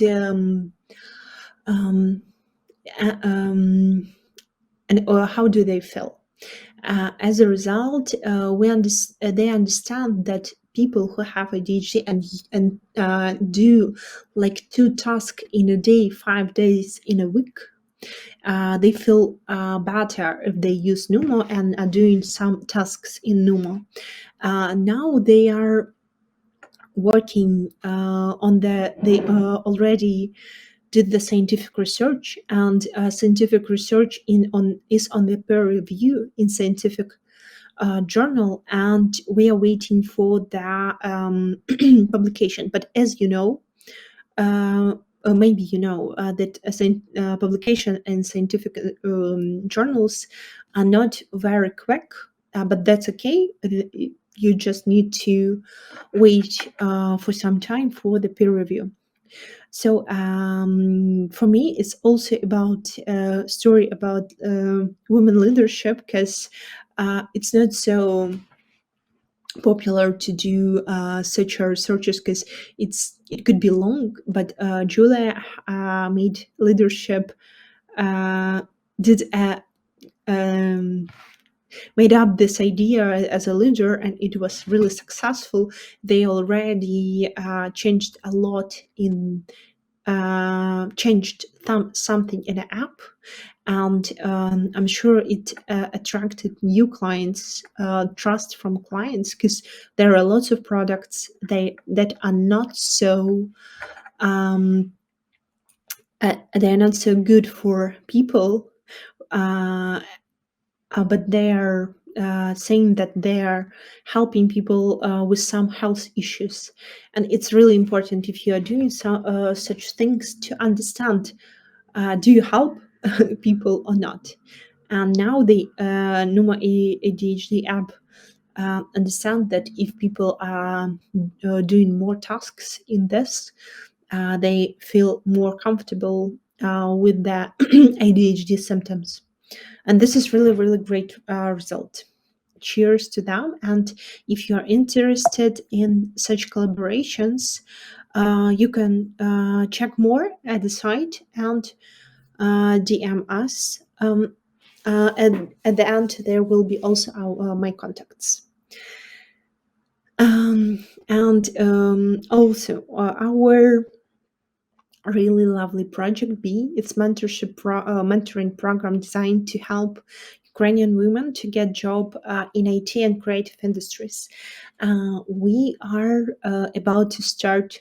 We had like 2 seasons for about 700 women each season. First one was supported by UN Women. Second was supported by USAID SAB and Nova Ukraine, Bilakin Foundation, Grammarly, Squad, Makpo. And I'm really, really happy and say thank you for every partner that joined, and also to team, of course, and all the mentors, because we have like about 280 mentors that were involved in the second season B, and this is really great, and this absolutely feels like good community project. Thank you all for your support. But I want to tell why we're doing this. Because first of all, speaking of my personal experience, I had a mentor when I was switching my career from journalist to organization which promotes science. And the main advice from my mentor at that time was to switch my career, because if I want to, because I wanted to do the organization successful and do a lot of impact and do great team that will work and feel good about their job and help lots of audiences. And the main advice was to quit journalism and start your own organization, because you cannot do like 2 things at the same time. And this was really good. But our mentors give a lot more information, consultancies. They are helping actually with professional orientation. They're helping with CVs. They're helping with understanding what profession do you want to get, and a lot of other things. But what the problem why we're doing this mentoring program B? 7 out of 10 women, 10 people in Ukraine are women, and this is actually big number. Of course, we understand that when people are moving in Ukraine or abroad, it affects affects employership, but also the numbers are really big, and that's why we are doing online mentoring support. And for us, it's not so important where you are. If you want to get new skills, motivation, new job as a result, you can come to B program and understand what you want, and as a result will start to find job and do it more effective way.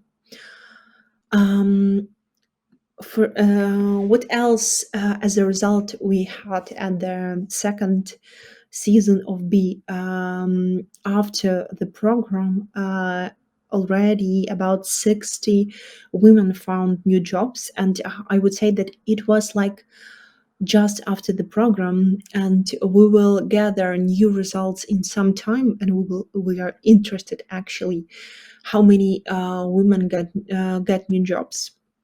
We also fundraised for more than 100 scholarship for professional education, because we had the insight from the first season that women wanted to go to new jobs, but they also wanted to have some professional education, and they didn't have enough money to pay for this. That's why we added this scholarship for education and gave them to 109 women, and we're happy to this. And yeah, at the second batch, the second season, we had 707 participants. That was really great result. We were happy to for this, and I hope that we will start new one very soon. And if you are interested to become their mentor, also here is their here are my contacts, my email, and I will be happy to tell more, ask your answer to your questions, and we'll be just happy to connect. Thank you very much for your time. I will be happy to answer the questions and maybe clarify something in the presentation. In my experience, it's really important to show role models in tech, in science and STEM for girls. And for example, we have, not we, but there is a research that tells us that if we show more role models to girls, and they will twice more likely become scientists and enter this STEM faculties if they see role models. If they don't see this and don't understand how they can, do they want, how they, what jobs they will get at the end or later, it's really not likely for them to be motivated to go to these professions. From my personal experience, I have the same personal experience because I really was, as a child, I was dreaming to become a biotechnologist, but I was not motivated during the education in Lyceum. Unfortunately, I think that if I had such initiatives that I could join when I was a child, maybe I would go to some scientific faculty. But happy to, sorry. Yeah, we are here, Helena. Thank you so much for sharing such valuable insights and for your impactful work you're doing to support women and girls in STEM. So now we are open for the Q&A session, and we have the first one. And let me ask you, so Olena, which project at InScience is your passion project? I hope it's B, but which one do you love the most and why? Who's asking? Actually, Oh, I that's a don't good know, question. but we will check. Speaking of the what's project is my favorite, I I really love all our 6 projects. At this presentation, I told you about 4. I hope that you felt that I really love them. Now I want to focus more my time at in science business, and to help businesses to collaborate with scientists, and we have like more great matches from businesses that are looking for scientists for the team or are looking for a scientific board, and this is very inspiring for me to help them to help businesses grow using science. I would say that now I want to focus more on in science business. Speaking of B, I really love B project, and it was kind of spontaneous to open this project in 2022, but it was not spontaneous. I saw the big challenge that women don't have enough work, and I understood that if we match them with mentors, we can help them get new skills, get new jobs, and this could be a really good result. And but now we have like really great team at B, yeah, and they are all inspired, and really great community of mentors and mentees. Some of mentees of first season became the mentors of second season. So come to B as a mentor or as a mentee. Yeah, it's so inspirational. Thanks for your answer. And let's go to the next question. So, how can businesses effectively support girls in STEM? What activities, initiative, or financial support maybe can they provide? Actually, in women in science, we will have opportunities to we are doing this research, and we will, after this we will like design the long-term activity, like ecosystem for girls, in which this ecosystem will inspire them to go to scientific professions. And you can also write me and I will tell more. I think that we will have like a big communicational part of the project, educational part of the project, and some grants for girls, and at the specific age when they are thinking of their project own, or they're thinking about how to develop their careers. And at this point, we will need that businesses support, and we will also actually have the public presentation of our research, and we will tell all our insights from the research, and businesses, if they want to design their own activities, they could do this according to the results of the research. Also, you can write me and I will tell you more. Thanks once again for your answer, and let's proceed to the next question. So, for young women interested in STEM, what are the first 2, 3 steps you suggest them to take? I think it depends on the age. For example, because young women, what exact age? Like 20 years, 18, 22.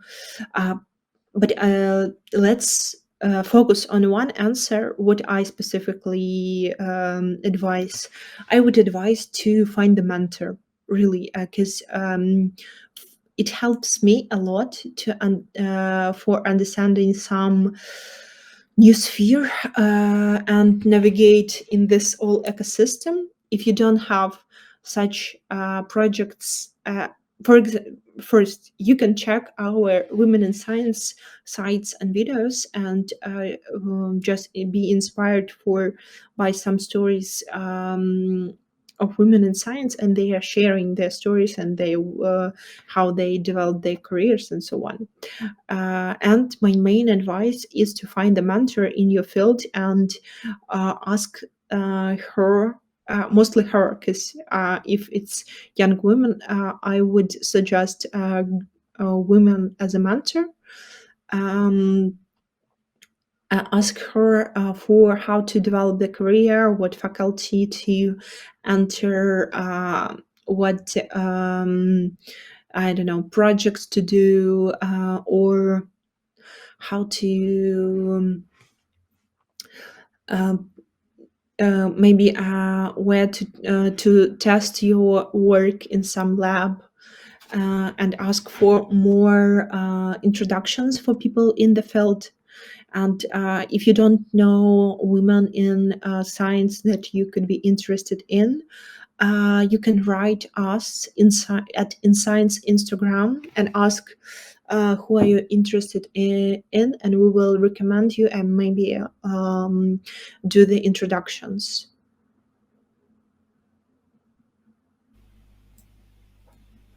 Thank you, Olena, once again for your answers and for your time and for this engaging discussion. It was a pleasure to have you here with us.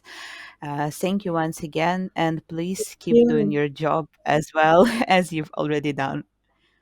Thank you. Keep in touch. Hope it was insightful and practical. So see you. Have a good conference. Thank you for inviting me.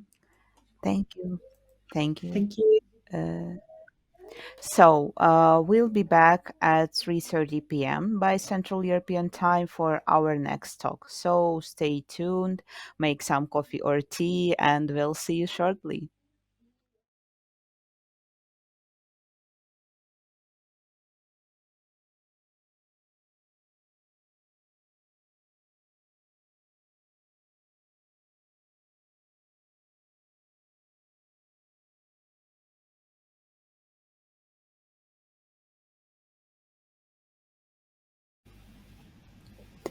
Hello, everyone, and welcome back. We are excited for the next fireside chat, where we will hear in from two incredible entrepreneurs who have made a significant impact in the tech industry. Our first speaker is Crystal Cruz Tuk, founder and board director of Testlio, a global testing network who turned her passion for quality assurance into a highly successful business. Our second speaker is Baki Babajide, founder of Female Techpreneur, a platform dedicated to empowering women in tech through mentorship, support, and business opportunities. Joining them as the moderator for this discussion is Julia Hemberg, internal communication specialist from Intellias, who brings a wealth of experience in guiding insightful and engaging conversations. The topic of this chat is entrepreneurial journeys, key lessons, and insights. Together, our speakers will share their professional stories of navigating the world of entrepreneurship, the challenges they've overcome, and the key lessons they've learned along the way. This will be a session filled with inspiration and actionable advice from anyone on their own entrepreneurial path. Crystal, Bucky, it's a fantastic to have you both here. Before we get started, where are you both joining us today? I am joining you from Estonia. So Wow. I'm, yes. I am joining you from Milton Keynes, United Kingdom. And what about you, Julia? Oh, hi. Yeah, once again, hi, Julia. Hi, Kristel and Bukola. I'm from Lviv, Ukraine. I'm currently at our Intellias Lviv office. Fantastic. Okay, yeah, thank you, Julia, for uh, for the intro. And once again, Buki, Christelle, I'm really glad to see you here. Thank you for joining. And we today will talk about entrepreneurship, about it as a journey, and also about your key insights on this way. We also will talk about the female entrepreneurship because it has its own challenges, and at the same time, it also has some features. And of course, we will get inspired by you, ladies, and your fascinating experience. To get started, let's get to know you better. Let's start from Bookie. You've created a community specifically for female techpreneurs. How it started, what inspired you, why the tech industry back then needed and still needs communities like female techpreneur. Okay, thank you, Yulia. Why female techpreneur? As we all know, there's huge gender parity in tech, and I'm sure in other industries. And there's been a lot of conversation about, women not getting access to funding, they're not getting into leadership role. Even the gender report says 2022 that there are about only 28% women in STEM, and out of that 28, you only have, I think, 18% in leadership roles. Oh my God. And then when you look at funding, 3% or less than that goes to female entrepreneurs. It is shocking. And there's so much talk about it that I felt like I needed to take action. So just before COVID, March 5th, we launched Female Techpreneur. And it was amazing. And then, the whole COVID thing happened, and it was like, okay, where do we go from here? So, I mean, if you look at different statistics, women are a little bit disadvantaged, and we are about 50% of the population. So, if we can close the gender gap, that means there's more wealth being created, there's more business being launched, and a happier world, I would say. So what led me to it was just hearing about the challenges and the need to support more women to thrive in technology. Buki, thank you for your story. And now let's go with the Christel. Could you share the story behind your business? Because women in tech is an increasingly common phenomenon now, but was it the same when you only started Tesla? And what inspired you back then? And in general, what were the initial steps you took to get it off the ground? Awesome. Thank you so much for the question, and thank you for having me here today. It's a real pleasure. So a little bit about me and my company. So I started my company Testlio about 12 years ago. So it's going to be 12 years in November. And back in the days, back in 2012, I think not a lot of girls or women like saw themselves in the industry, and that was pretty much the same thing for me as well.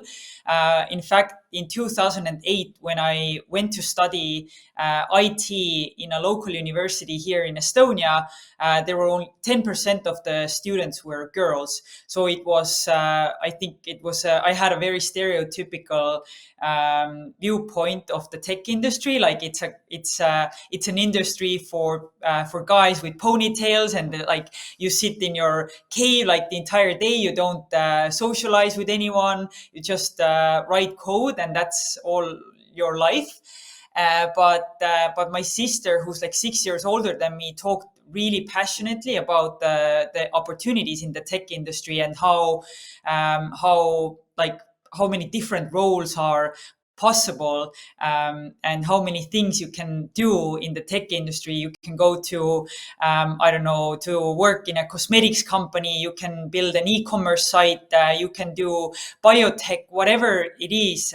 Like the amount of possibilities in the tech industry were just like so huge. So obviously, I was a little bit. I don't know, I didn't feel myself the most maybe comfortable going to a local university where only 10% of the students were girls, but I kept going because I constantly kept in my mind opportunities that my sister kind of told me about. So during my second year in college, I started working as a software tester. So with the goal of becoming a developer one day, but I fell in love with the QA or testing profession, and the rest is history.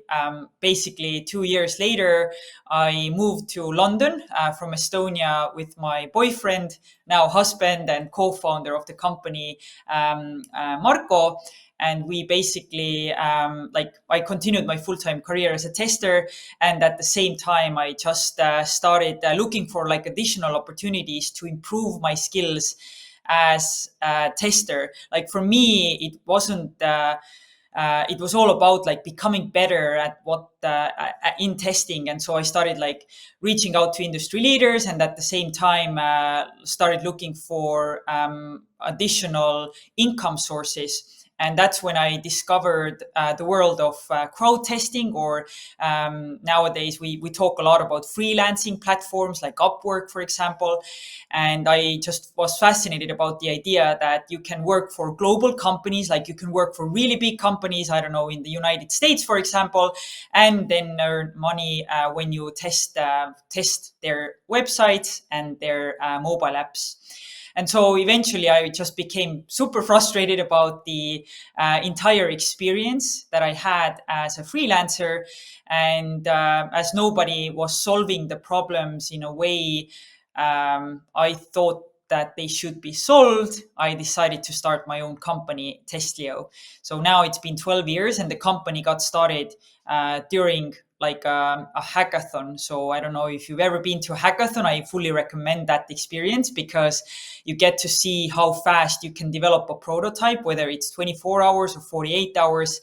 And it was a really great way to get Testlio off the ground and show the world what we can do and what is our vision. So yeah, now it's been 12 years, and it's been all right. And talking about our today's topic, I think being a woman in entrepreneurship and being a woman in technology industry needs to have more of our attention. Like as Buki said here, only like less than 3% of like VC funding goes to women. So now like over the past few years, I've made a couple of angel investments myself to make sure that we kind of close that gender gap. And I think money has the power to change the world. So I have invested in 5 different companies, or 10 different companies now that have diverse teams as well. So we can close that gap in some ways. Nice. Thank you, Christelle, for your story, and both of you for sharing your background. And because, you know, context is important to see the whole picture. And talking about some first steps, let's talk about from the perspective of your experience. How do you think, what key traits or strategies are essential for early stage founders to thrive in the tech industry? This is the question for both of you. So, who first has something to say? Please take the mic. Buki, Okay, just maybe go. So, what are the key strategies for founders? I would say something like staying connected to your vision. So it's very, very hard if you're a startup founder and things are not going well and you want to easily drop the ball. Like they say, the lifespan for you to say your startup is even a unicorn, I think it's 5 years minimum, or even 10. So, and any new business, that you will have cash flow and different issues. So it's about staying connected to that vision. Why did I start this business in the first place? And also things like celebrating small wins. So when something good happens, it may not be major. For instance, when we started Female Techpreneur, a lot of the business activities were self-funded. But when we got a little bit of grant, it wasn't a huge amount. We kind of jubilated, we celebrated that opportunity because it means that, what we're doing is being recognized. And I want to say to founders that always celebrate little wins. You don't have to wait for the earth-shattering, massive transformation to happen to be able to, continue on that journey. And you have to have good communication skills, communicating, storytelling, ability to share your story in a way that people will connect with you. And most importantly, and not just strategies, leading by example. You're now a leader, you now run a company. So you must be able to demonstrate some decision making and leadership attributes that will make sure that that organization still stays successful. So I'd like to stop there so that, Castile can share her views. Thank you. What about you, Chriselle? Oh, there's a lot to say here as well, and I think all of the things that Puki mentioned here, keeping close to your vision, celebrating small wins, having good communication skills, lead by example, are like everything is completely right. And when I think about my own experience of building Testlio, then I think about like the experiences that I had within the first year of building the company when nobody like basically like believed in us. Like you have to like so basically the company got started during a hackathon, and hackathon is an event where I don't know, product designers, idea owners, developers, everybody gets together to build a prototype within the first like 25 to 48 hours. And you have to prove the team that you are able to execute and you're able to execute on your vision. So from that like experience, I immediately took away the fact that in the early days, I think storytelling matters a lot. So you have to have like your why in place. Why are you building the business that you are building? I've seen so many companies who think about like, I don't know, becoming that they want to sell the business within the first 3 years of building the business. But that's not a strong why to go against like all the hurdles and challenges that startup industry and the world of tech is going to throw at you. So you have to kind of keep that like your own why and your vision alive so you can push through those challenges. So I started the company from my personal frustration. I was so frustrated that everybody who heard our story, like why I started the company, they immediately got connected. Many didn't as well. A lot of people didn't believe in the vision. They believed that the companies that had been like in the industry for the past like 10 years, for example, like these very classical, maybe outsourced companies are gonna like be the way for companies to do their testing. But like I basically proved them wrong. So you have to have like you have to like nail your pitch or nail your story when you start your company. That's like really, really important that you're able to sell people your vision and your story and make them understand like what is the problem that you're solving. Like, is that company that you're going to build, is it going to be a vitamin or is it going to be a painkiller? And painkillers are something that are very, very essential, right? And so I think you have to have that straight up. And then maybe one of the other things that I remember from the early days of building my company as well was that we went through like a business accelerator program called Techstars in the US. And in the first month during this program, we met about 90 different investors and advisors and entrepreneurs who had built their businesses. And they all gave us a lot of advice, like what's the company's direction that we need to take? Is it going to be, I don't know, how do we need to develop our product? What's going to be our sales strategy? Everybody had a lot of ideas. And for an early stage founder like myself, it was a little bit overwhelming. So I basically cried myself to sleep almost every day because there was so much pressure of trying to like satisfy everybody's like needs. But eventually you need to understand like what is that you are building, what is true to you, and keep that like kind of vision alive. So a lot of the things kind of go back to the vision that Puki also mentioned, that you need to have that as part of you, and you need to stop pleasing people. So you have to understand that you cannot make everybody happy.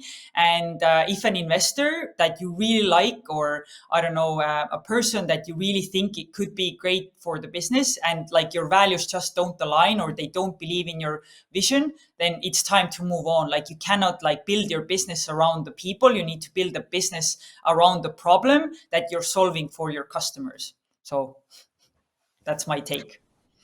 Thank you. Thank you both for such a valuable thoughts. I'm so happy you speak out about them, because actually what I've heard that female entrepreneurship is so strong and has such a strong original approach. And so, as I said earlier, we have some specific features and also specific challenges on our way as a female entrepreneurship. So let's talk about some most significant barriers you've seen women face in the tech industry. What were they like? Maybe something from your own experience, and how did you personally address such challenges? Yeah, let's start with Christelle this time. Sure. Immediately when you said barriers, I had a story from like 2015 or 16, 15, 2015. So in 2015, we raised our first seed funding, seed round for the company.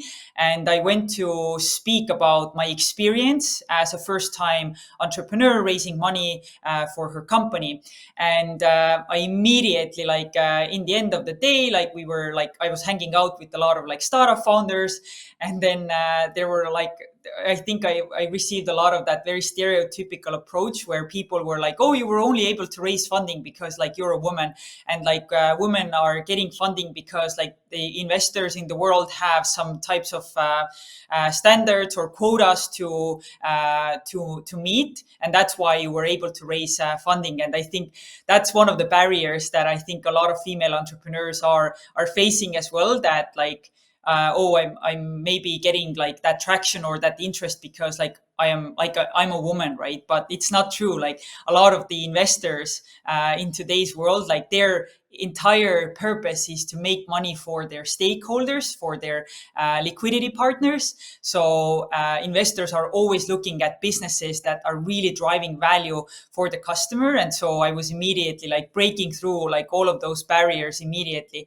But I think Puki in the earlier said as well that there is still a lot of bias for women in the tech industry. And in 2018, for example, when I was pregnant, sorry, 2018, yeah, when I became a mom for the first time, I faced a lot of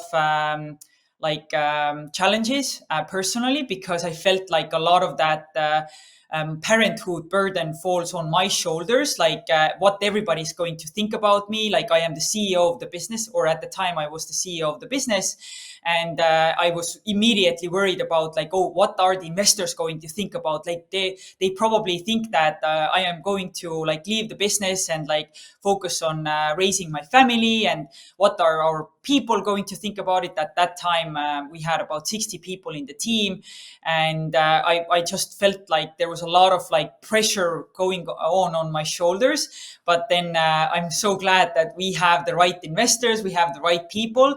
Everybody understands that this is something that this is the reality that I had created in my head, that this is going to be a challenge or a problem as I build the company.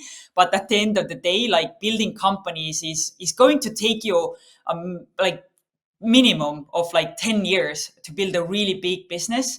And so it's going to take some time, and people have businesses, they have their families, and you can do all of it at the same time. You just need to find the right people to be by your side and help you when you need to maybe take a step back for a little while. Thank you for such perspective, Buki. I'm pretty sure you've heard some stories about challenges for female challenges in tech industry, and also maybe you have your own examples and your own ways how to overcome those challenges. Okay, thank you, Yulia. I would say that a lot of women have confidence problem, myself being one of them.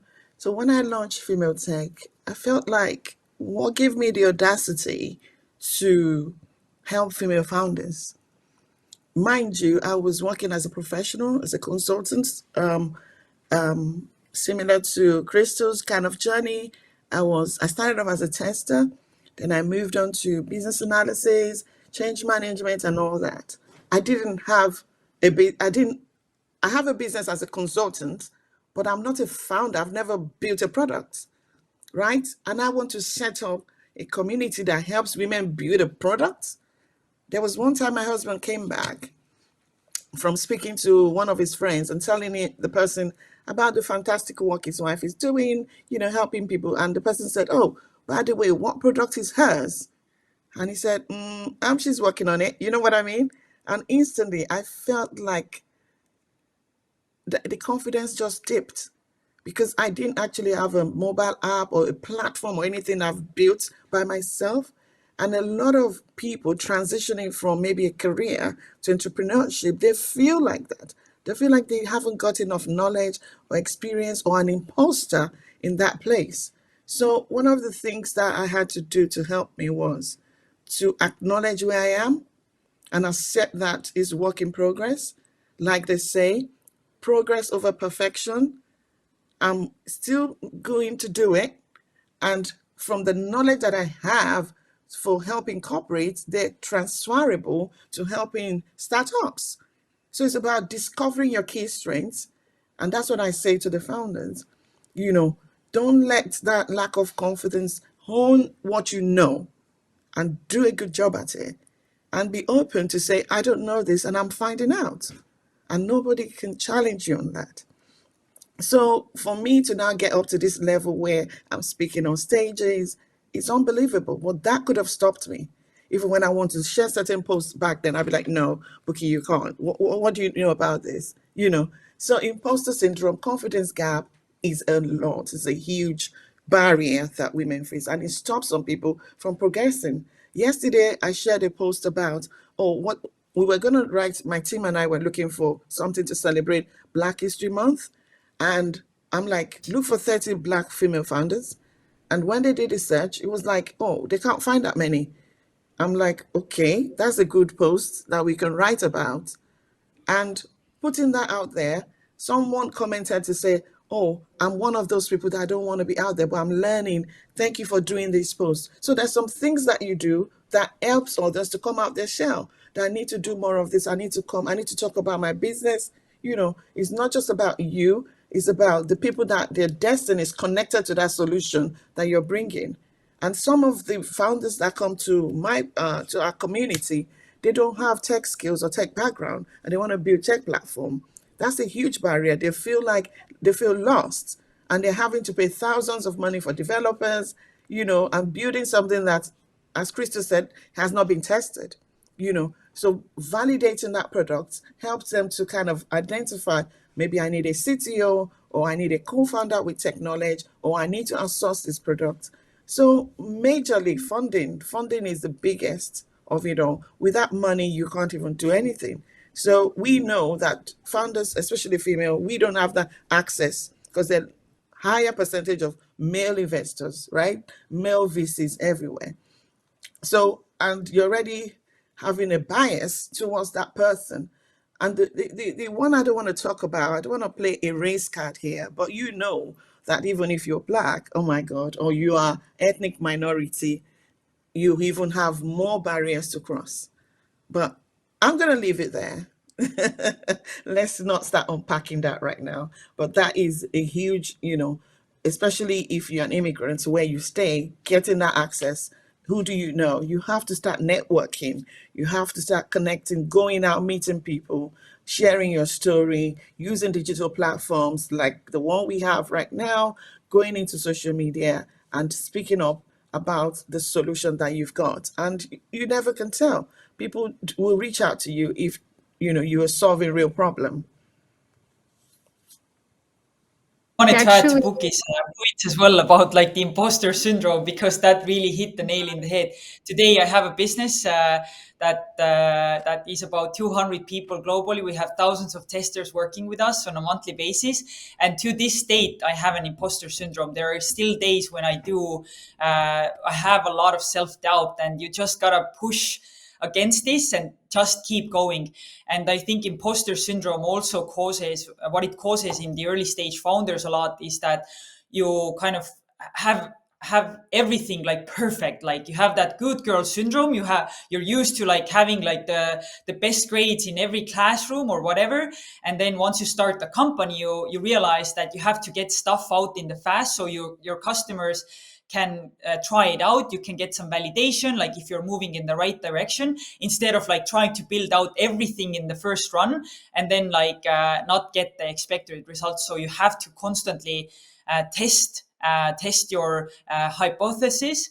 You have to test out your idea, get instant feedback on your idea, and just keep going. And a lot of the times, I think Puki also mentioned that a lot of businesses, we need money, but I think in today's world, like, you can also build a lot of businesses that don't need any VC funding, and you can just build a business that's 100% yours, and that's also a way for companies to go. And at today's market, especially, like early stage funding is like getting traction again, and we see a lot of like movement in the AI space. But at the same time, you can't forget about the fact that a lot of like old businesses in the markets, they started without any funding. So that's also one way to look at it. And yeah, being independent is the best thing ever.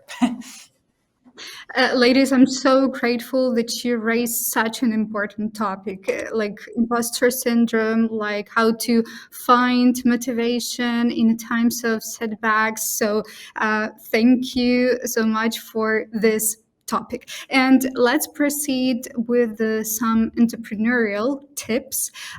We've been talking about some early stages, first steps, etc. But now let's inspire current entrepreneurs.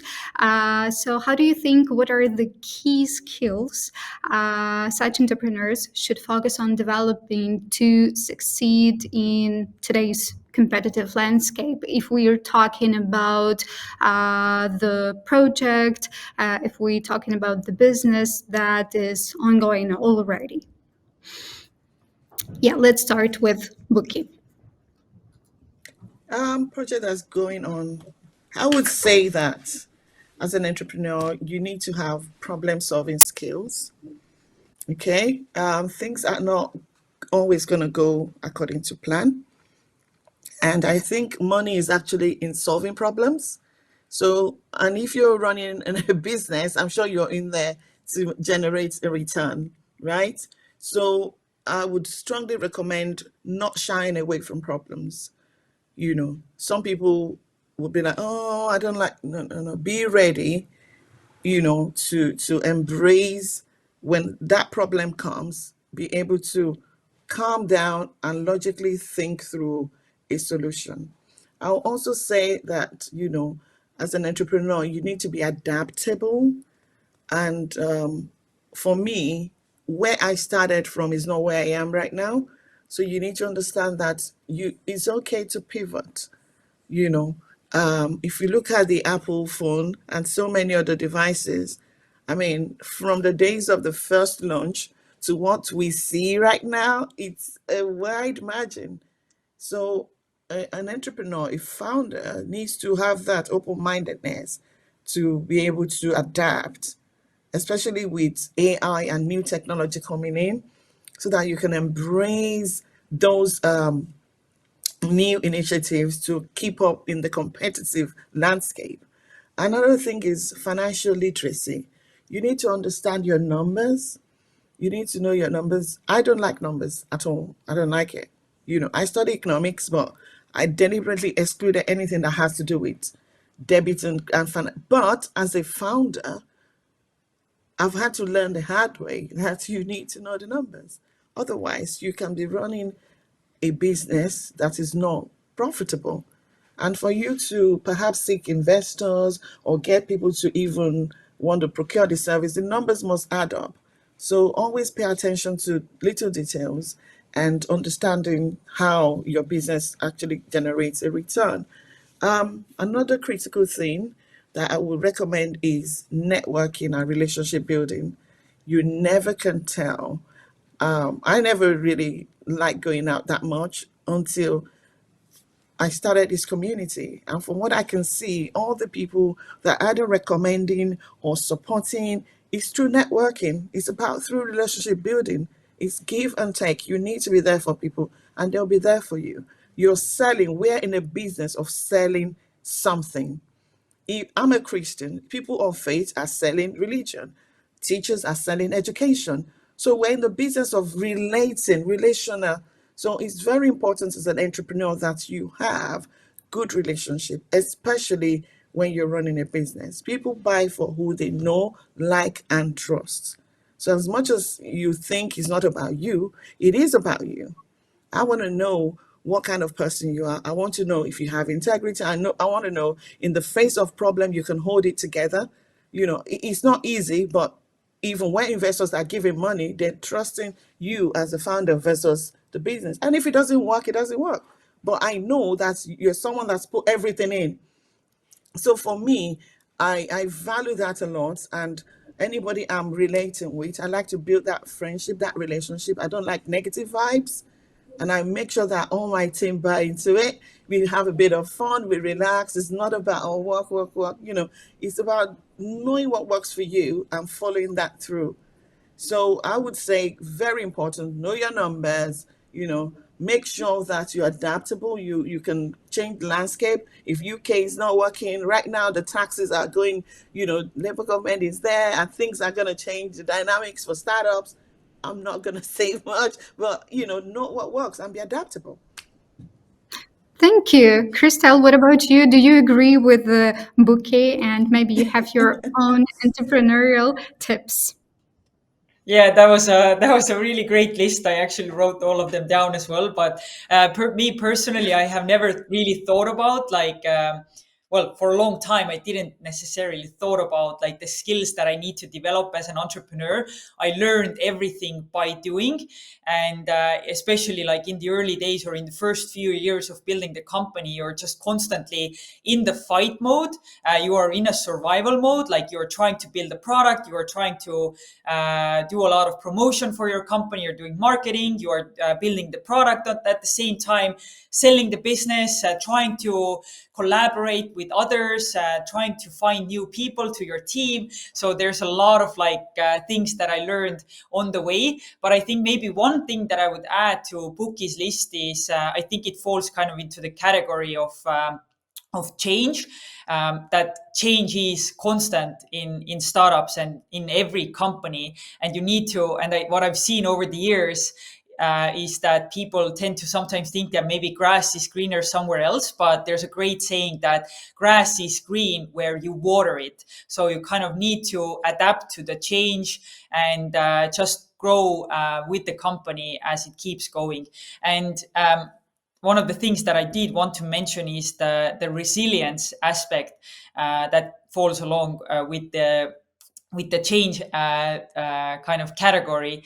Is that like, as I said, over the past 12 years that I've been building the company, I felt like especially in the first like 6 years when I was the CEO of the company as well, there was just like a problem every day that I had to solve, and sometimes it can get quite overwhelming, and it can get really really hard.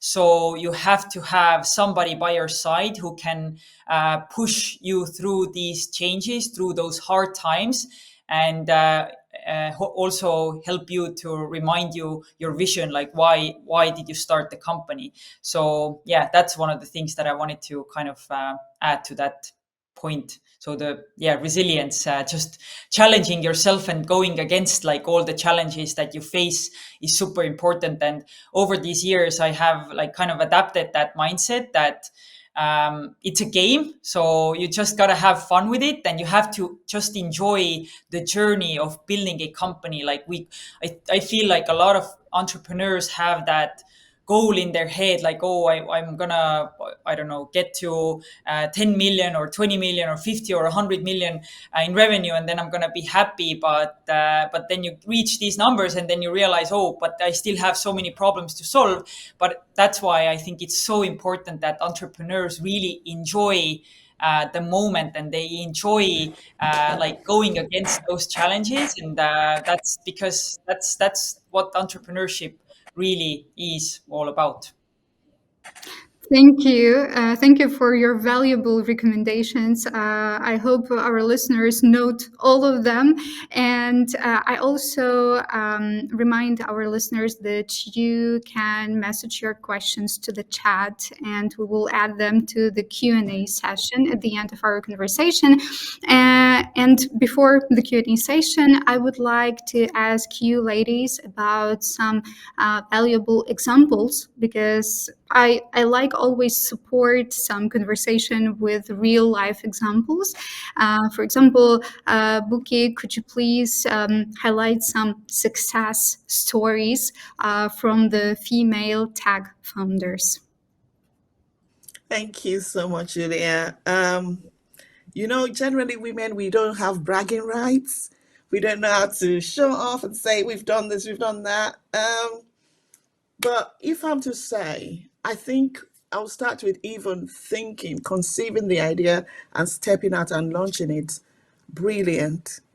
I felt like people were emailing me and say, "Oh, you're feminist, you're anti this, you're anti that." So you're like a lone ranger standing. And if you don't stand for something, you will fall for everything. And I decided that, okay, this is what I believe in. I think this group of people need help, and I'm going for it, regardless of who believes in it or not. But a massive win for us is, like I said earlier, all the programs were self-funded. Yeah, I was paying for networking, I was paying photographer, branding, everything was being paid right from my pocket. And then we decided to run an incubator. So I ran it by my team and we put the first one out and we said it's a proof of concept. And from that proof of concept, we managed to get the interest of our local council. And they were like, we like what you did. Can you run one for us? And then we did cohort 2 early this year. And it was just a minuscule money, but that was a big win for me. And then cohort 3 that we're doing now, they were like, how much is it? Because the success was amazing. We had founders. One of them is a specialist oncologist nurse, and she's seen the gap within cancer treatment for patients, post-treatment. She came to the program and she was able to launch a business. She never saw herself as an entrepreneur, let alone build a tech product. And we also have other ones that launch a neurodivergent app to help children with special needs. For me, it's that transformation from zero, not even having a clue, don't even know how to set up a business, to becoming a business owner and then managing a tech application. So for now, I'm hoping for more collaboration and more partnership, because cohort 3 that we launched, we got application globally from Nigeria to the US to Philippines.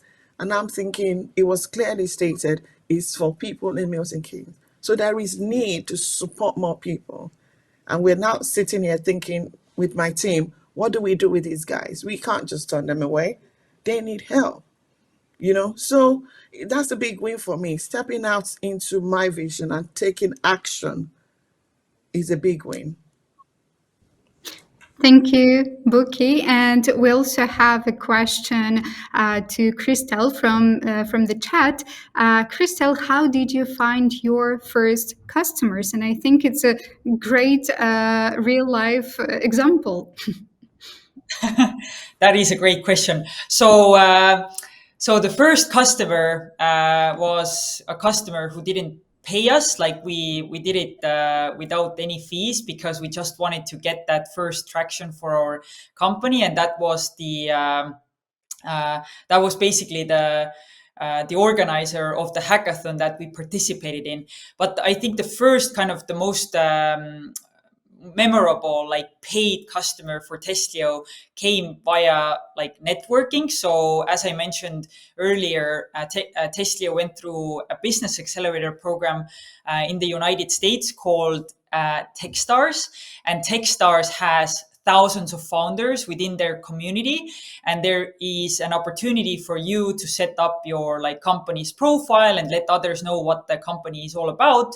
And so we gained our first customers through the Techstars network. Like there were early stage startups who wanted to use testing services. So I think over this past like 35 or 40 minutes, we've talked a lot about the importance of like networking. So you have to put yourself out there. You have to talk to your potential customers. You have to talk to a lot of people. And in the early days, I had a really hard time saying no. So whenever I was invited somewhere, like even though it wasn't in any way like even tech related, I just went ahead and I accepted every invitation that I got because I felt like I need to build my network.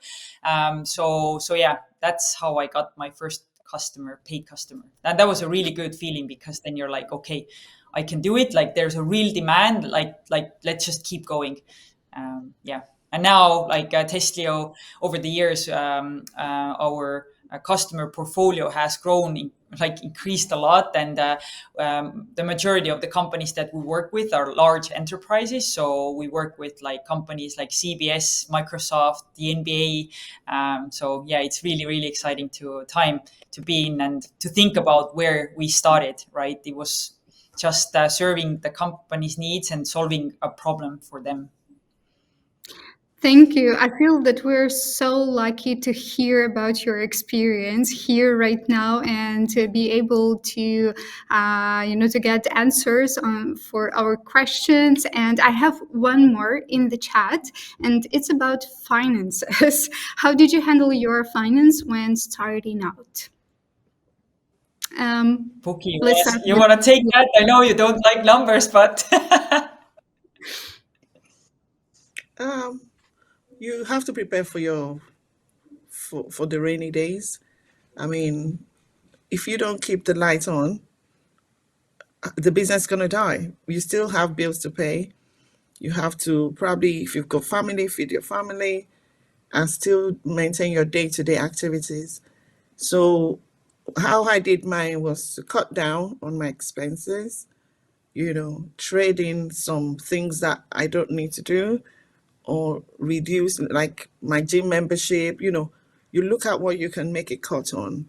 And also I was still working, I never stopped.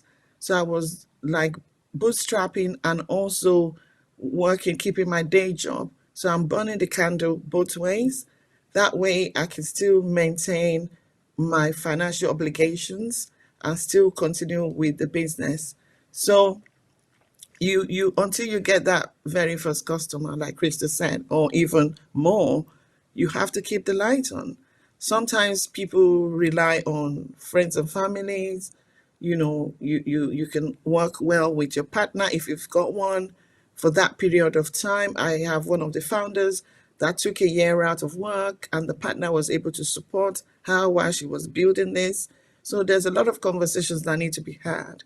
But most importantly is that you still need to survive while building this business. Some people lean on grant opportunity, but sometimes that could be a gamble. You may get it or you may not.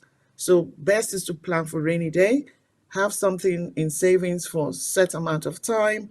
That way it will carry you through the rough tides when you're still trying to navigate marketing and selling your business. Thank you. And what about you, Christelle? How did you manage finances when starting Testlio? So we didn't have any, so nothing to worry about. So basically, so I had a full-time job in London, and then we started with Testlio, like I really didn't have any plans on becoming an entrepreneur, so I could never plan for it. So one of the things that we immediately did in London was that we moved back to Estonia because living in London was very expensive, and like when you take off your like full-time job, like you pretty much have nothing. So, but we have a like a big safety net here in Estonia. So my partner, my husband Marco, was always reminding me, like, if everything goes like really bad, then we always have my parents that we can go to, right? Like there's a bedroom, so you don't have nothing to worry about. So I was like 23 years old, like I didn't have any financial commitments, no loans, no nothing. So I could just be all in with the company. So it's a very like different maybe story with like a lot of other founders that I've met who have had like different obligations already. Like they have like their loans, they need to pay for their children's daycare. Then you have to obviously be more careful, and that's when what helps a lot is when you make a sale for your company. That's how you generate income, and you just keep pushing the limits. Thank you for your stories. It's a real startup spirit, in these stories. Okay, there is no more questions in the chat, but we have one message comment of appreciation. It says, Buki, Christelle, your stories are inspiring. Thank you for sharing your valuable insights and useful advice. I agree on every word and support it. Thank you for this great communication, for inspiring, for, some crazy ideas to be implemented, to some entrepreneurial journey to be started. I wish you good luck with all of your following and present ideas. And one more time, I'm really, really grateful for you to join us today and share your valuable experience. Thank you.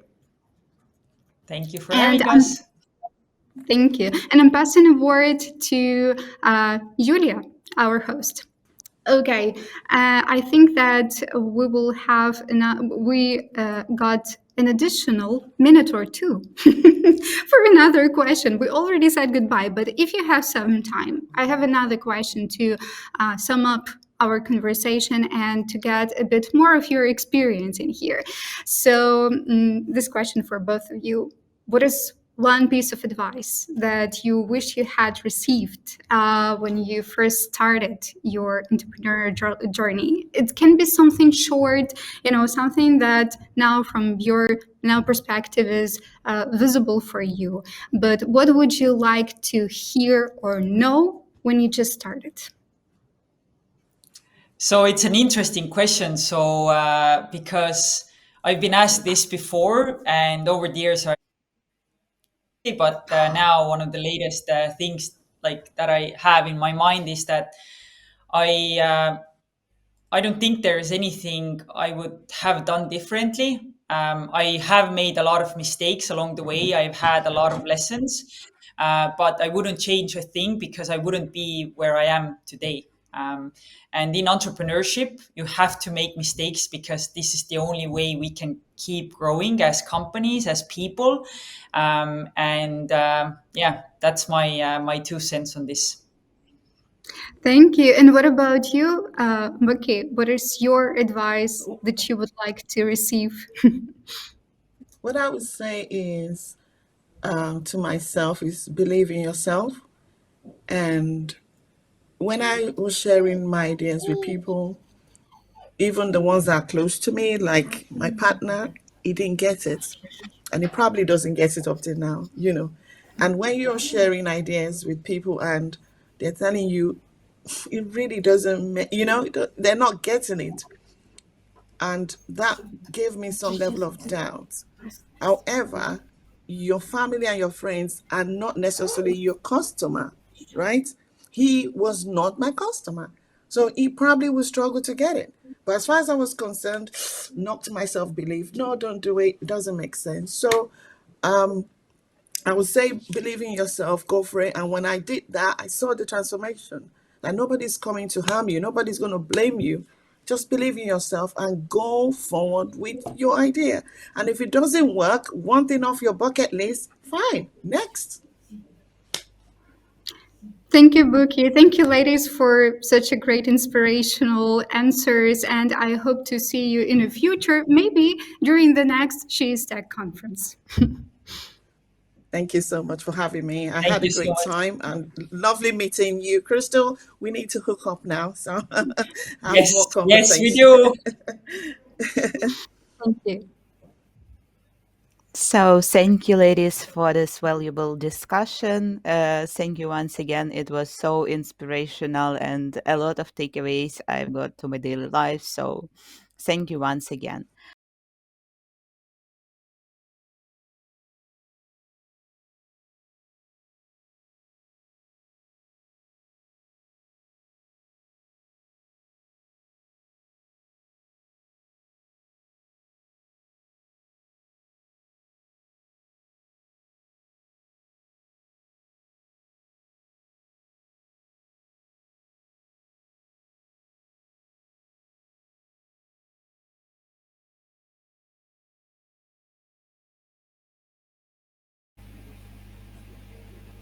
Welcome back, everyone. I hope you're all enjoying the conference so far. I hope you had a coffee, tea, or everything you wanted. So, now we get started with another fantastic speaker ready to share her journey with us. So, please join me in welcoming Maria Franco, partner and Portugal country lead at Matisse. Maria is a software engineer with a master's in retail, bringing expertise in the retail sector. She adeptly leverages ERP system and diverse technologies to meet client needs. Her focus on clients and people has led her sought key roles in various organizations, handling multinational projects across continents. Among her most notable achievements are spearheading ISO compliance, opening new nearshore and offshore facilities, and redefining operating models. Today, Maria will talk about a non-linear career from tech to leadership, during which she will share her personal story, highlighting her passion for change and technology. She believes that more than tech, it's about the people we work with. Maria will demonstrate that it's perfectly okay not to have a clear ambition early in life and that our experience can guide us in discovering what we love and what we don't, all that continuous learning and self discovery. Maria, we are excited to hear your insights today. And before we dive into your talk, tell us how are you doing today? Great, really, thank you. So I'm really enjoying this conference and actually going for something else, another celebration after that one. So it's today is going to be a fantastic day at the end. Thank For you. sure. For sure. Wonderful to hear that. So let's give a warm welcome to Maria. Please share your heart's reactions in the chat. And Maria, the stage is yours. So please welcome. Sure. Thank you. So I'm going to speak a little about myself today. Okay. And the reason for that is because more and more I see that we need to share experiences to each other, and I see more and more girls and women who actually need role models, and they don't need only to hear about the perfect examples, but also role models who have been through a different kind of journey, probably not perfect. And well, I hope you can learn a little bit about what worked for me, what did not, and that I can sparkle a few ideas in your minds. So I'll be sharing a little bit about my younger self, my journey, and what I am doing now. There is something that guides me all the time. And I like to share this quote from Lao Tzu. Sometimes I use this exact quote where actually we need to recognize a journey can be very long, can be very complex, can be of 1,000 miles, but it always begins with a single step. The first step needs to be taken. So we need to take action. And something else I like also to add many times, and I like to remember my team and all the people around me, is it does not have to be a large or a big step. Let's do it with baby steps, and baby step after baby step. In 1 year time, we have made a huge impact and achieved great things. That's always what I like to remind and to adhere to. Okay, so my life is basically about the next step all the time. How it started, I was born in France. I spent my first 18 years there, and I had many dreams. One of them was about becoming an astronaut. And everything was possible to me in my mind. There was some family decisions about moving to Portugal. I was 18. This was a major move in my life. It did impact me a lot in many ways I did not expect. I want to share this because sometimes not the best things happen to us. It's also about how we look at it and what we do about it. I had many challenges. Language, culture, the state of the maturity level of the country itself. The country was just entered the European Union at that time, and there was a big gap between France and Portugal at the moment. That has impacted my studies because, for example, I did not get on time a recognition of my studies in France so that I could enter university on time in Portugal. So I missed the deadlines and I started a depression. I'm sharing this because it was a long depression, and actually probably there was no need for such a depression if I had a better support around me. At that time I was too young, not well supported, and trying to get a perfect life and a perfect journey. The journey is not always perfect, and we should expect many challenges during our lifetime. Based on that, I took a very easy decision. I decided to become a French teacher. I thought, okay, so let's make it easier for me, and why not to become a French teacher? After a couple of years teaching to high schools, I found out that actually that was not the best choice for me. I am used to change. And after some time, I just started getting bored of doing more or less the same thing year after year. So it was a big disappointment. And here was a turning moment for me because I thought, okay, I can't continue like that. I need to change something. And I decided to go back to university and to change my career into a tech career. I always wanted and I always liked sciences as a young girl. And I could understand, okay, teaching.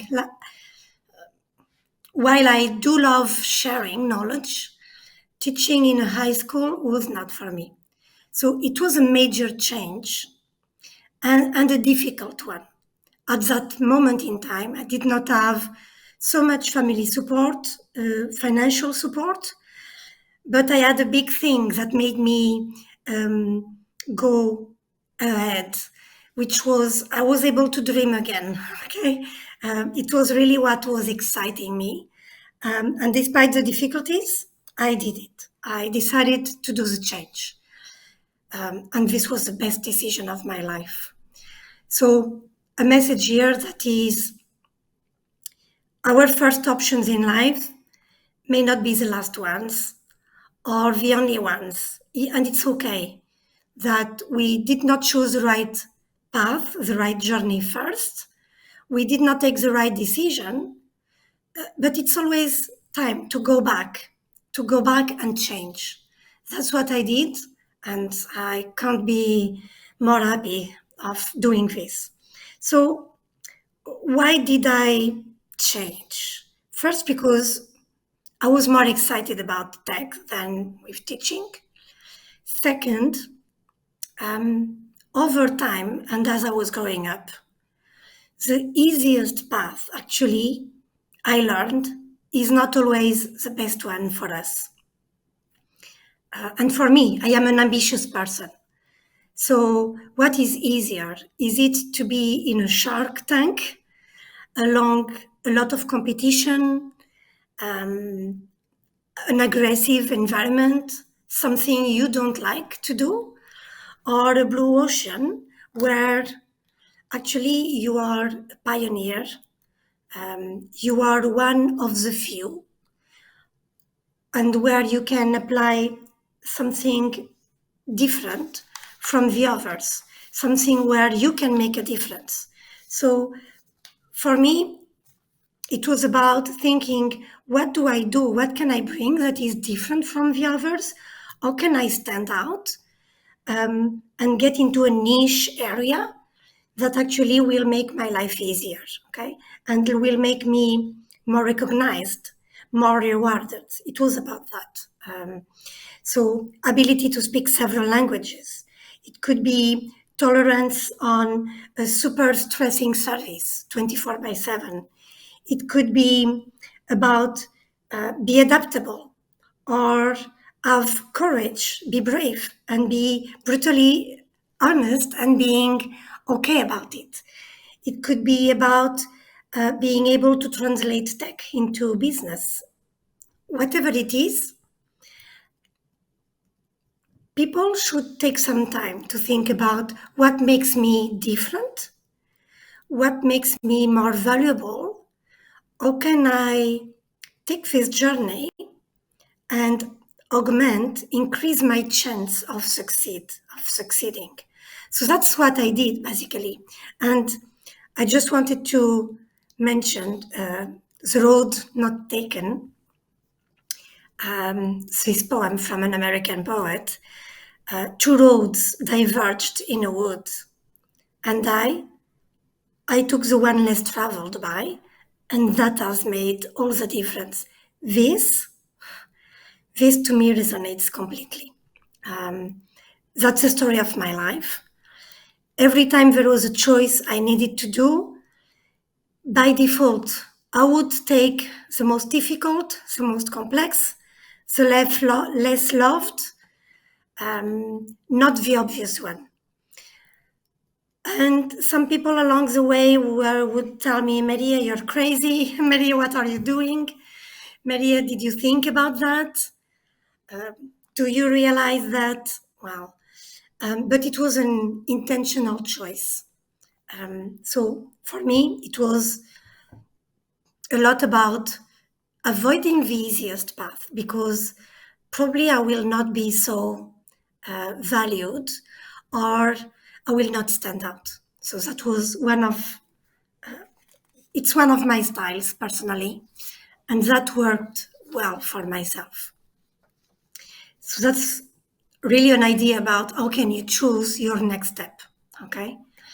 One thing I would like to say is that it is difficult many times. And look, life is not easy and work is not easy. If it was easy, there would be less opportunities for us to shine. However, it's not always difficult, and it becomes actually easier over time because we human, AI is a learning machine, but we are also a great learning machine. We are sponges. Not just the kids are sponges. Adults also are. We learn. We learn and we keep on growing more and more over time. We start building pattern recognition, something we call intuition, gut feelings. We start being able to anticipate situations. We start knowing the response by default, by experience, because, well, we have gone through probably similar experiences, or we have seen others going, and we learn from others as well. That over time gets easier, and it creates also an increased, a better self-assurance, a better, an increased level of confidence. And that level of confidence is a key for success, in my view, especially in girls, in women. I see that the difference in confidence can make a great deal of impact in your career. And just going through time, trusting that you are taking the right steps, never stopping to learn, embracing change. This will just come. It's natural, it's human, and it will happen. Your self-confidence will increase. You will be better prepared, and you will be more successful. So please embrace change and learn, okay? If I look at my journey, the learning path was important. It made all the difference. And I have here a very simplified map. I have 30 years of IT career, and I can tell you what about that. First, I started as a software engineer. I did programming, I did testing, I did cables. This was in the 80s and 90s. So it means,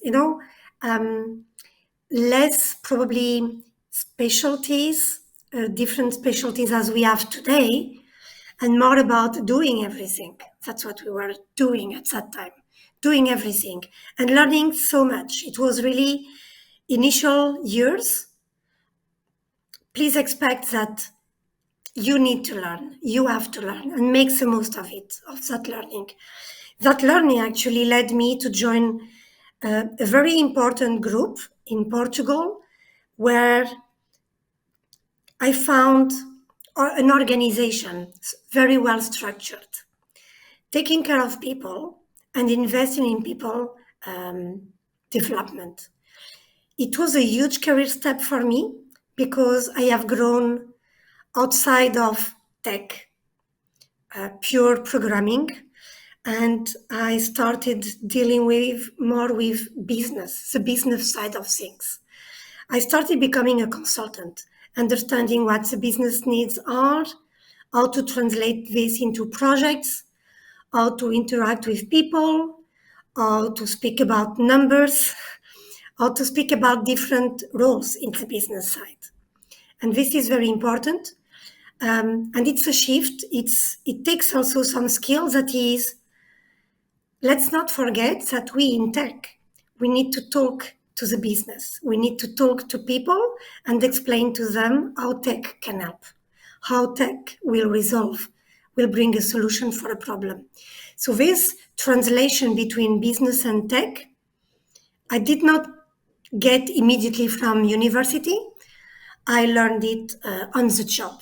And Sonai for sure helped me a lot, a big deal, in making this step.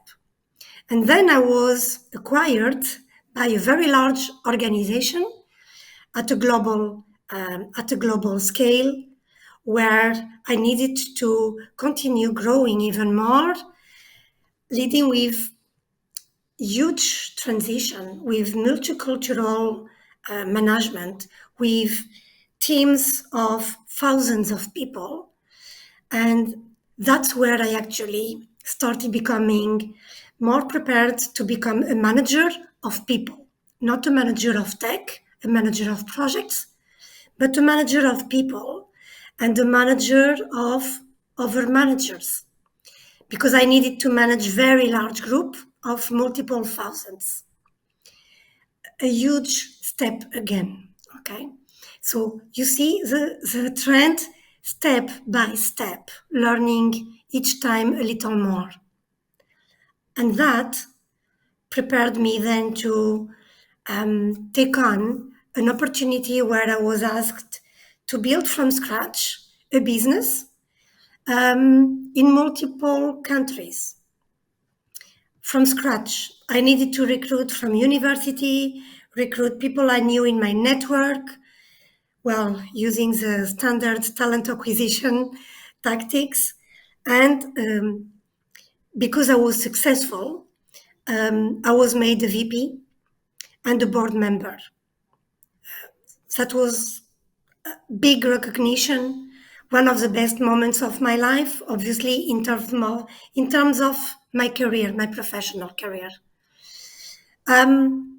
Still, because I was very good at handling my clients, my teams, I was helping very often actually, in sales. I was involved in sales, explaining what we do, how we do it, how we deliver, and I always loved that. I was proposed to take a sales hunting role, and you can see my face here on my slide. Not a great moment, not a total failure, but yes, I was not as successful as I thought I could be. I discovered, well, selling, consultative selling, taking care of the client is great. I love to do that. Hunting is more aggressive. It's a more aggressive way of selling. And I am not made for it. It reminded me about the previous message, that is, I don't like competition in the first place. I did not like to compete with other peers for KPIs, for bonus, not my style. So it was a great reminder as well that, Maria, you need to change again. You can't compete. It's not where you feel the more comfortable. I don't like it.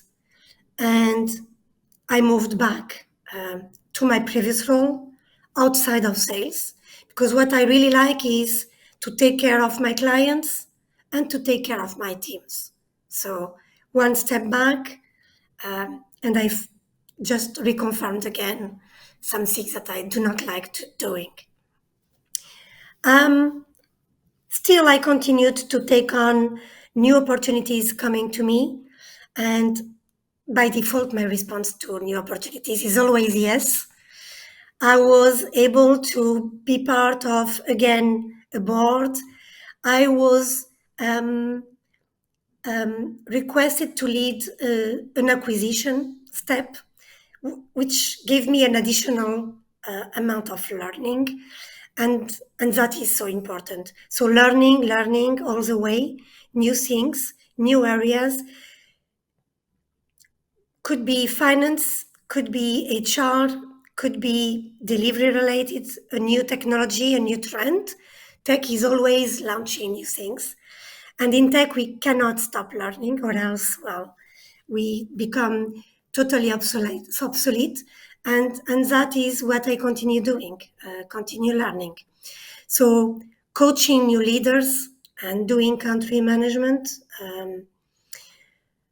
because I am taking care also of the culture I know, and knowing and having a global experience helps me also to integrate this country with the rest of the operation for a global business. So here it's about showing to you, first, I did not plan this journey like it is now, as I see it when I look back. It was a series of opportunities that I was proposed for and that I took. And along the way, a lot of training, a lot of learning. And that's something I want to share, that is, how do we do that? How do we prepare for this? Okay. And some people say, well, you were lucky. And yes, I was lucky. But guess what? What is luck? Some people say luck actually takes a lot of effort. Another definition of luck could be, it's when preparation meets opportunity. And I truly and strongly believe in that. because having an opportunity but not being prepared for it, well, probably the opportunity is not going to be well sized, well delivered, well executed. And then, well, you need to be prepared. And how did I prepare myself? A combination of things. Some depended on me, depended on the companies, the organizations I worked for. And I have to say, yes, I was lucky.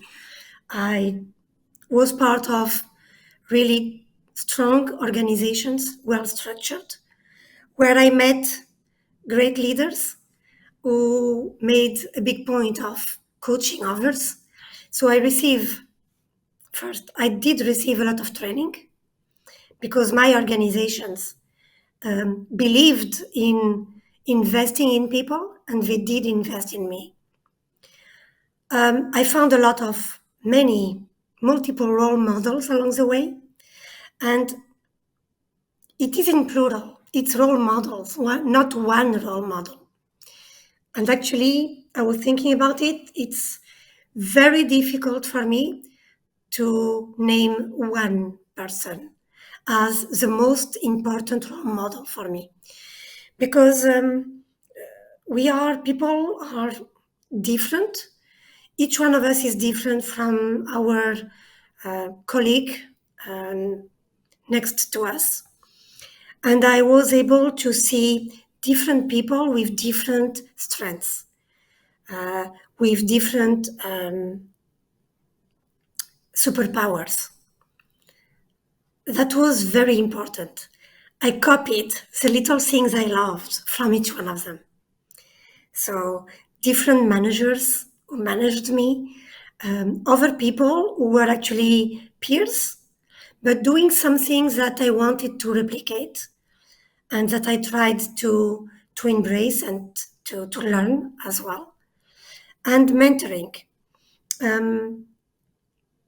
I had at least 2 formal mentors, not speaking about the informal ones, but I was lucky to have 2 formal mentors.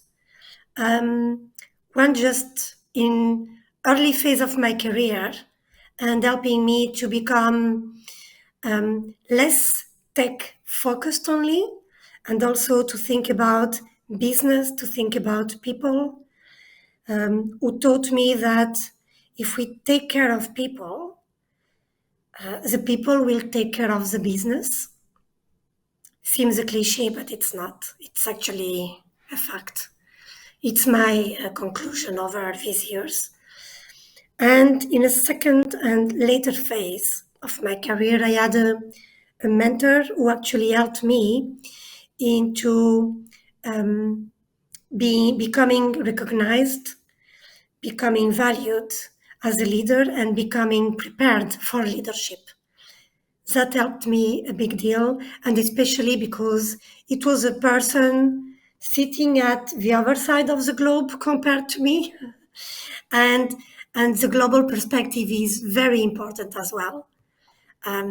We should never, especially if we manage large teams, we should never stop from listening to different perspectives and remind ourselves that different geographies, different cultures, different ideas, and different strengths, different great values that we need to embrace and to incorporate into our decisions. Another thing that was very important for me. So, after all that, my conclusions and my next mission. I know I am doing what I love. I'm working with people, either the teams, either the client. It's really aligned to my inner values. I want to take care of others, and I want to continue developing others. It makes me feel so proud, actually, to see people who started working with me and now just going their own, going through their own journey, different paths probably, and being successful as well. And in their turn, also developing others. So that makes me really proud. Not just taking care of others is good for them, but it's good for me. Okay. And more now, I realize more and more that actually mentoring is two ways, helping each other is two ways. And I am now learning from the younger generations. I am learning from my own kids.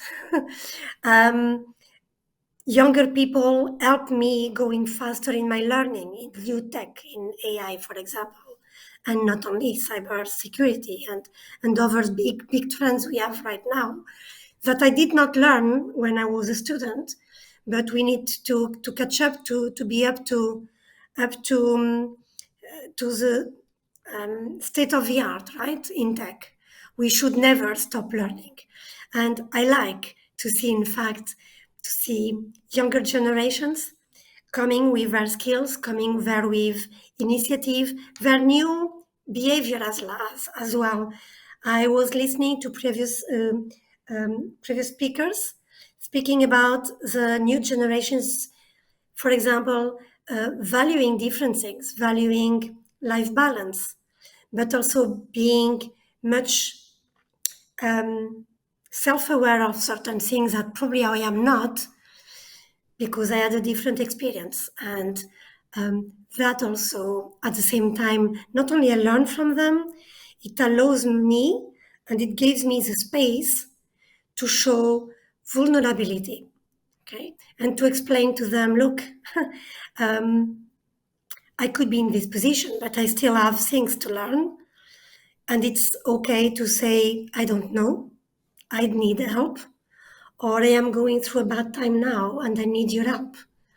And this is very important at any stage. It took me a long time to realize this, but at any stage, make sure you interact with others, you ask for help when you need, okay? And that's what I am going to continue doing as well. So from my side, the big messages are about don't be don't feel bad if you don't have a clear path, or if your journey is not what you planned it to be. It could be that your journey just, has also different options. And you need to, every step, to think again, which one is the one I want to continue. And do not insist in an early decision. Take the time to think again at every stage and allow yourself to change your mind and allow yourself to think, okay, probably it was a wrong decision, or okay, probably I could do something different, and allow yourself to choose a different path. So it's okay not having a clear career path. Even when you see a challenge, a block, stay positive. All of that are learning stages, learning points. Just look ahead, chin up, and take a lesson. You know the saying from Nelson Mandela, I don't lose. I either learn or I succeed or I learn. I never lose. So never take a blocker or a challenge as a failure or a mistake. Take it as a lesson and really take it positively and learn and keep on growing, keep on going. Say yes. Don't be afraid. Okay, be brave. Say yes. And say yes to opportunities. Size the opportunity, analyze it, obviously. And it's a cliche again, but many women don't feel confident many times to accept a challenge. And we should more often. So that's a big recommendation from me. And one step at a time. One step at a time, and baby steps. So these are my recommendations based on my own journey, based on my own experience. I hope this can give you a few tips or a few ideas so that you can also think about your own, and hopefully you will make a good use of this. Thank you. Thank you, Maria, for that inspiring talk. So, if you don't mind, my junior marketing specialist joined me. So, you can hear some backgrounds. Hello, hello, everyone. So, thank you once again for your inspirational talk. And let's go to the Q&A session because we have a lot of questions, I think. So let's start from the first one. And how do you define success in a non-linear career? My definition of success has been changing over time as well. When I was young, I wanted money, then I wanted time, and right now I just want to make sure I leave a positive impact behind me. So I want to make sure that whatever I did is positively impacting someone or something. So it's about the impact itself. It's not about me anymore.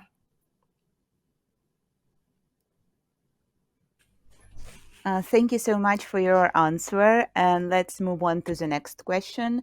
What practical steps did you take to transition from a technical role to a leadership role? Well, the 3 points I mentioned, training, and training cannot be just tech, right? We need other types of training. So please make sure you speak to your learning and development team, and make sure you don't just get technical training if you want to grow into leadership. You need to understand the business, you need to understand numbers, financial training for engineers, for example. You need to have emotional intelligence. You need to have leadership training, how to manage teams, how to motivate others. This, you will not get all of it at one time. Make sure that you take ownership of your own career, of your own development plan, and be brave to request it to your managers, to your organization. Request it. If you can't get it from the place where you are working, there is a lot of available content on internet, and it's a starting point. If you can't afford or if you are not given the opportunity, search on internet. There are plenty of places where to start. Mix the tech and the non-tech. It's important. Thank you so much for your answer. And the next question is, what advice would you give to tech professionals who want to become leaders? What is, sorry, advice? What advice, yeah, what the main advice you can give the tech professionals who want to become leaders in their field? And this junior one as well. Yeah. So, look, you do not need to be formally appointed to a leadership role. Actually, and if you look at definitions of terms, right, the leader is someone who can guide others. The leader is someone who can influence others. Start doing it without a formal position. Own your own impact. Just start taking the stage and try to have colleagues of you aligning with you. Guide them, help them, and show you are capable. If you are doing it, if you can show you are capable, and if you actually have the skills, the style that it takes, someone will be seeing, someone will be looking at you. Well, you also need to work on the visibility. Um, Obviously, it's important that you are visible, so that part is also important. So start doing it. Don't wait until you are appointed, and make it visible. That would be my advice. Thank you so much for such valuable advice. I hope everyone will know this and try to follow. And we have the last question. You mentioned about mentors and how mentorship value for our career. So the question is, in your opinion, what role did mentors or colleagues play in your transition to leadership? A big role. It play a big role because mentors not only help you, guide you, share their own experience with you, but mentors are also sponsors. And if the mentor is within your own organization, well, it is important that it is a more senior mentor, obviously. And this mentor can sponsor you inside your own organization and help you with your visibility, help you getting chosen for certain roles to be spoken about. So it very important. And then mentors also give us a lot of advice, like, for example, the type of trainings I should enroll, or the type of missions I should look for, or sometimes things I was asking for, and my mentor will tell me, Mary, are you sure? Think about it. Perhaps you should reconsider, because that what you want could be hurting you later on. So a great validator also, okay? A great validators of my own ideas.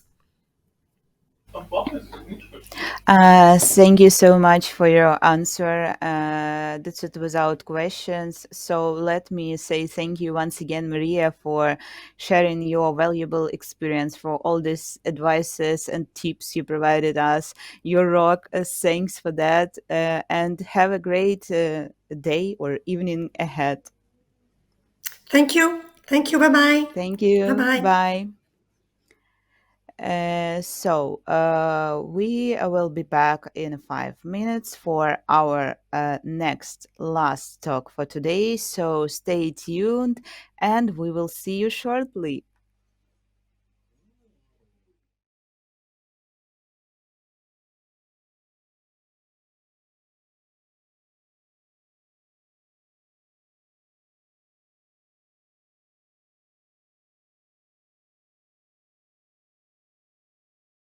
Yes. Welcome back, everyone. I hope you are enjoying the insights shared so far today. We have one more exceptional speaker lined up to wrap up this stage. So please join me in welcoming Nikki Caboose, CEO of South Florida Tech Hub.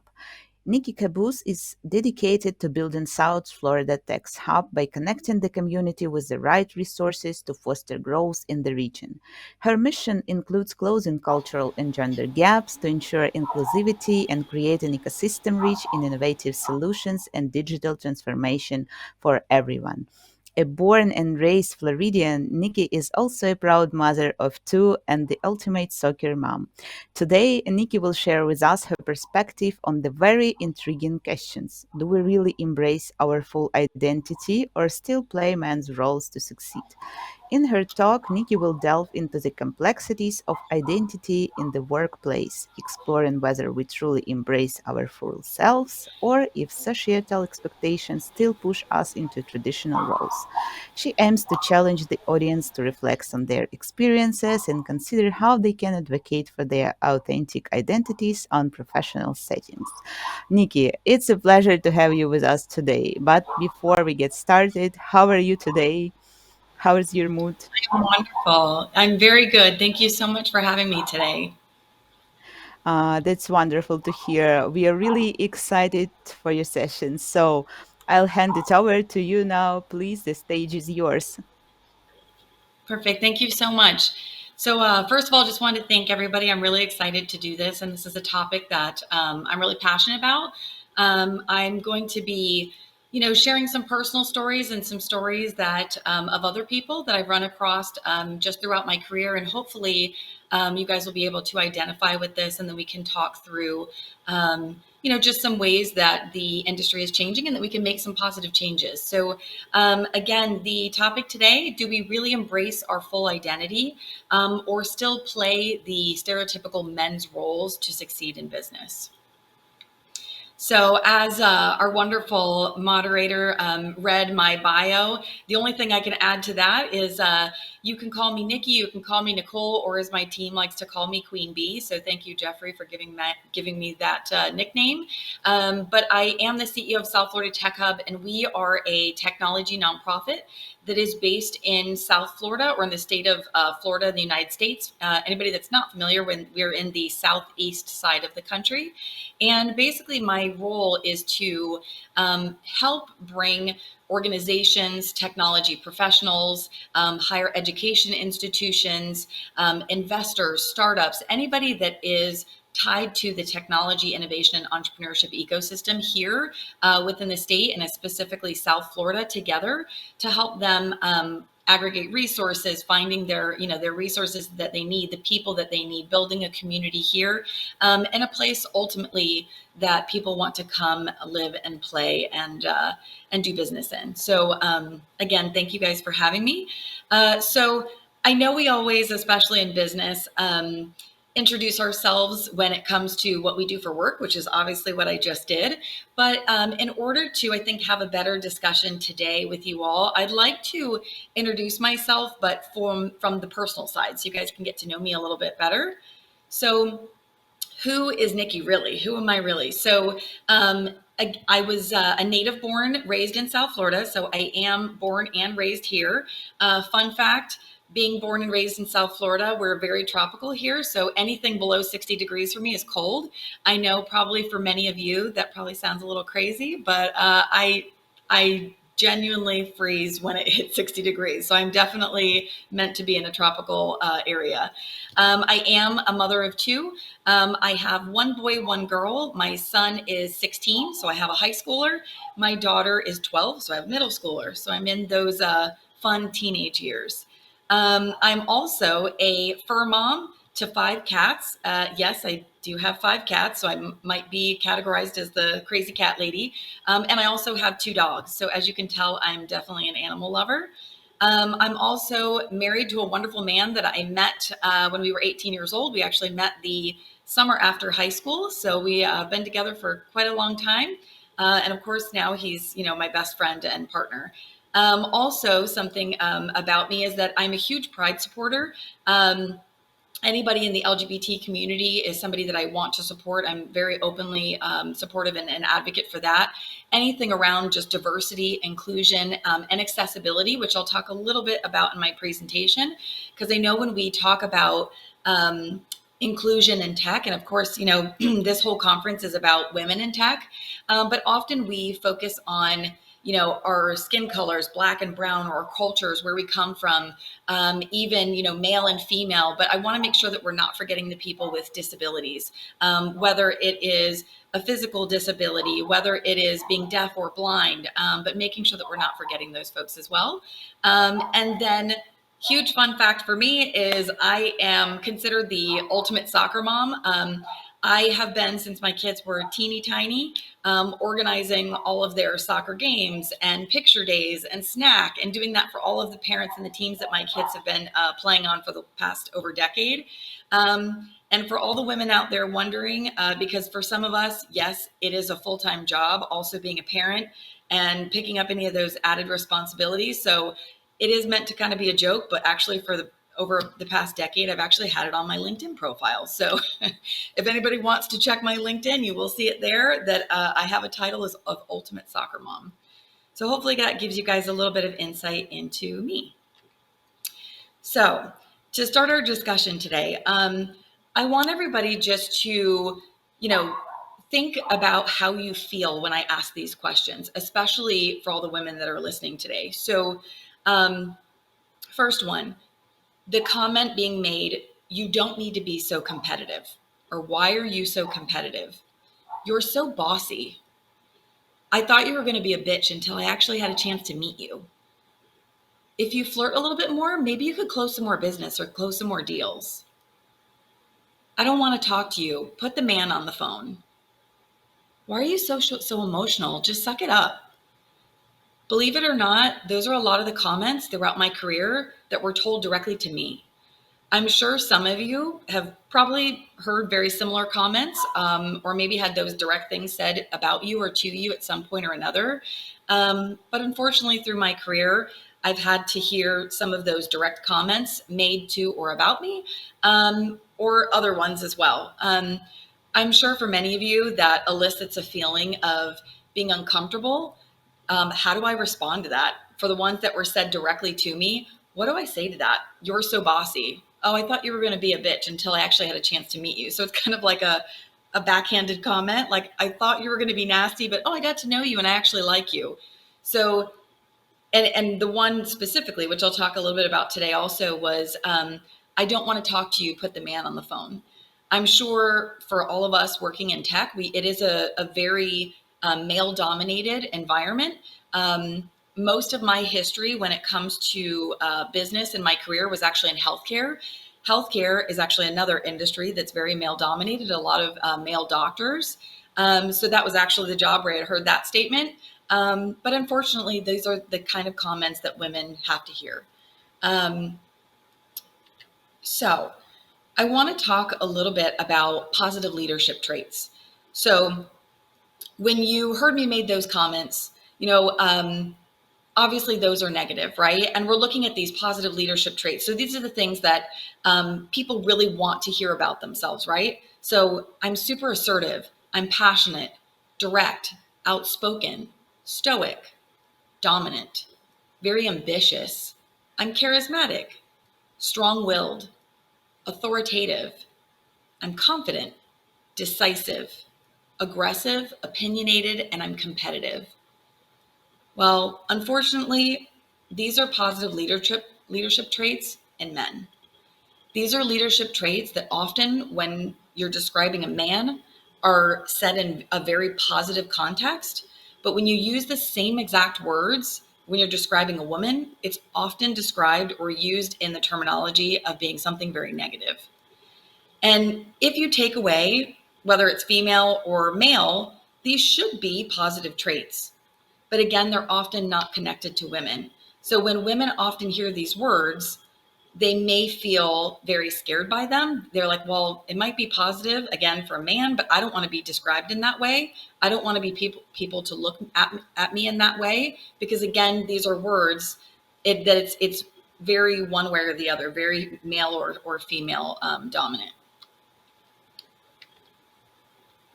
So we're going to talk a little bit about, before we go into how can we fix this and what are some of the things we can do, just to make sure that the women listening today understand how are some of these words used to positively describe men, but maybe when they're describing us, what do they mean? So I know for, at least for me and for all the young women that are listening today, that when somebody told me some of these words, I'm thinking, oh, this is really good. Like, I'm glad that I'm competitive. I'm glad that they're seeing me as confident. But it was almost like a backhanded diss or something negative, because I wasn't actually being described in a positive light. So, for instance, there's several words that we use, again, to describe male leaders. And some of them here that I'm going to highlight today: assertive. So the word assertive, when we're talking about a man, the word assertive can be described as confident, as decisive, being a very strong leader. When you're talking about a woman, the same word, assertive, often means aggressive. It's often something just described as a negative behavior, and labeling us as aggressive is often implying that we're pushy, that we're difficult, that we're over dominant, that we can be difficult to work with, which is, again, very negative and not something that we want to be perceived as. When we're talking about ambitious, again, should be a positive word. When it's often described to a woman, it often means that we're selfish. So a man can be assertive and it's often praised, meaning they have drive, they have focus, they're determined to succeed. When you're describing a woman often being ambitious, usually it means that the woman is being described as being self-serving or implying that we're prioritizing our careers, which again should be a positive. It's okay to prioritize careers, but often it's described as somebody that is not putting priority or over their loved ones or their family or their children, and again being described in a very negative way. Another word can be confident, or for women, arrogant. So again, men, it's described as very typically seen as having a great leadership potential and having great capability to be in that role.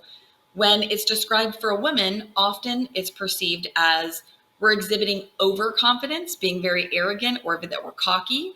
And often, usually, this is a topic that I've talked a lot about, is being able to be proud of what we've done or what we've achieved. And a lot of times men will tote all of their successes and their awards and things that they've won or their achievements. But if women do the same thing, instead of being praised for all of those things that we've been achieved, people expect women to be quiet, to, act versus tell. The next one is decisive. I know that me personally, this is one I've been called bossy quite often.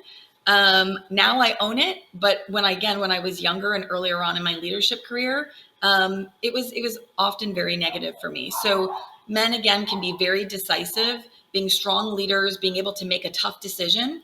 But when that's described for a woman, being bossy is suggesting that we're like we're a dictator, or that we're overstepping our boundaries when we shouldn't be.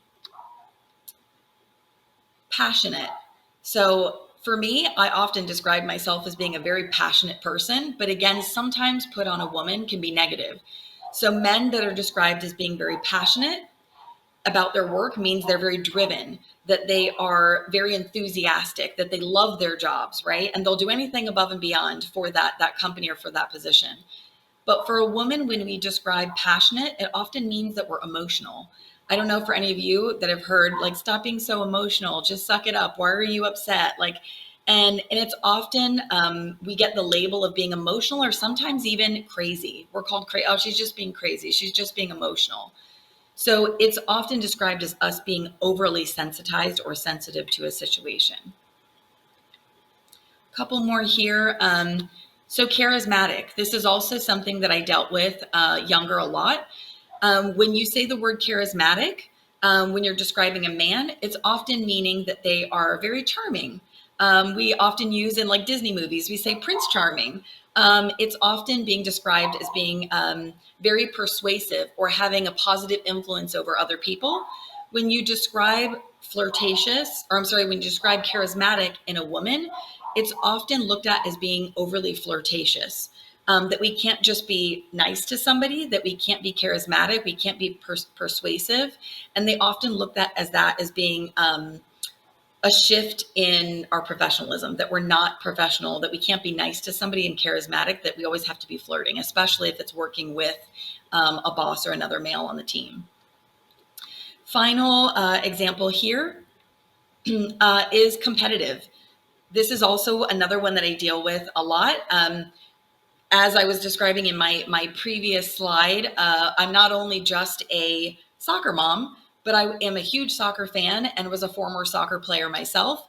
Soccer being one of them, but I was also a competitive gymnast, a track runner, karate. I mean, I did a ton of things growing up. But often the women that are coming from those environments, instead of being competitive, and it's a positive thing, always wanting to be admired for our desire and our drive and wanting to achieve success, sometimes it's looked at as that we are a little bit too much, which I've heard is that, that we're cutthroat, that we're ruthless, and that we need to kind of calm it down, that we're being too aggressive.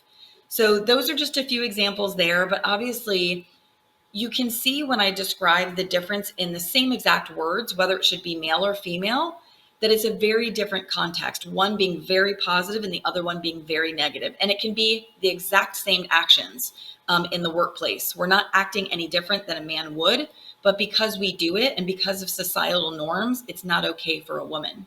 So the double standards often stem from stereotypes, whether it is societal norms, whether it's cultural norms.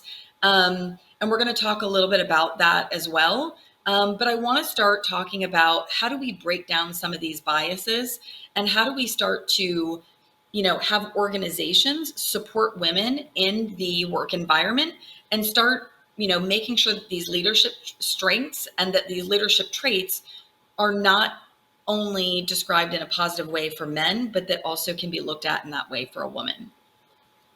So again, being valued regardless of our gender. So I'm going to give you a little story time. So I love examples. So I'm going to give you 2 examples, and these are of people that I actually worked with. And before I give these examples, I just want to go a little bit through explaining when we're talking about a quote unquote man's role, we're talking about the adoptive behaviors, the traits, the approaches that people take that are traditionally, again, associated with masculinity. And this may change from culture to culture because masculinity may mean something very different from one culture to the next. So just, as I'm describing this, kind of think about that it might be a little bit different depending on what culture you come from. I know, again, this being a international conference, we may have some different views on some of this as well. Also, I gave 2 examples here because I know we're talking about women in leadership, women in tech, and empowering women, but I don't want to forget about our males and our male allies. And then also that some of the things that I'm talking about can affect men.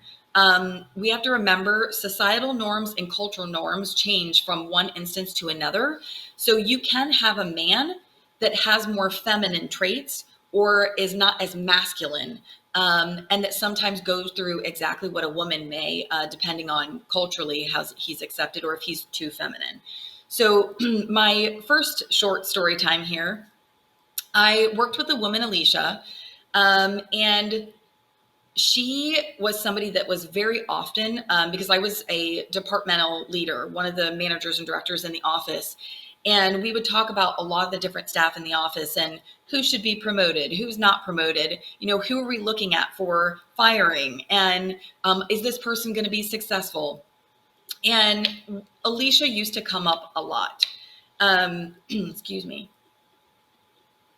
Alicia used to come up a lot in discussions about not being competitive enough, that she's never going to be a top performer, that she's too flirtatious or talks to too many people in the office. She's too nice to everybody.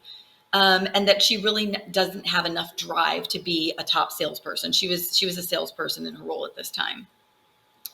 So there was discussions for months on end about what do we do with Alicia? Do we fire her? And finally it came down to, in a conversation with the departmental manager at the time, that Alicia's just not going to cut it. She's not a strong enough salesperson.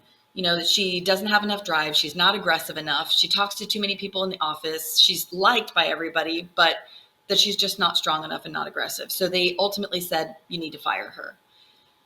So ultimately, I came back and said, I don't want to fire her. I think that she's simply in the wrong role. That, again, we're talking about these traits, these very masculine traits and these very societal norms of how women should act in certain roles or within certain companies. And they wanted somebody that was very aggressive in a sales role. They weren't looking at the things that were positive about her, the things that, if we take these negative comments, so she's not competitive enough, right? She's too flirtatious with people. If you took the exact opposite and looked at those negatives as positives, I read them as she might not be so competitive because she doesn't want to compete with other people in the office. She's more worried about doing what's right for her customer and not about how much money she's bringing in. She's very, flirtatious with everybody in the office, but that's because she's very well liked, male and female. She was a very like tomboy type girl. So she got along with the guys and she got along with the girls in the office. Everybody was attracted to her. Everybody loved her. She worked well in teams. She was very smart. And now it's funny because, long story short, she's actually a scientist working for NASA. But ultimately, with Alicia, they asked me to fire her. In this position, she ended up becoming a lead department manager, and everybody on her team loved her. Why?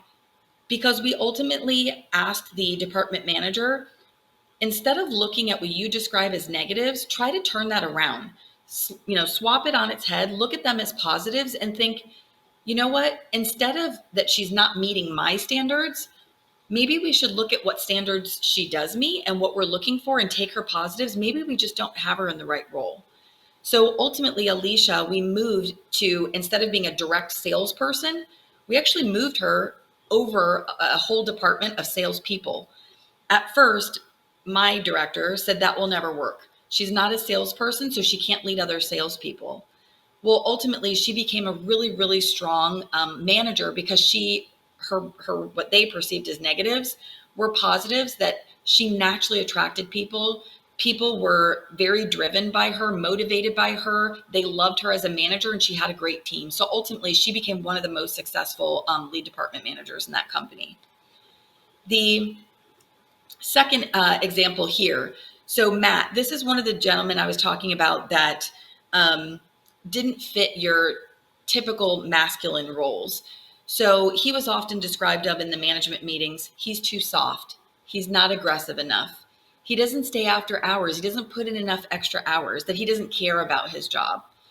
So ultimately, again, I was asked to fire him. This is actually one of my favorite stories because he was a direct report to me. And I remember telling, my director that he's brand new to the company. He's just learning. He's more soft spoken. And it's not that he's not aggressive. He's just was very big about learning in the beginning, taking everything in. And ultimately what happened is, which I think this is great, is at the end of that year, again, he was a newer employee. At the end of that year, he ended up being one of our top sales performers. And he actually went into our all expenses paid trip with all of the other top salespeople as rookie of the year because he had highest revenue that year of all the new salespeople. So just using those couple of examples, you can see how that somebody that is described in such a negative way for them because it doesn't meet those masculine standards can also be very positive if you kind of turn those on its head and look at what you're asking them to do, what role they're in. And not that we have to get everybody to meet our standards here. Maybe as leaders, we should look internally and say, is it that they're not meeting our standards, or are standards improper? Are they double standards? So when we talk about a man's role, again, we're talking about behaviors, traits, approaches that are traditionally associated with masculinity. So this can occur in workplaces, social settings, in other spheres where gender norms are deeply ingrained. So I want to give a couple examples of how we can start changing this, and a couple examples of a couple of women that actually have really motivated me to look at my career and how I approach things a little bit differently. So when we're talking about cultural expectations, again, this is going to change from country to country, city to city, county to county. It's going to change. But when we're talking about societal norms, we're often talking about the things that you hear about women. Speak when you're spoken to.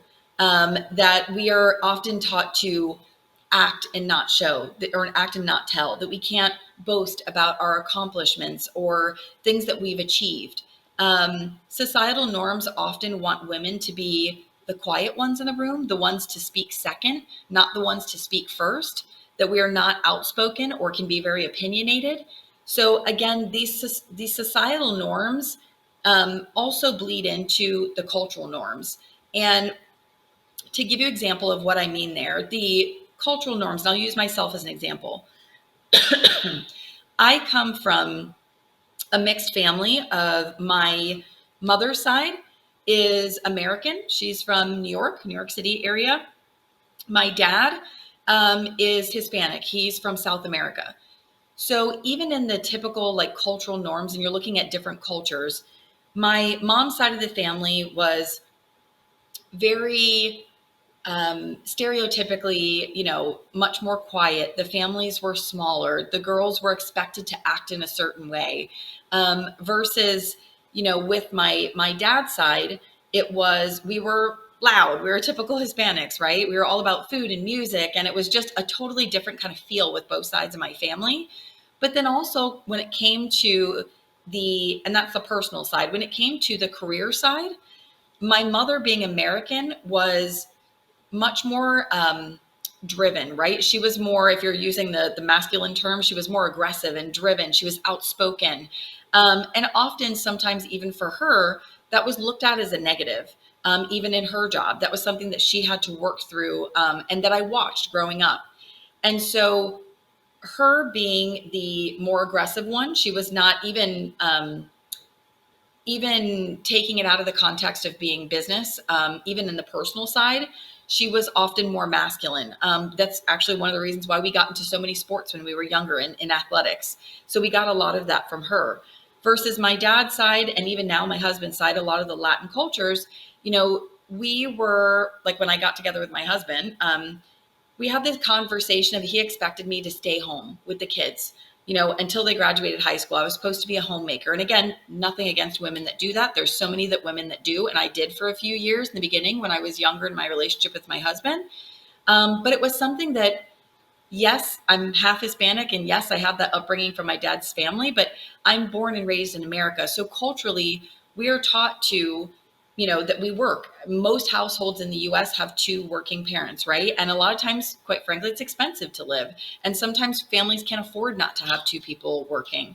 So I was always taught to work, and I always was very driven about titles and money and making sure that I was learning different skills. And that's just how I was kind of built and how I grew up. So it was often back and forth conversation with my father on the Hispanic side, or even my husband when we got together, about what I was going to be expected to do once we had kids. And I ultimately did. I tried in the beginning. I stayed home for about 2.5 years with my daughter. But then I started feeling like it wasn't enough for me. It didn't fulfill me in the same way that I was looking for, that I got from working in an office and, being able to reach different, goals, getting new titles, making more money, being more successful, reaching, and even winning different awards. Like, those are the things that I wanted. And I think probably coming from athletics and that background in sports, I was I was driven by achieving goals. I always wanted to achieve that next goal. So I want to talk a little bit about that, just pressure to conform. I think that many women, because those same words are used in a negative context, like here I use the example of being assertive, is that women often want to act like a man, right? We're taught that in order to be successful, we have to act in a certain way versus just being who we are. So part of, in my opinion, which I put this here as the third bullet point, part of why I think there's such an issue with this is not only just the cultural and societal norms that bleed into our everyday workplace, but is also the lack of role models that we have, and how important it really is to see other women and positive, successful women that are leading change, and changing these perspectives of what we're seeing. So one example, just giving her a shout out, she lives here in South Florida, is Heather Monahan, which is the picture I have up here on the screen. Heather is, and really quickly, if you don't know her story, very successful founder, serial entrepreneur, has a podcast. She's an author. She's a keynote speaker. She does trainings and workshops. She's has a million different things going on. But Heather was actually fired from her previous company by not fitting in those societal norms. And she was told that she's too aggressive, and that she was not fitting in with what the company culture, wanted for her. And so if anybody doesn't know her, definitely find, Heather on LinkedIn. She shares a bunch of great content for women, shares a bunch of great training, and things that you can take and get involved in and learn from in order to start changing those societal norms, and also just believing in yourself and knowing that confidence is not cockiness, and that, yes, maybe sometimes there's a fine line, but that often when we're described as being confident in a woman, that we're not cocky and being okay with that.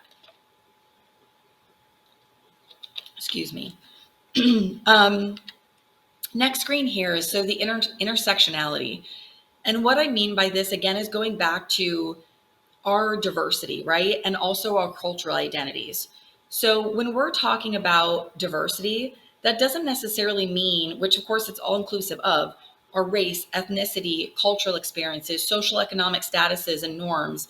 But a lot of times also is making sure that we're looking at our diverse experiences not as a negative, that we are different, looking at those diverse experiences as that a good thing, that we are different, that we are that different voice that's being heard in the boardrooms, that we have a different perspective to bring.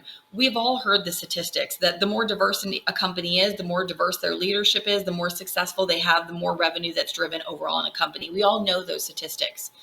But we always ask, why is that? Why is because there's so much more diversity in thought and diversity in the experiences that people have, where we can now start to see different points of view. And so I think women have to sometimes remember that a lot of the things that we're described as being different, or that we don't meet those societal norms, that we don't meet people's expectations, that those are actually very good things. And I'll give you an example of cultural identity in those diverse experiences. So this is another woman, also lives here in South Florida, Vidette Pyers. She ultimately was born and raised in India, now here obviously in the United States. She's the chief information officer at a company called Hair Club, which is huge here in the US. And I remember sitting down with her one day, often looked at her as somebody as a mentor. She just had great experiences that I could learn from when I was early on in my career, especially in tech. And Vidette, I remember one thing that she told me that really stuck out was the differences in cultures and expectations and those societal norms in different countries. She said, you know, it's funny how when I came here to the US, she goes, I really started noticing the different, double standards that males and females have in the workplace. And she goes, and I started noticing, even very young in girls, being told that you can't do that. That's for boys. Or that is, that's not something that girls do. Or that's not ladylike. Or you can't do that. And she was saying, when I was younger and I grew up in India, she goes, I went to a school where basically the boys and the girls were separated, right? They had the same exact curriculum. They were taught the same exact thing, a lot of times by the same exact teachers. But she said, we were separated, right? All the girls learned with all the girls in the classroom. All the boys learned with all the boys in the classroom. And she goes, we never had, until we got older, she said, when she went to a higher education institution, went to university, she goes, I never really viewed us being any differently than the boys. She goes, we were taught the same things. We knew the same things. She goes, I never thought that it was a boys thing, or that I couldn't do that, or I had to learn something different, because she goes, I wasn't in the classroom where I was hearing, you can't do that, or that's a boy thing, or don't act like that, you're a girl. So it just made me realize how much our cultural identities and our cultural norms really bleed into what we're doing through our careers and the culture within a company. So this is also leading into not only making sure that companies are finding diverse talent, but making sure that the talent that is diverse is also sitting on your leadership team and also in the boardroom.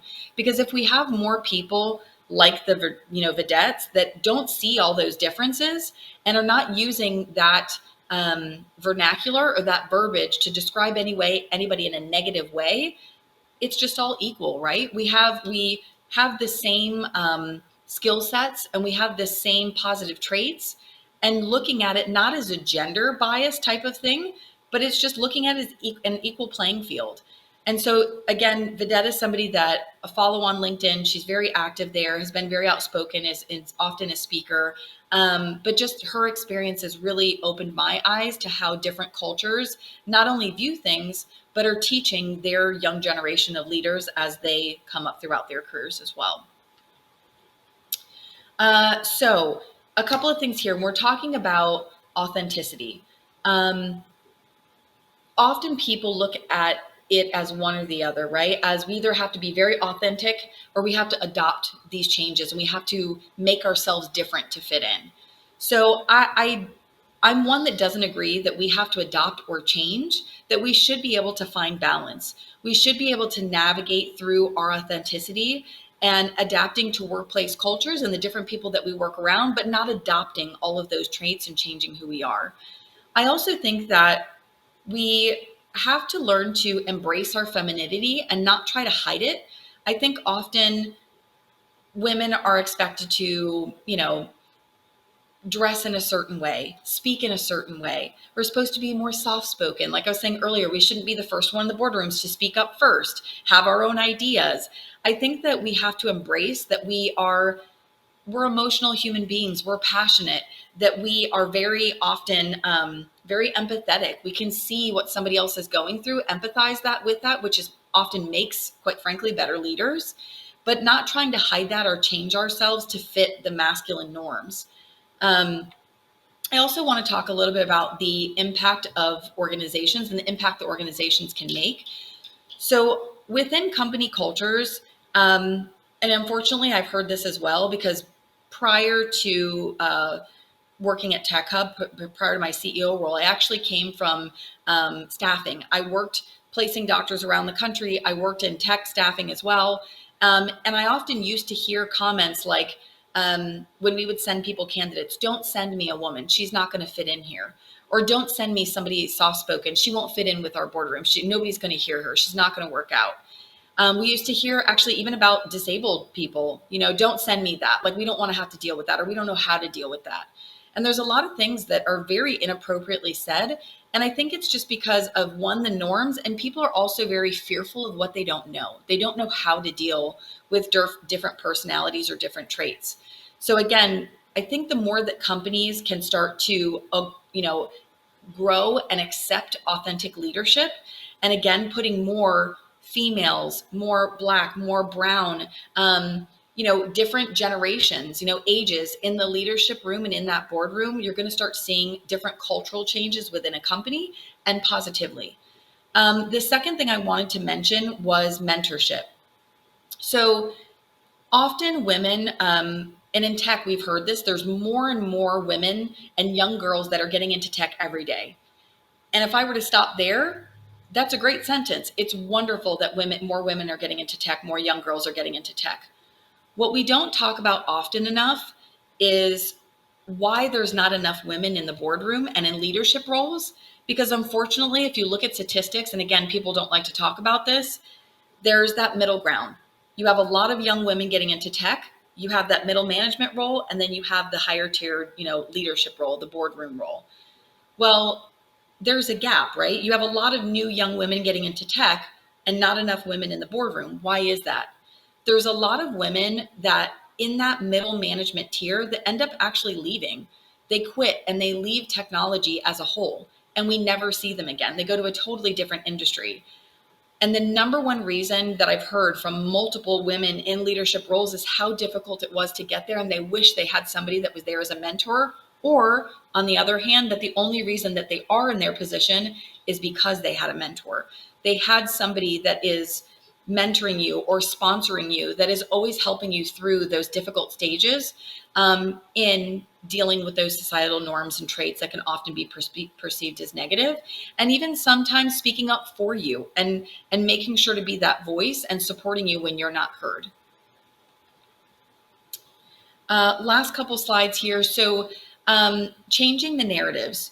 So I fully believe that we need to start evolving the conversations that we're having when it comes to diversity and inclusion. I fully, again, I said I was going to talk about this a little bit, but I follow the thought of, or the acronym of IDEA. It's an easy way for me to remember, but IDEA stands for inclusion, diversity, equity, and then accessibility. Again, those for disabilities. But we've noticed it here, at least as far as here in South Florida and Florida, and I have seen this just on social media, through the news, that it's definitely changing. I think the narratives are starting to change when it comes to diversity and inclusion and what that means. You have a lot of companies that are, and organizations, excuse me, that are also becoming advocates and that are have a lot of initiatives or programs or companies that are in activism. So movements that are encouraging women to embrace their full identities and being okay with that. I would say for any women that are in leadership roles is to get involved with that, not just to watch what's going on and crossing our fingers and hoping that these things are going to change, but that once you are in a leadership room, once you're in the boardroom, making sure that you get involved, become an advocate, become an activist, get involved in making change yourself, because that's the only way things are going to change. And that once you reach that boardroom, that now you're leading, you're reaching down and pulling up the next women behind you. Um, just to kind of close this out here, I have a couple more slides here, but I wanted to briefly talk about the consequences of playing the man's role. So I know there's probably some women that are listening and saying, you know what, it's just easier. I'm just going to conform. I'm just going to, play the man's role. I want to get into, I want to get that promotion, or I want to get that next title. And there's no way I'm going to do it by just being me. People don't see me. People don't hear me. Well, that may work in the short time. It did, and it worked for me in the short term, where I, at a very young age, again, because when I was very young, I went through you're too aggressive, you're too bossy, you're too bitchy. I heard all of those things, and it worked in the beginning. I was very successful when I was very young at getting in with the guys, right? Like I got in the boardrooms, I got the titles, I was accepted by them. But eventually I started realizing there was a ton of burnout. I felt very inauthentic. I felt like I wasn't being myself. And then ultimately, to the third point here, is all I was doing was reinforcing those gender norms. I was not helping the next generation of women that wanted to be authentic, and that weren't willing to do what I did and conform to societal norms. So I want to, I guess, I want to just warn the women that are saying, well, I'm doing this, I'm playing the man's role and it's working for me. I fully believe that eventually you will burn out. You will feel negatively towards yourself. I know my very last job in healthcare, one of the main reasons why I got out of there is because of the company I was working for. And I was totally, I was drinking the Kool-Aid. I was following those societal norms and those career norms, and I was acting like a man, which made me successful, but I hated my job. I was miserable every day. I was tired. I was burnt out. I was telling my husband every day, I want to leave. I don't know what to do. And I just felt like I wasn't being I wasn't being my authentic self. So my last slide here, again, just changing the narrative. If there's women out there listening to this that again are not following or playing the man's role, I think that's amazing for you. I think go out and be an advocate, talk to young women, get in front of women in higher education, get in front of women that are at your company that maybe are quieter, maybe that you don't know are going for that next promotion. Reach out to them, offer a lending hand and ask them, how can I help to get you to the next level? If you have the time, go speak at schools, get in front of young girls, volunteer and be a part of the community, because the more that these young girls and young women and women that are in the industry that are trying to get to your level, they see you, they hear you, they're going to want to start to be their authentic selves as well and get to those roles. But I think it really ultimately is going to be the more women that we get in leadership roles, that's where the change is going to start to be made. So I know my time is probably close to being up now. So I just wanted to say thank you to all of you that have listened to this, that have heard this, and hopefully this is some actionable advice that you guys can take back to the offices and will help you with your careers. I have put up here, if there's anybody that's on LinkedIn, I'm huge on LinkedIn. It's probably one of the tabs that I never close, but feel free to connect with me. Again, it's Nikki Caboose. And I'm hopefully will connect with you guys on LinkedIn and meet with you guys at some point. Thank you guys so much. Thank you so much, Nikki. Thank you for this thought-provoking conversation. It was truly cool. And now we have a lot of comments for Q&A. And let me start from some thankful words from our audience.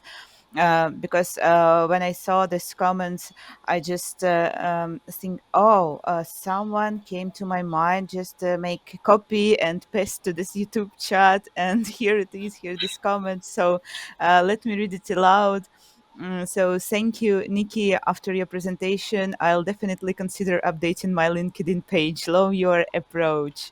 Uh, the next one, wow, Nikki, you are incredible. I totally agree with this person. What's your Oh, secret to managing so many roles while staying so productive, successful, and inspiring? Thanks to She's Tech for inviting you. I'm definitely your fan. Me too. I will follow you on LinkedIn for sure.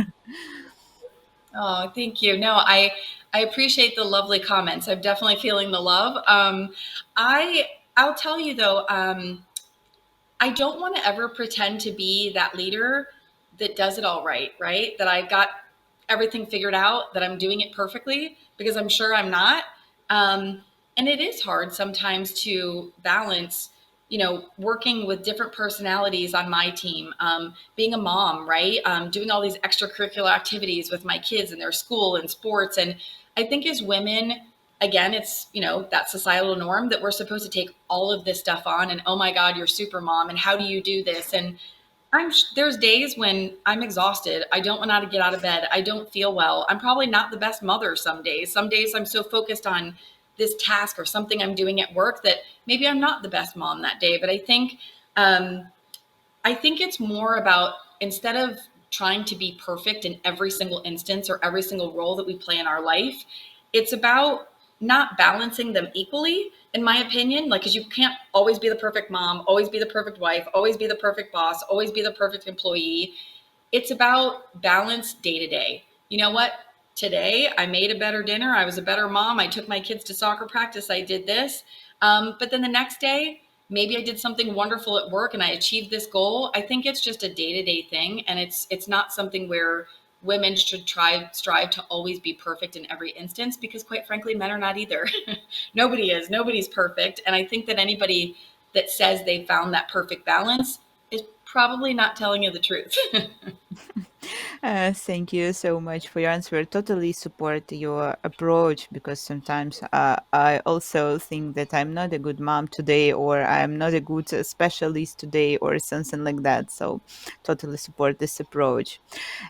So, let's move on to the next question. What do you think about changes in US legislation on diversity and inclusion and the trend of companies doing less in this area?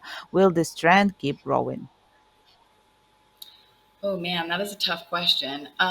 Yeah. Well, it's funny because, living in the US, yes, we see all of these changes going on when it comes to diversity and inclusion. And unfortunately, I live in a state, specifically Florida, that a lot of our political party here is also kind of doubling down on that. Um, I am one that I am very outspoken when it comes to anything for, you know, women's rights, diversity, inclusion, the LGBT community. I personally just don't feel that a lot of the things politically that we're doing in the US, or especially the state of Florida, is something that I would agree with. I'm hoping that we don't stick to, like, I know the state of Florida has even been removing books from schools about Black culture. It's not right.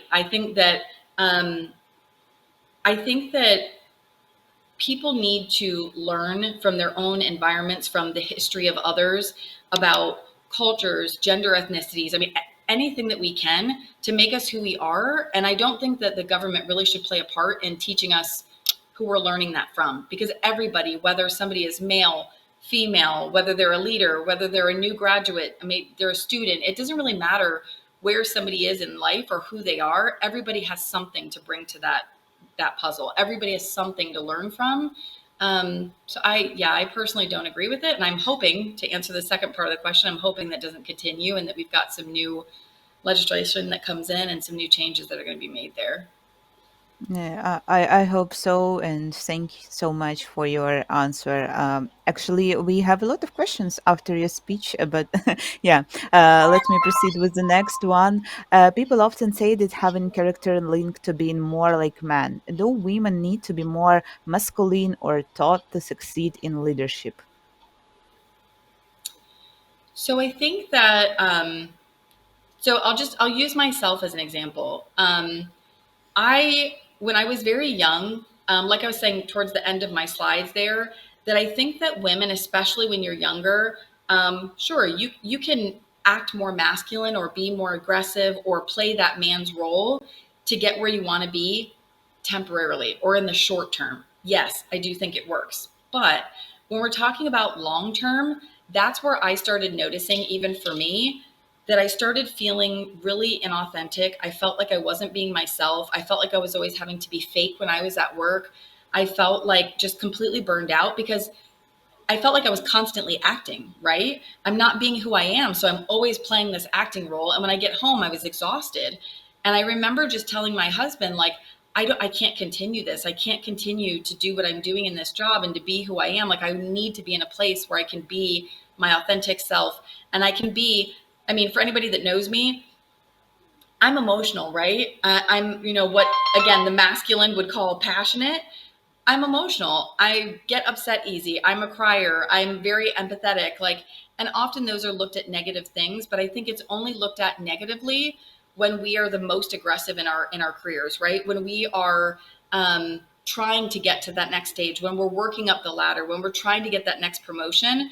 And quite frankly, again, I'll say just in my personal experience, I know that this is not every woman's experience. Um, I've actually had more of a struggle with female leaders over me or female bosses than I have with males. The reasoning why, at least for me in my personal experience, I think is because the women that I was reporting to often looked at me as a competition. So I was promoted by other people and often men, but once I reached that point of being, a leader under another woman, that woman often looked down upon me and looked at me as being her next competitor. So I often struggled with trying to get to the next stage. And I was actually much more supported by the men in my environments than I was the women. So again, I know that was a long answer, but I think to answer the question directly is that yes, you can play the man's role, but it's going to be probably very short lived and eventually it will burn you out. Thank you so much for your answers. So, I see a lot of comments that mentioned you are incredible. I totally support all of them and all my Oh, hearts and thank likes you. to you. And let's Oh, move thank to the last question. So, you. oh, sorry, how can men in the workplace support women in embracing their identities?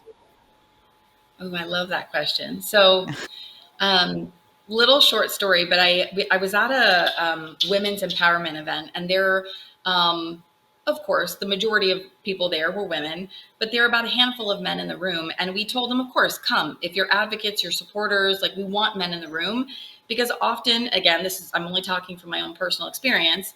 Um, I often find when we have events that are strictly for women or about women, and not all the time, but is if you get a group of women together and they're talking about the difficulties in their careers in being a woman or not meeting those masculine roles, sometimes it just becomes a session where we're all complaining, right? We're complaining about there's not enough women in tech, there's not enough women in leadership, there's not enough, and we don't talk about how can we change that.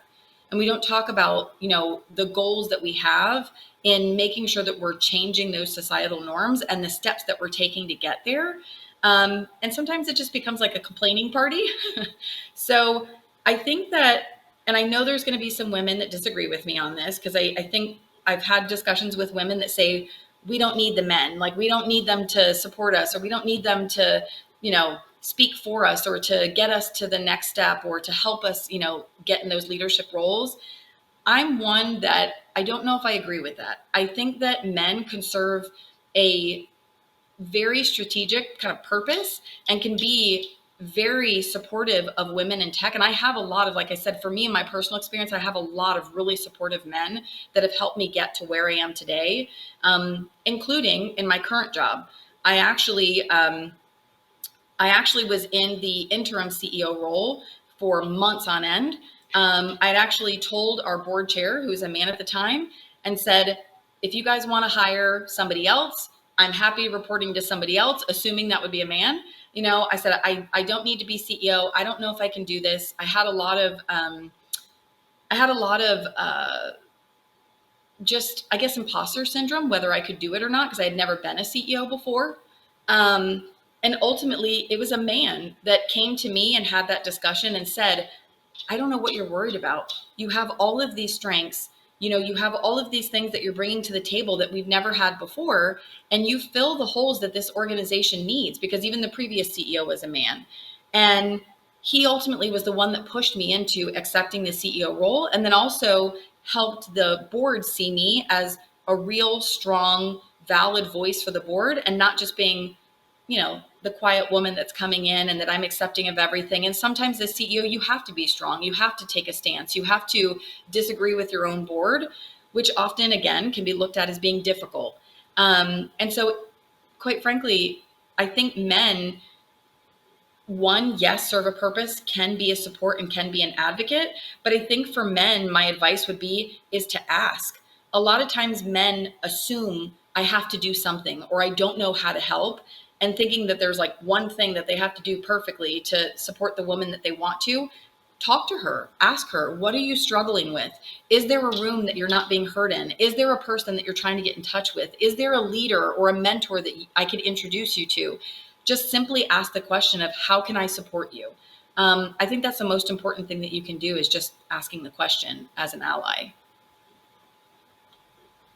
Thank you so much. It was so inspirational for me. So thank you once again for sharing your insights and experience and all these advices with us today. I'm so happy to have you with us. Thank you so much. Of course. Yeah. Thank you so much for having me. This is very enjoyable. Thank you. So have a nice evening or day, and and this Thank you. wonderful speech concludes this stage of our conference. Unfortunately for this time, but we are moving on, and we'll wait for the next edition. So now, please let me give a heartfelt thank you to all of our incredible speakers for sharing their wisdom and insights with us today. Your contributions have made this event truly exceptional. Also, let me say thank you to all our attendees, all our audience who joined us today, for all your questions, for your active participations in the yesterday's workshop day. You rock, guys. Thank you for joining us. As we conclude this inspiring event, the discussion doesn't have to stop here. Head over to our She's Tech Hub to continue the conversation, connect with all the participants, and further explore the insights shared today. Keep the dialogue alive, share your thoughts, and continue the journey of empowerment. Together, we shape the future. Thank you very much. You're a rock. And have a nice, insightful journey ahead. Bye bye.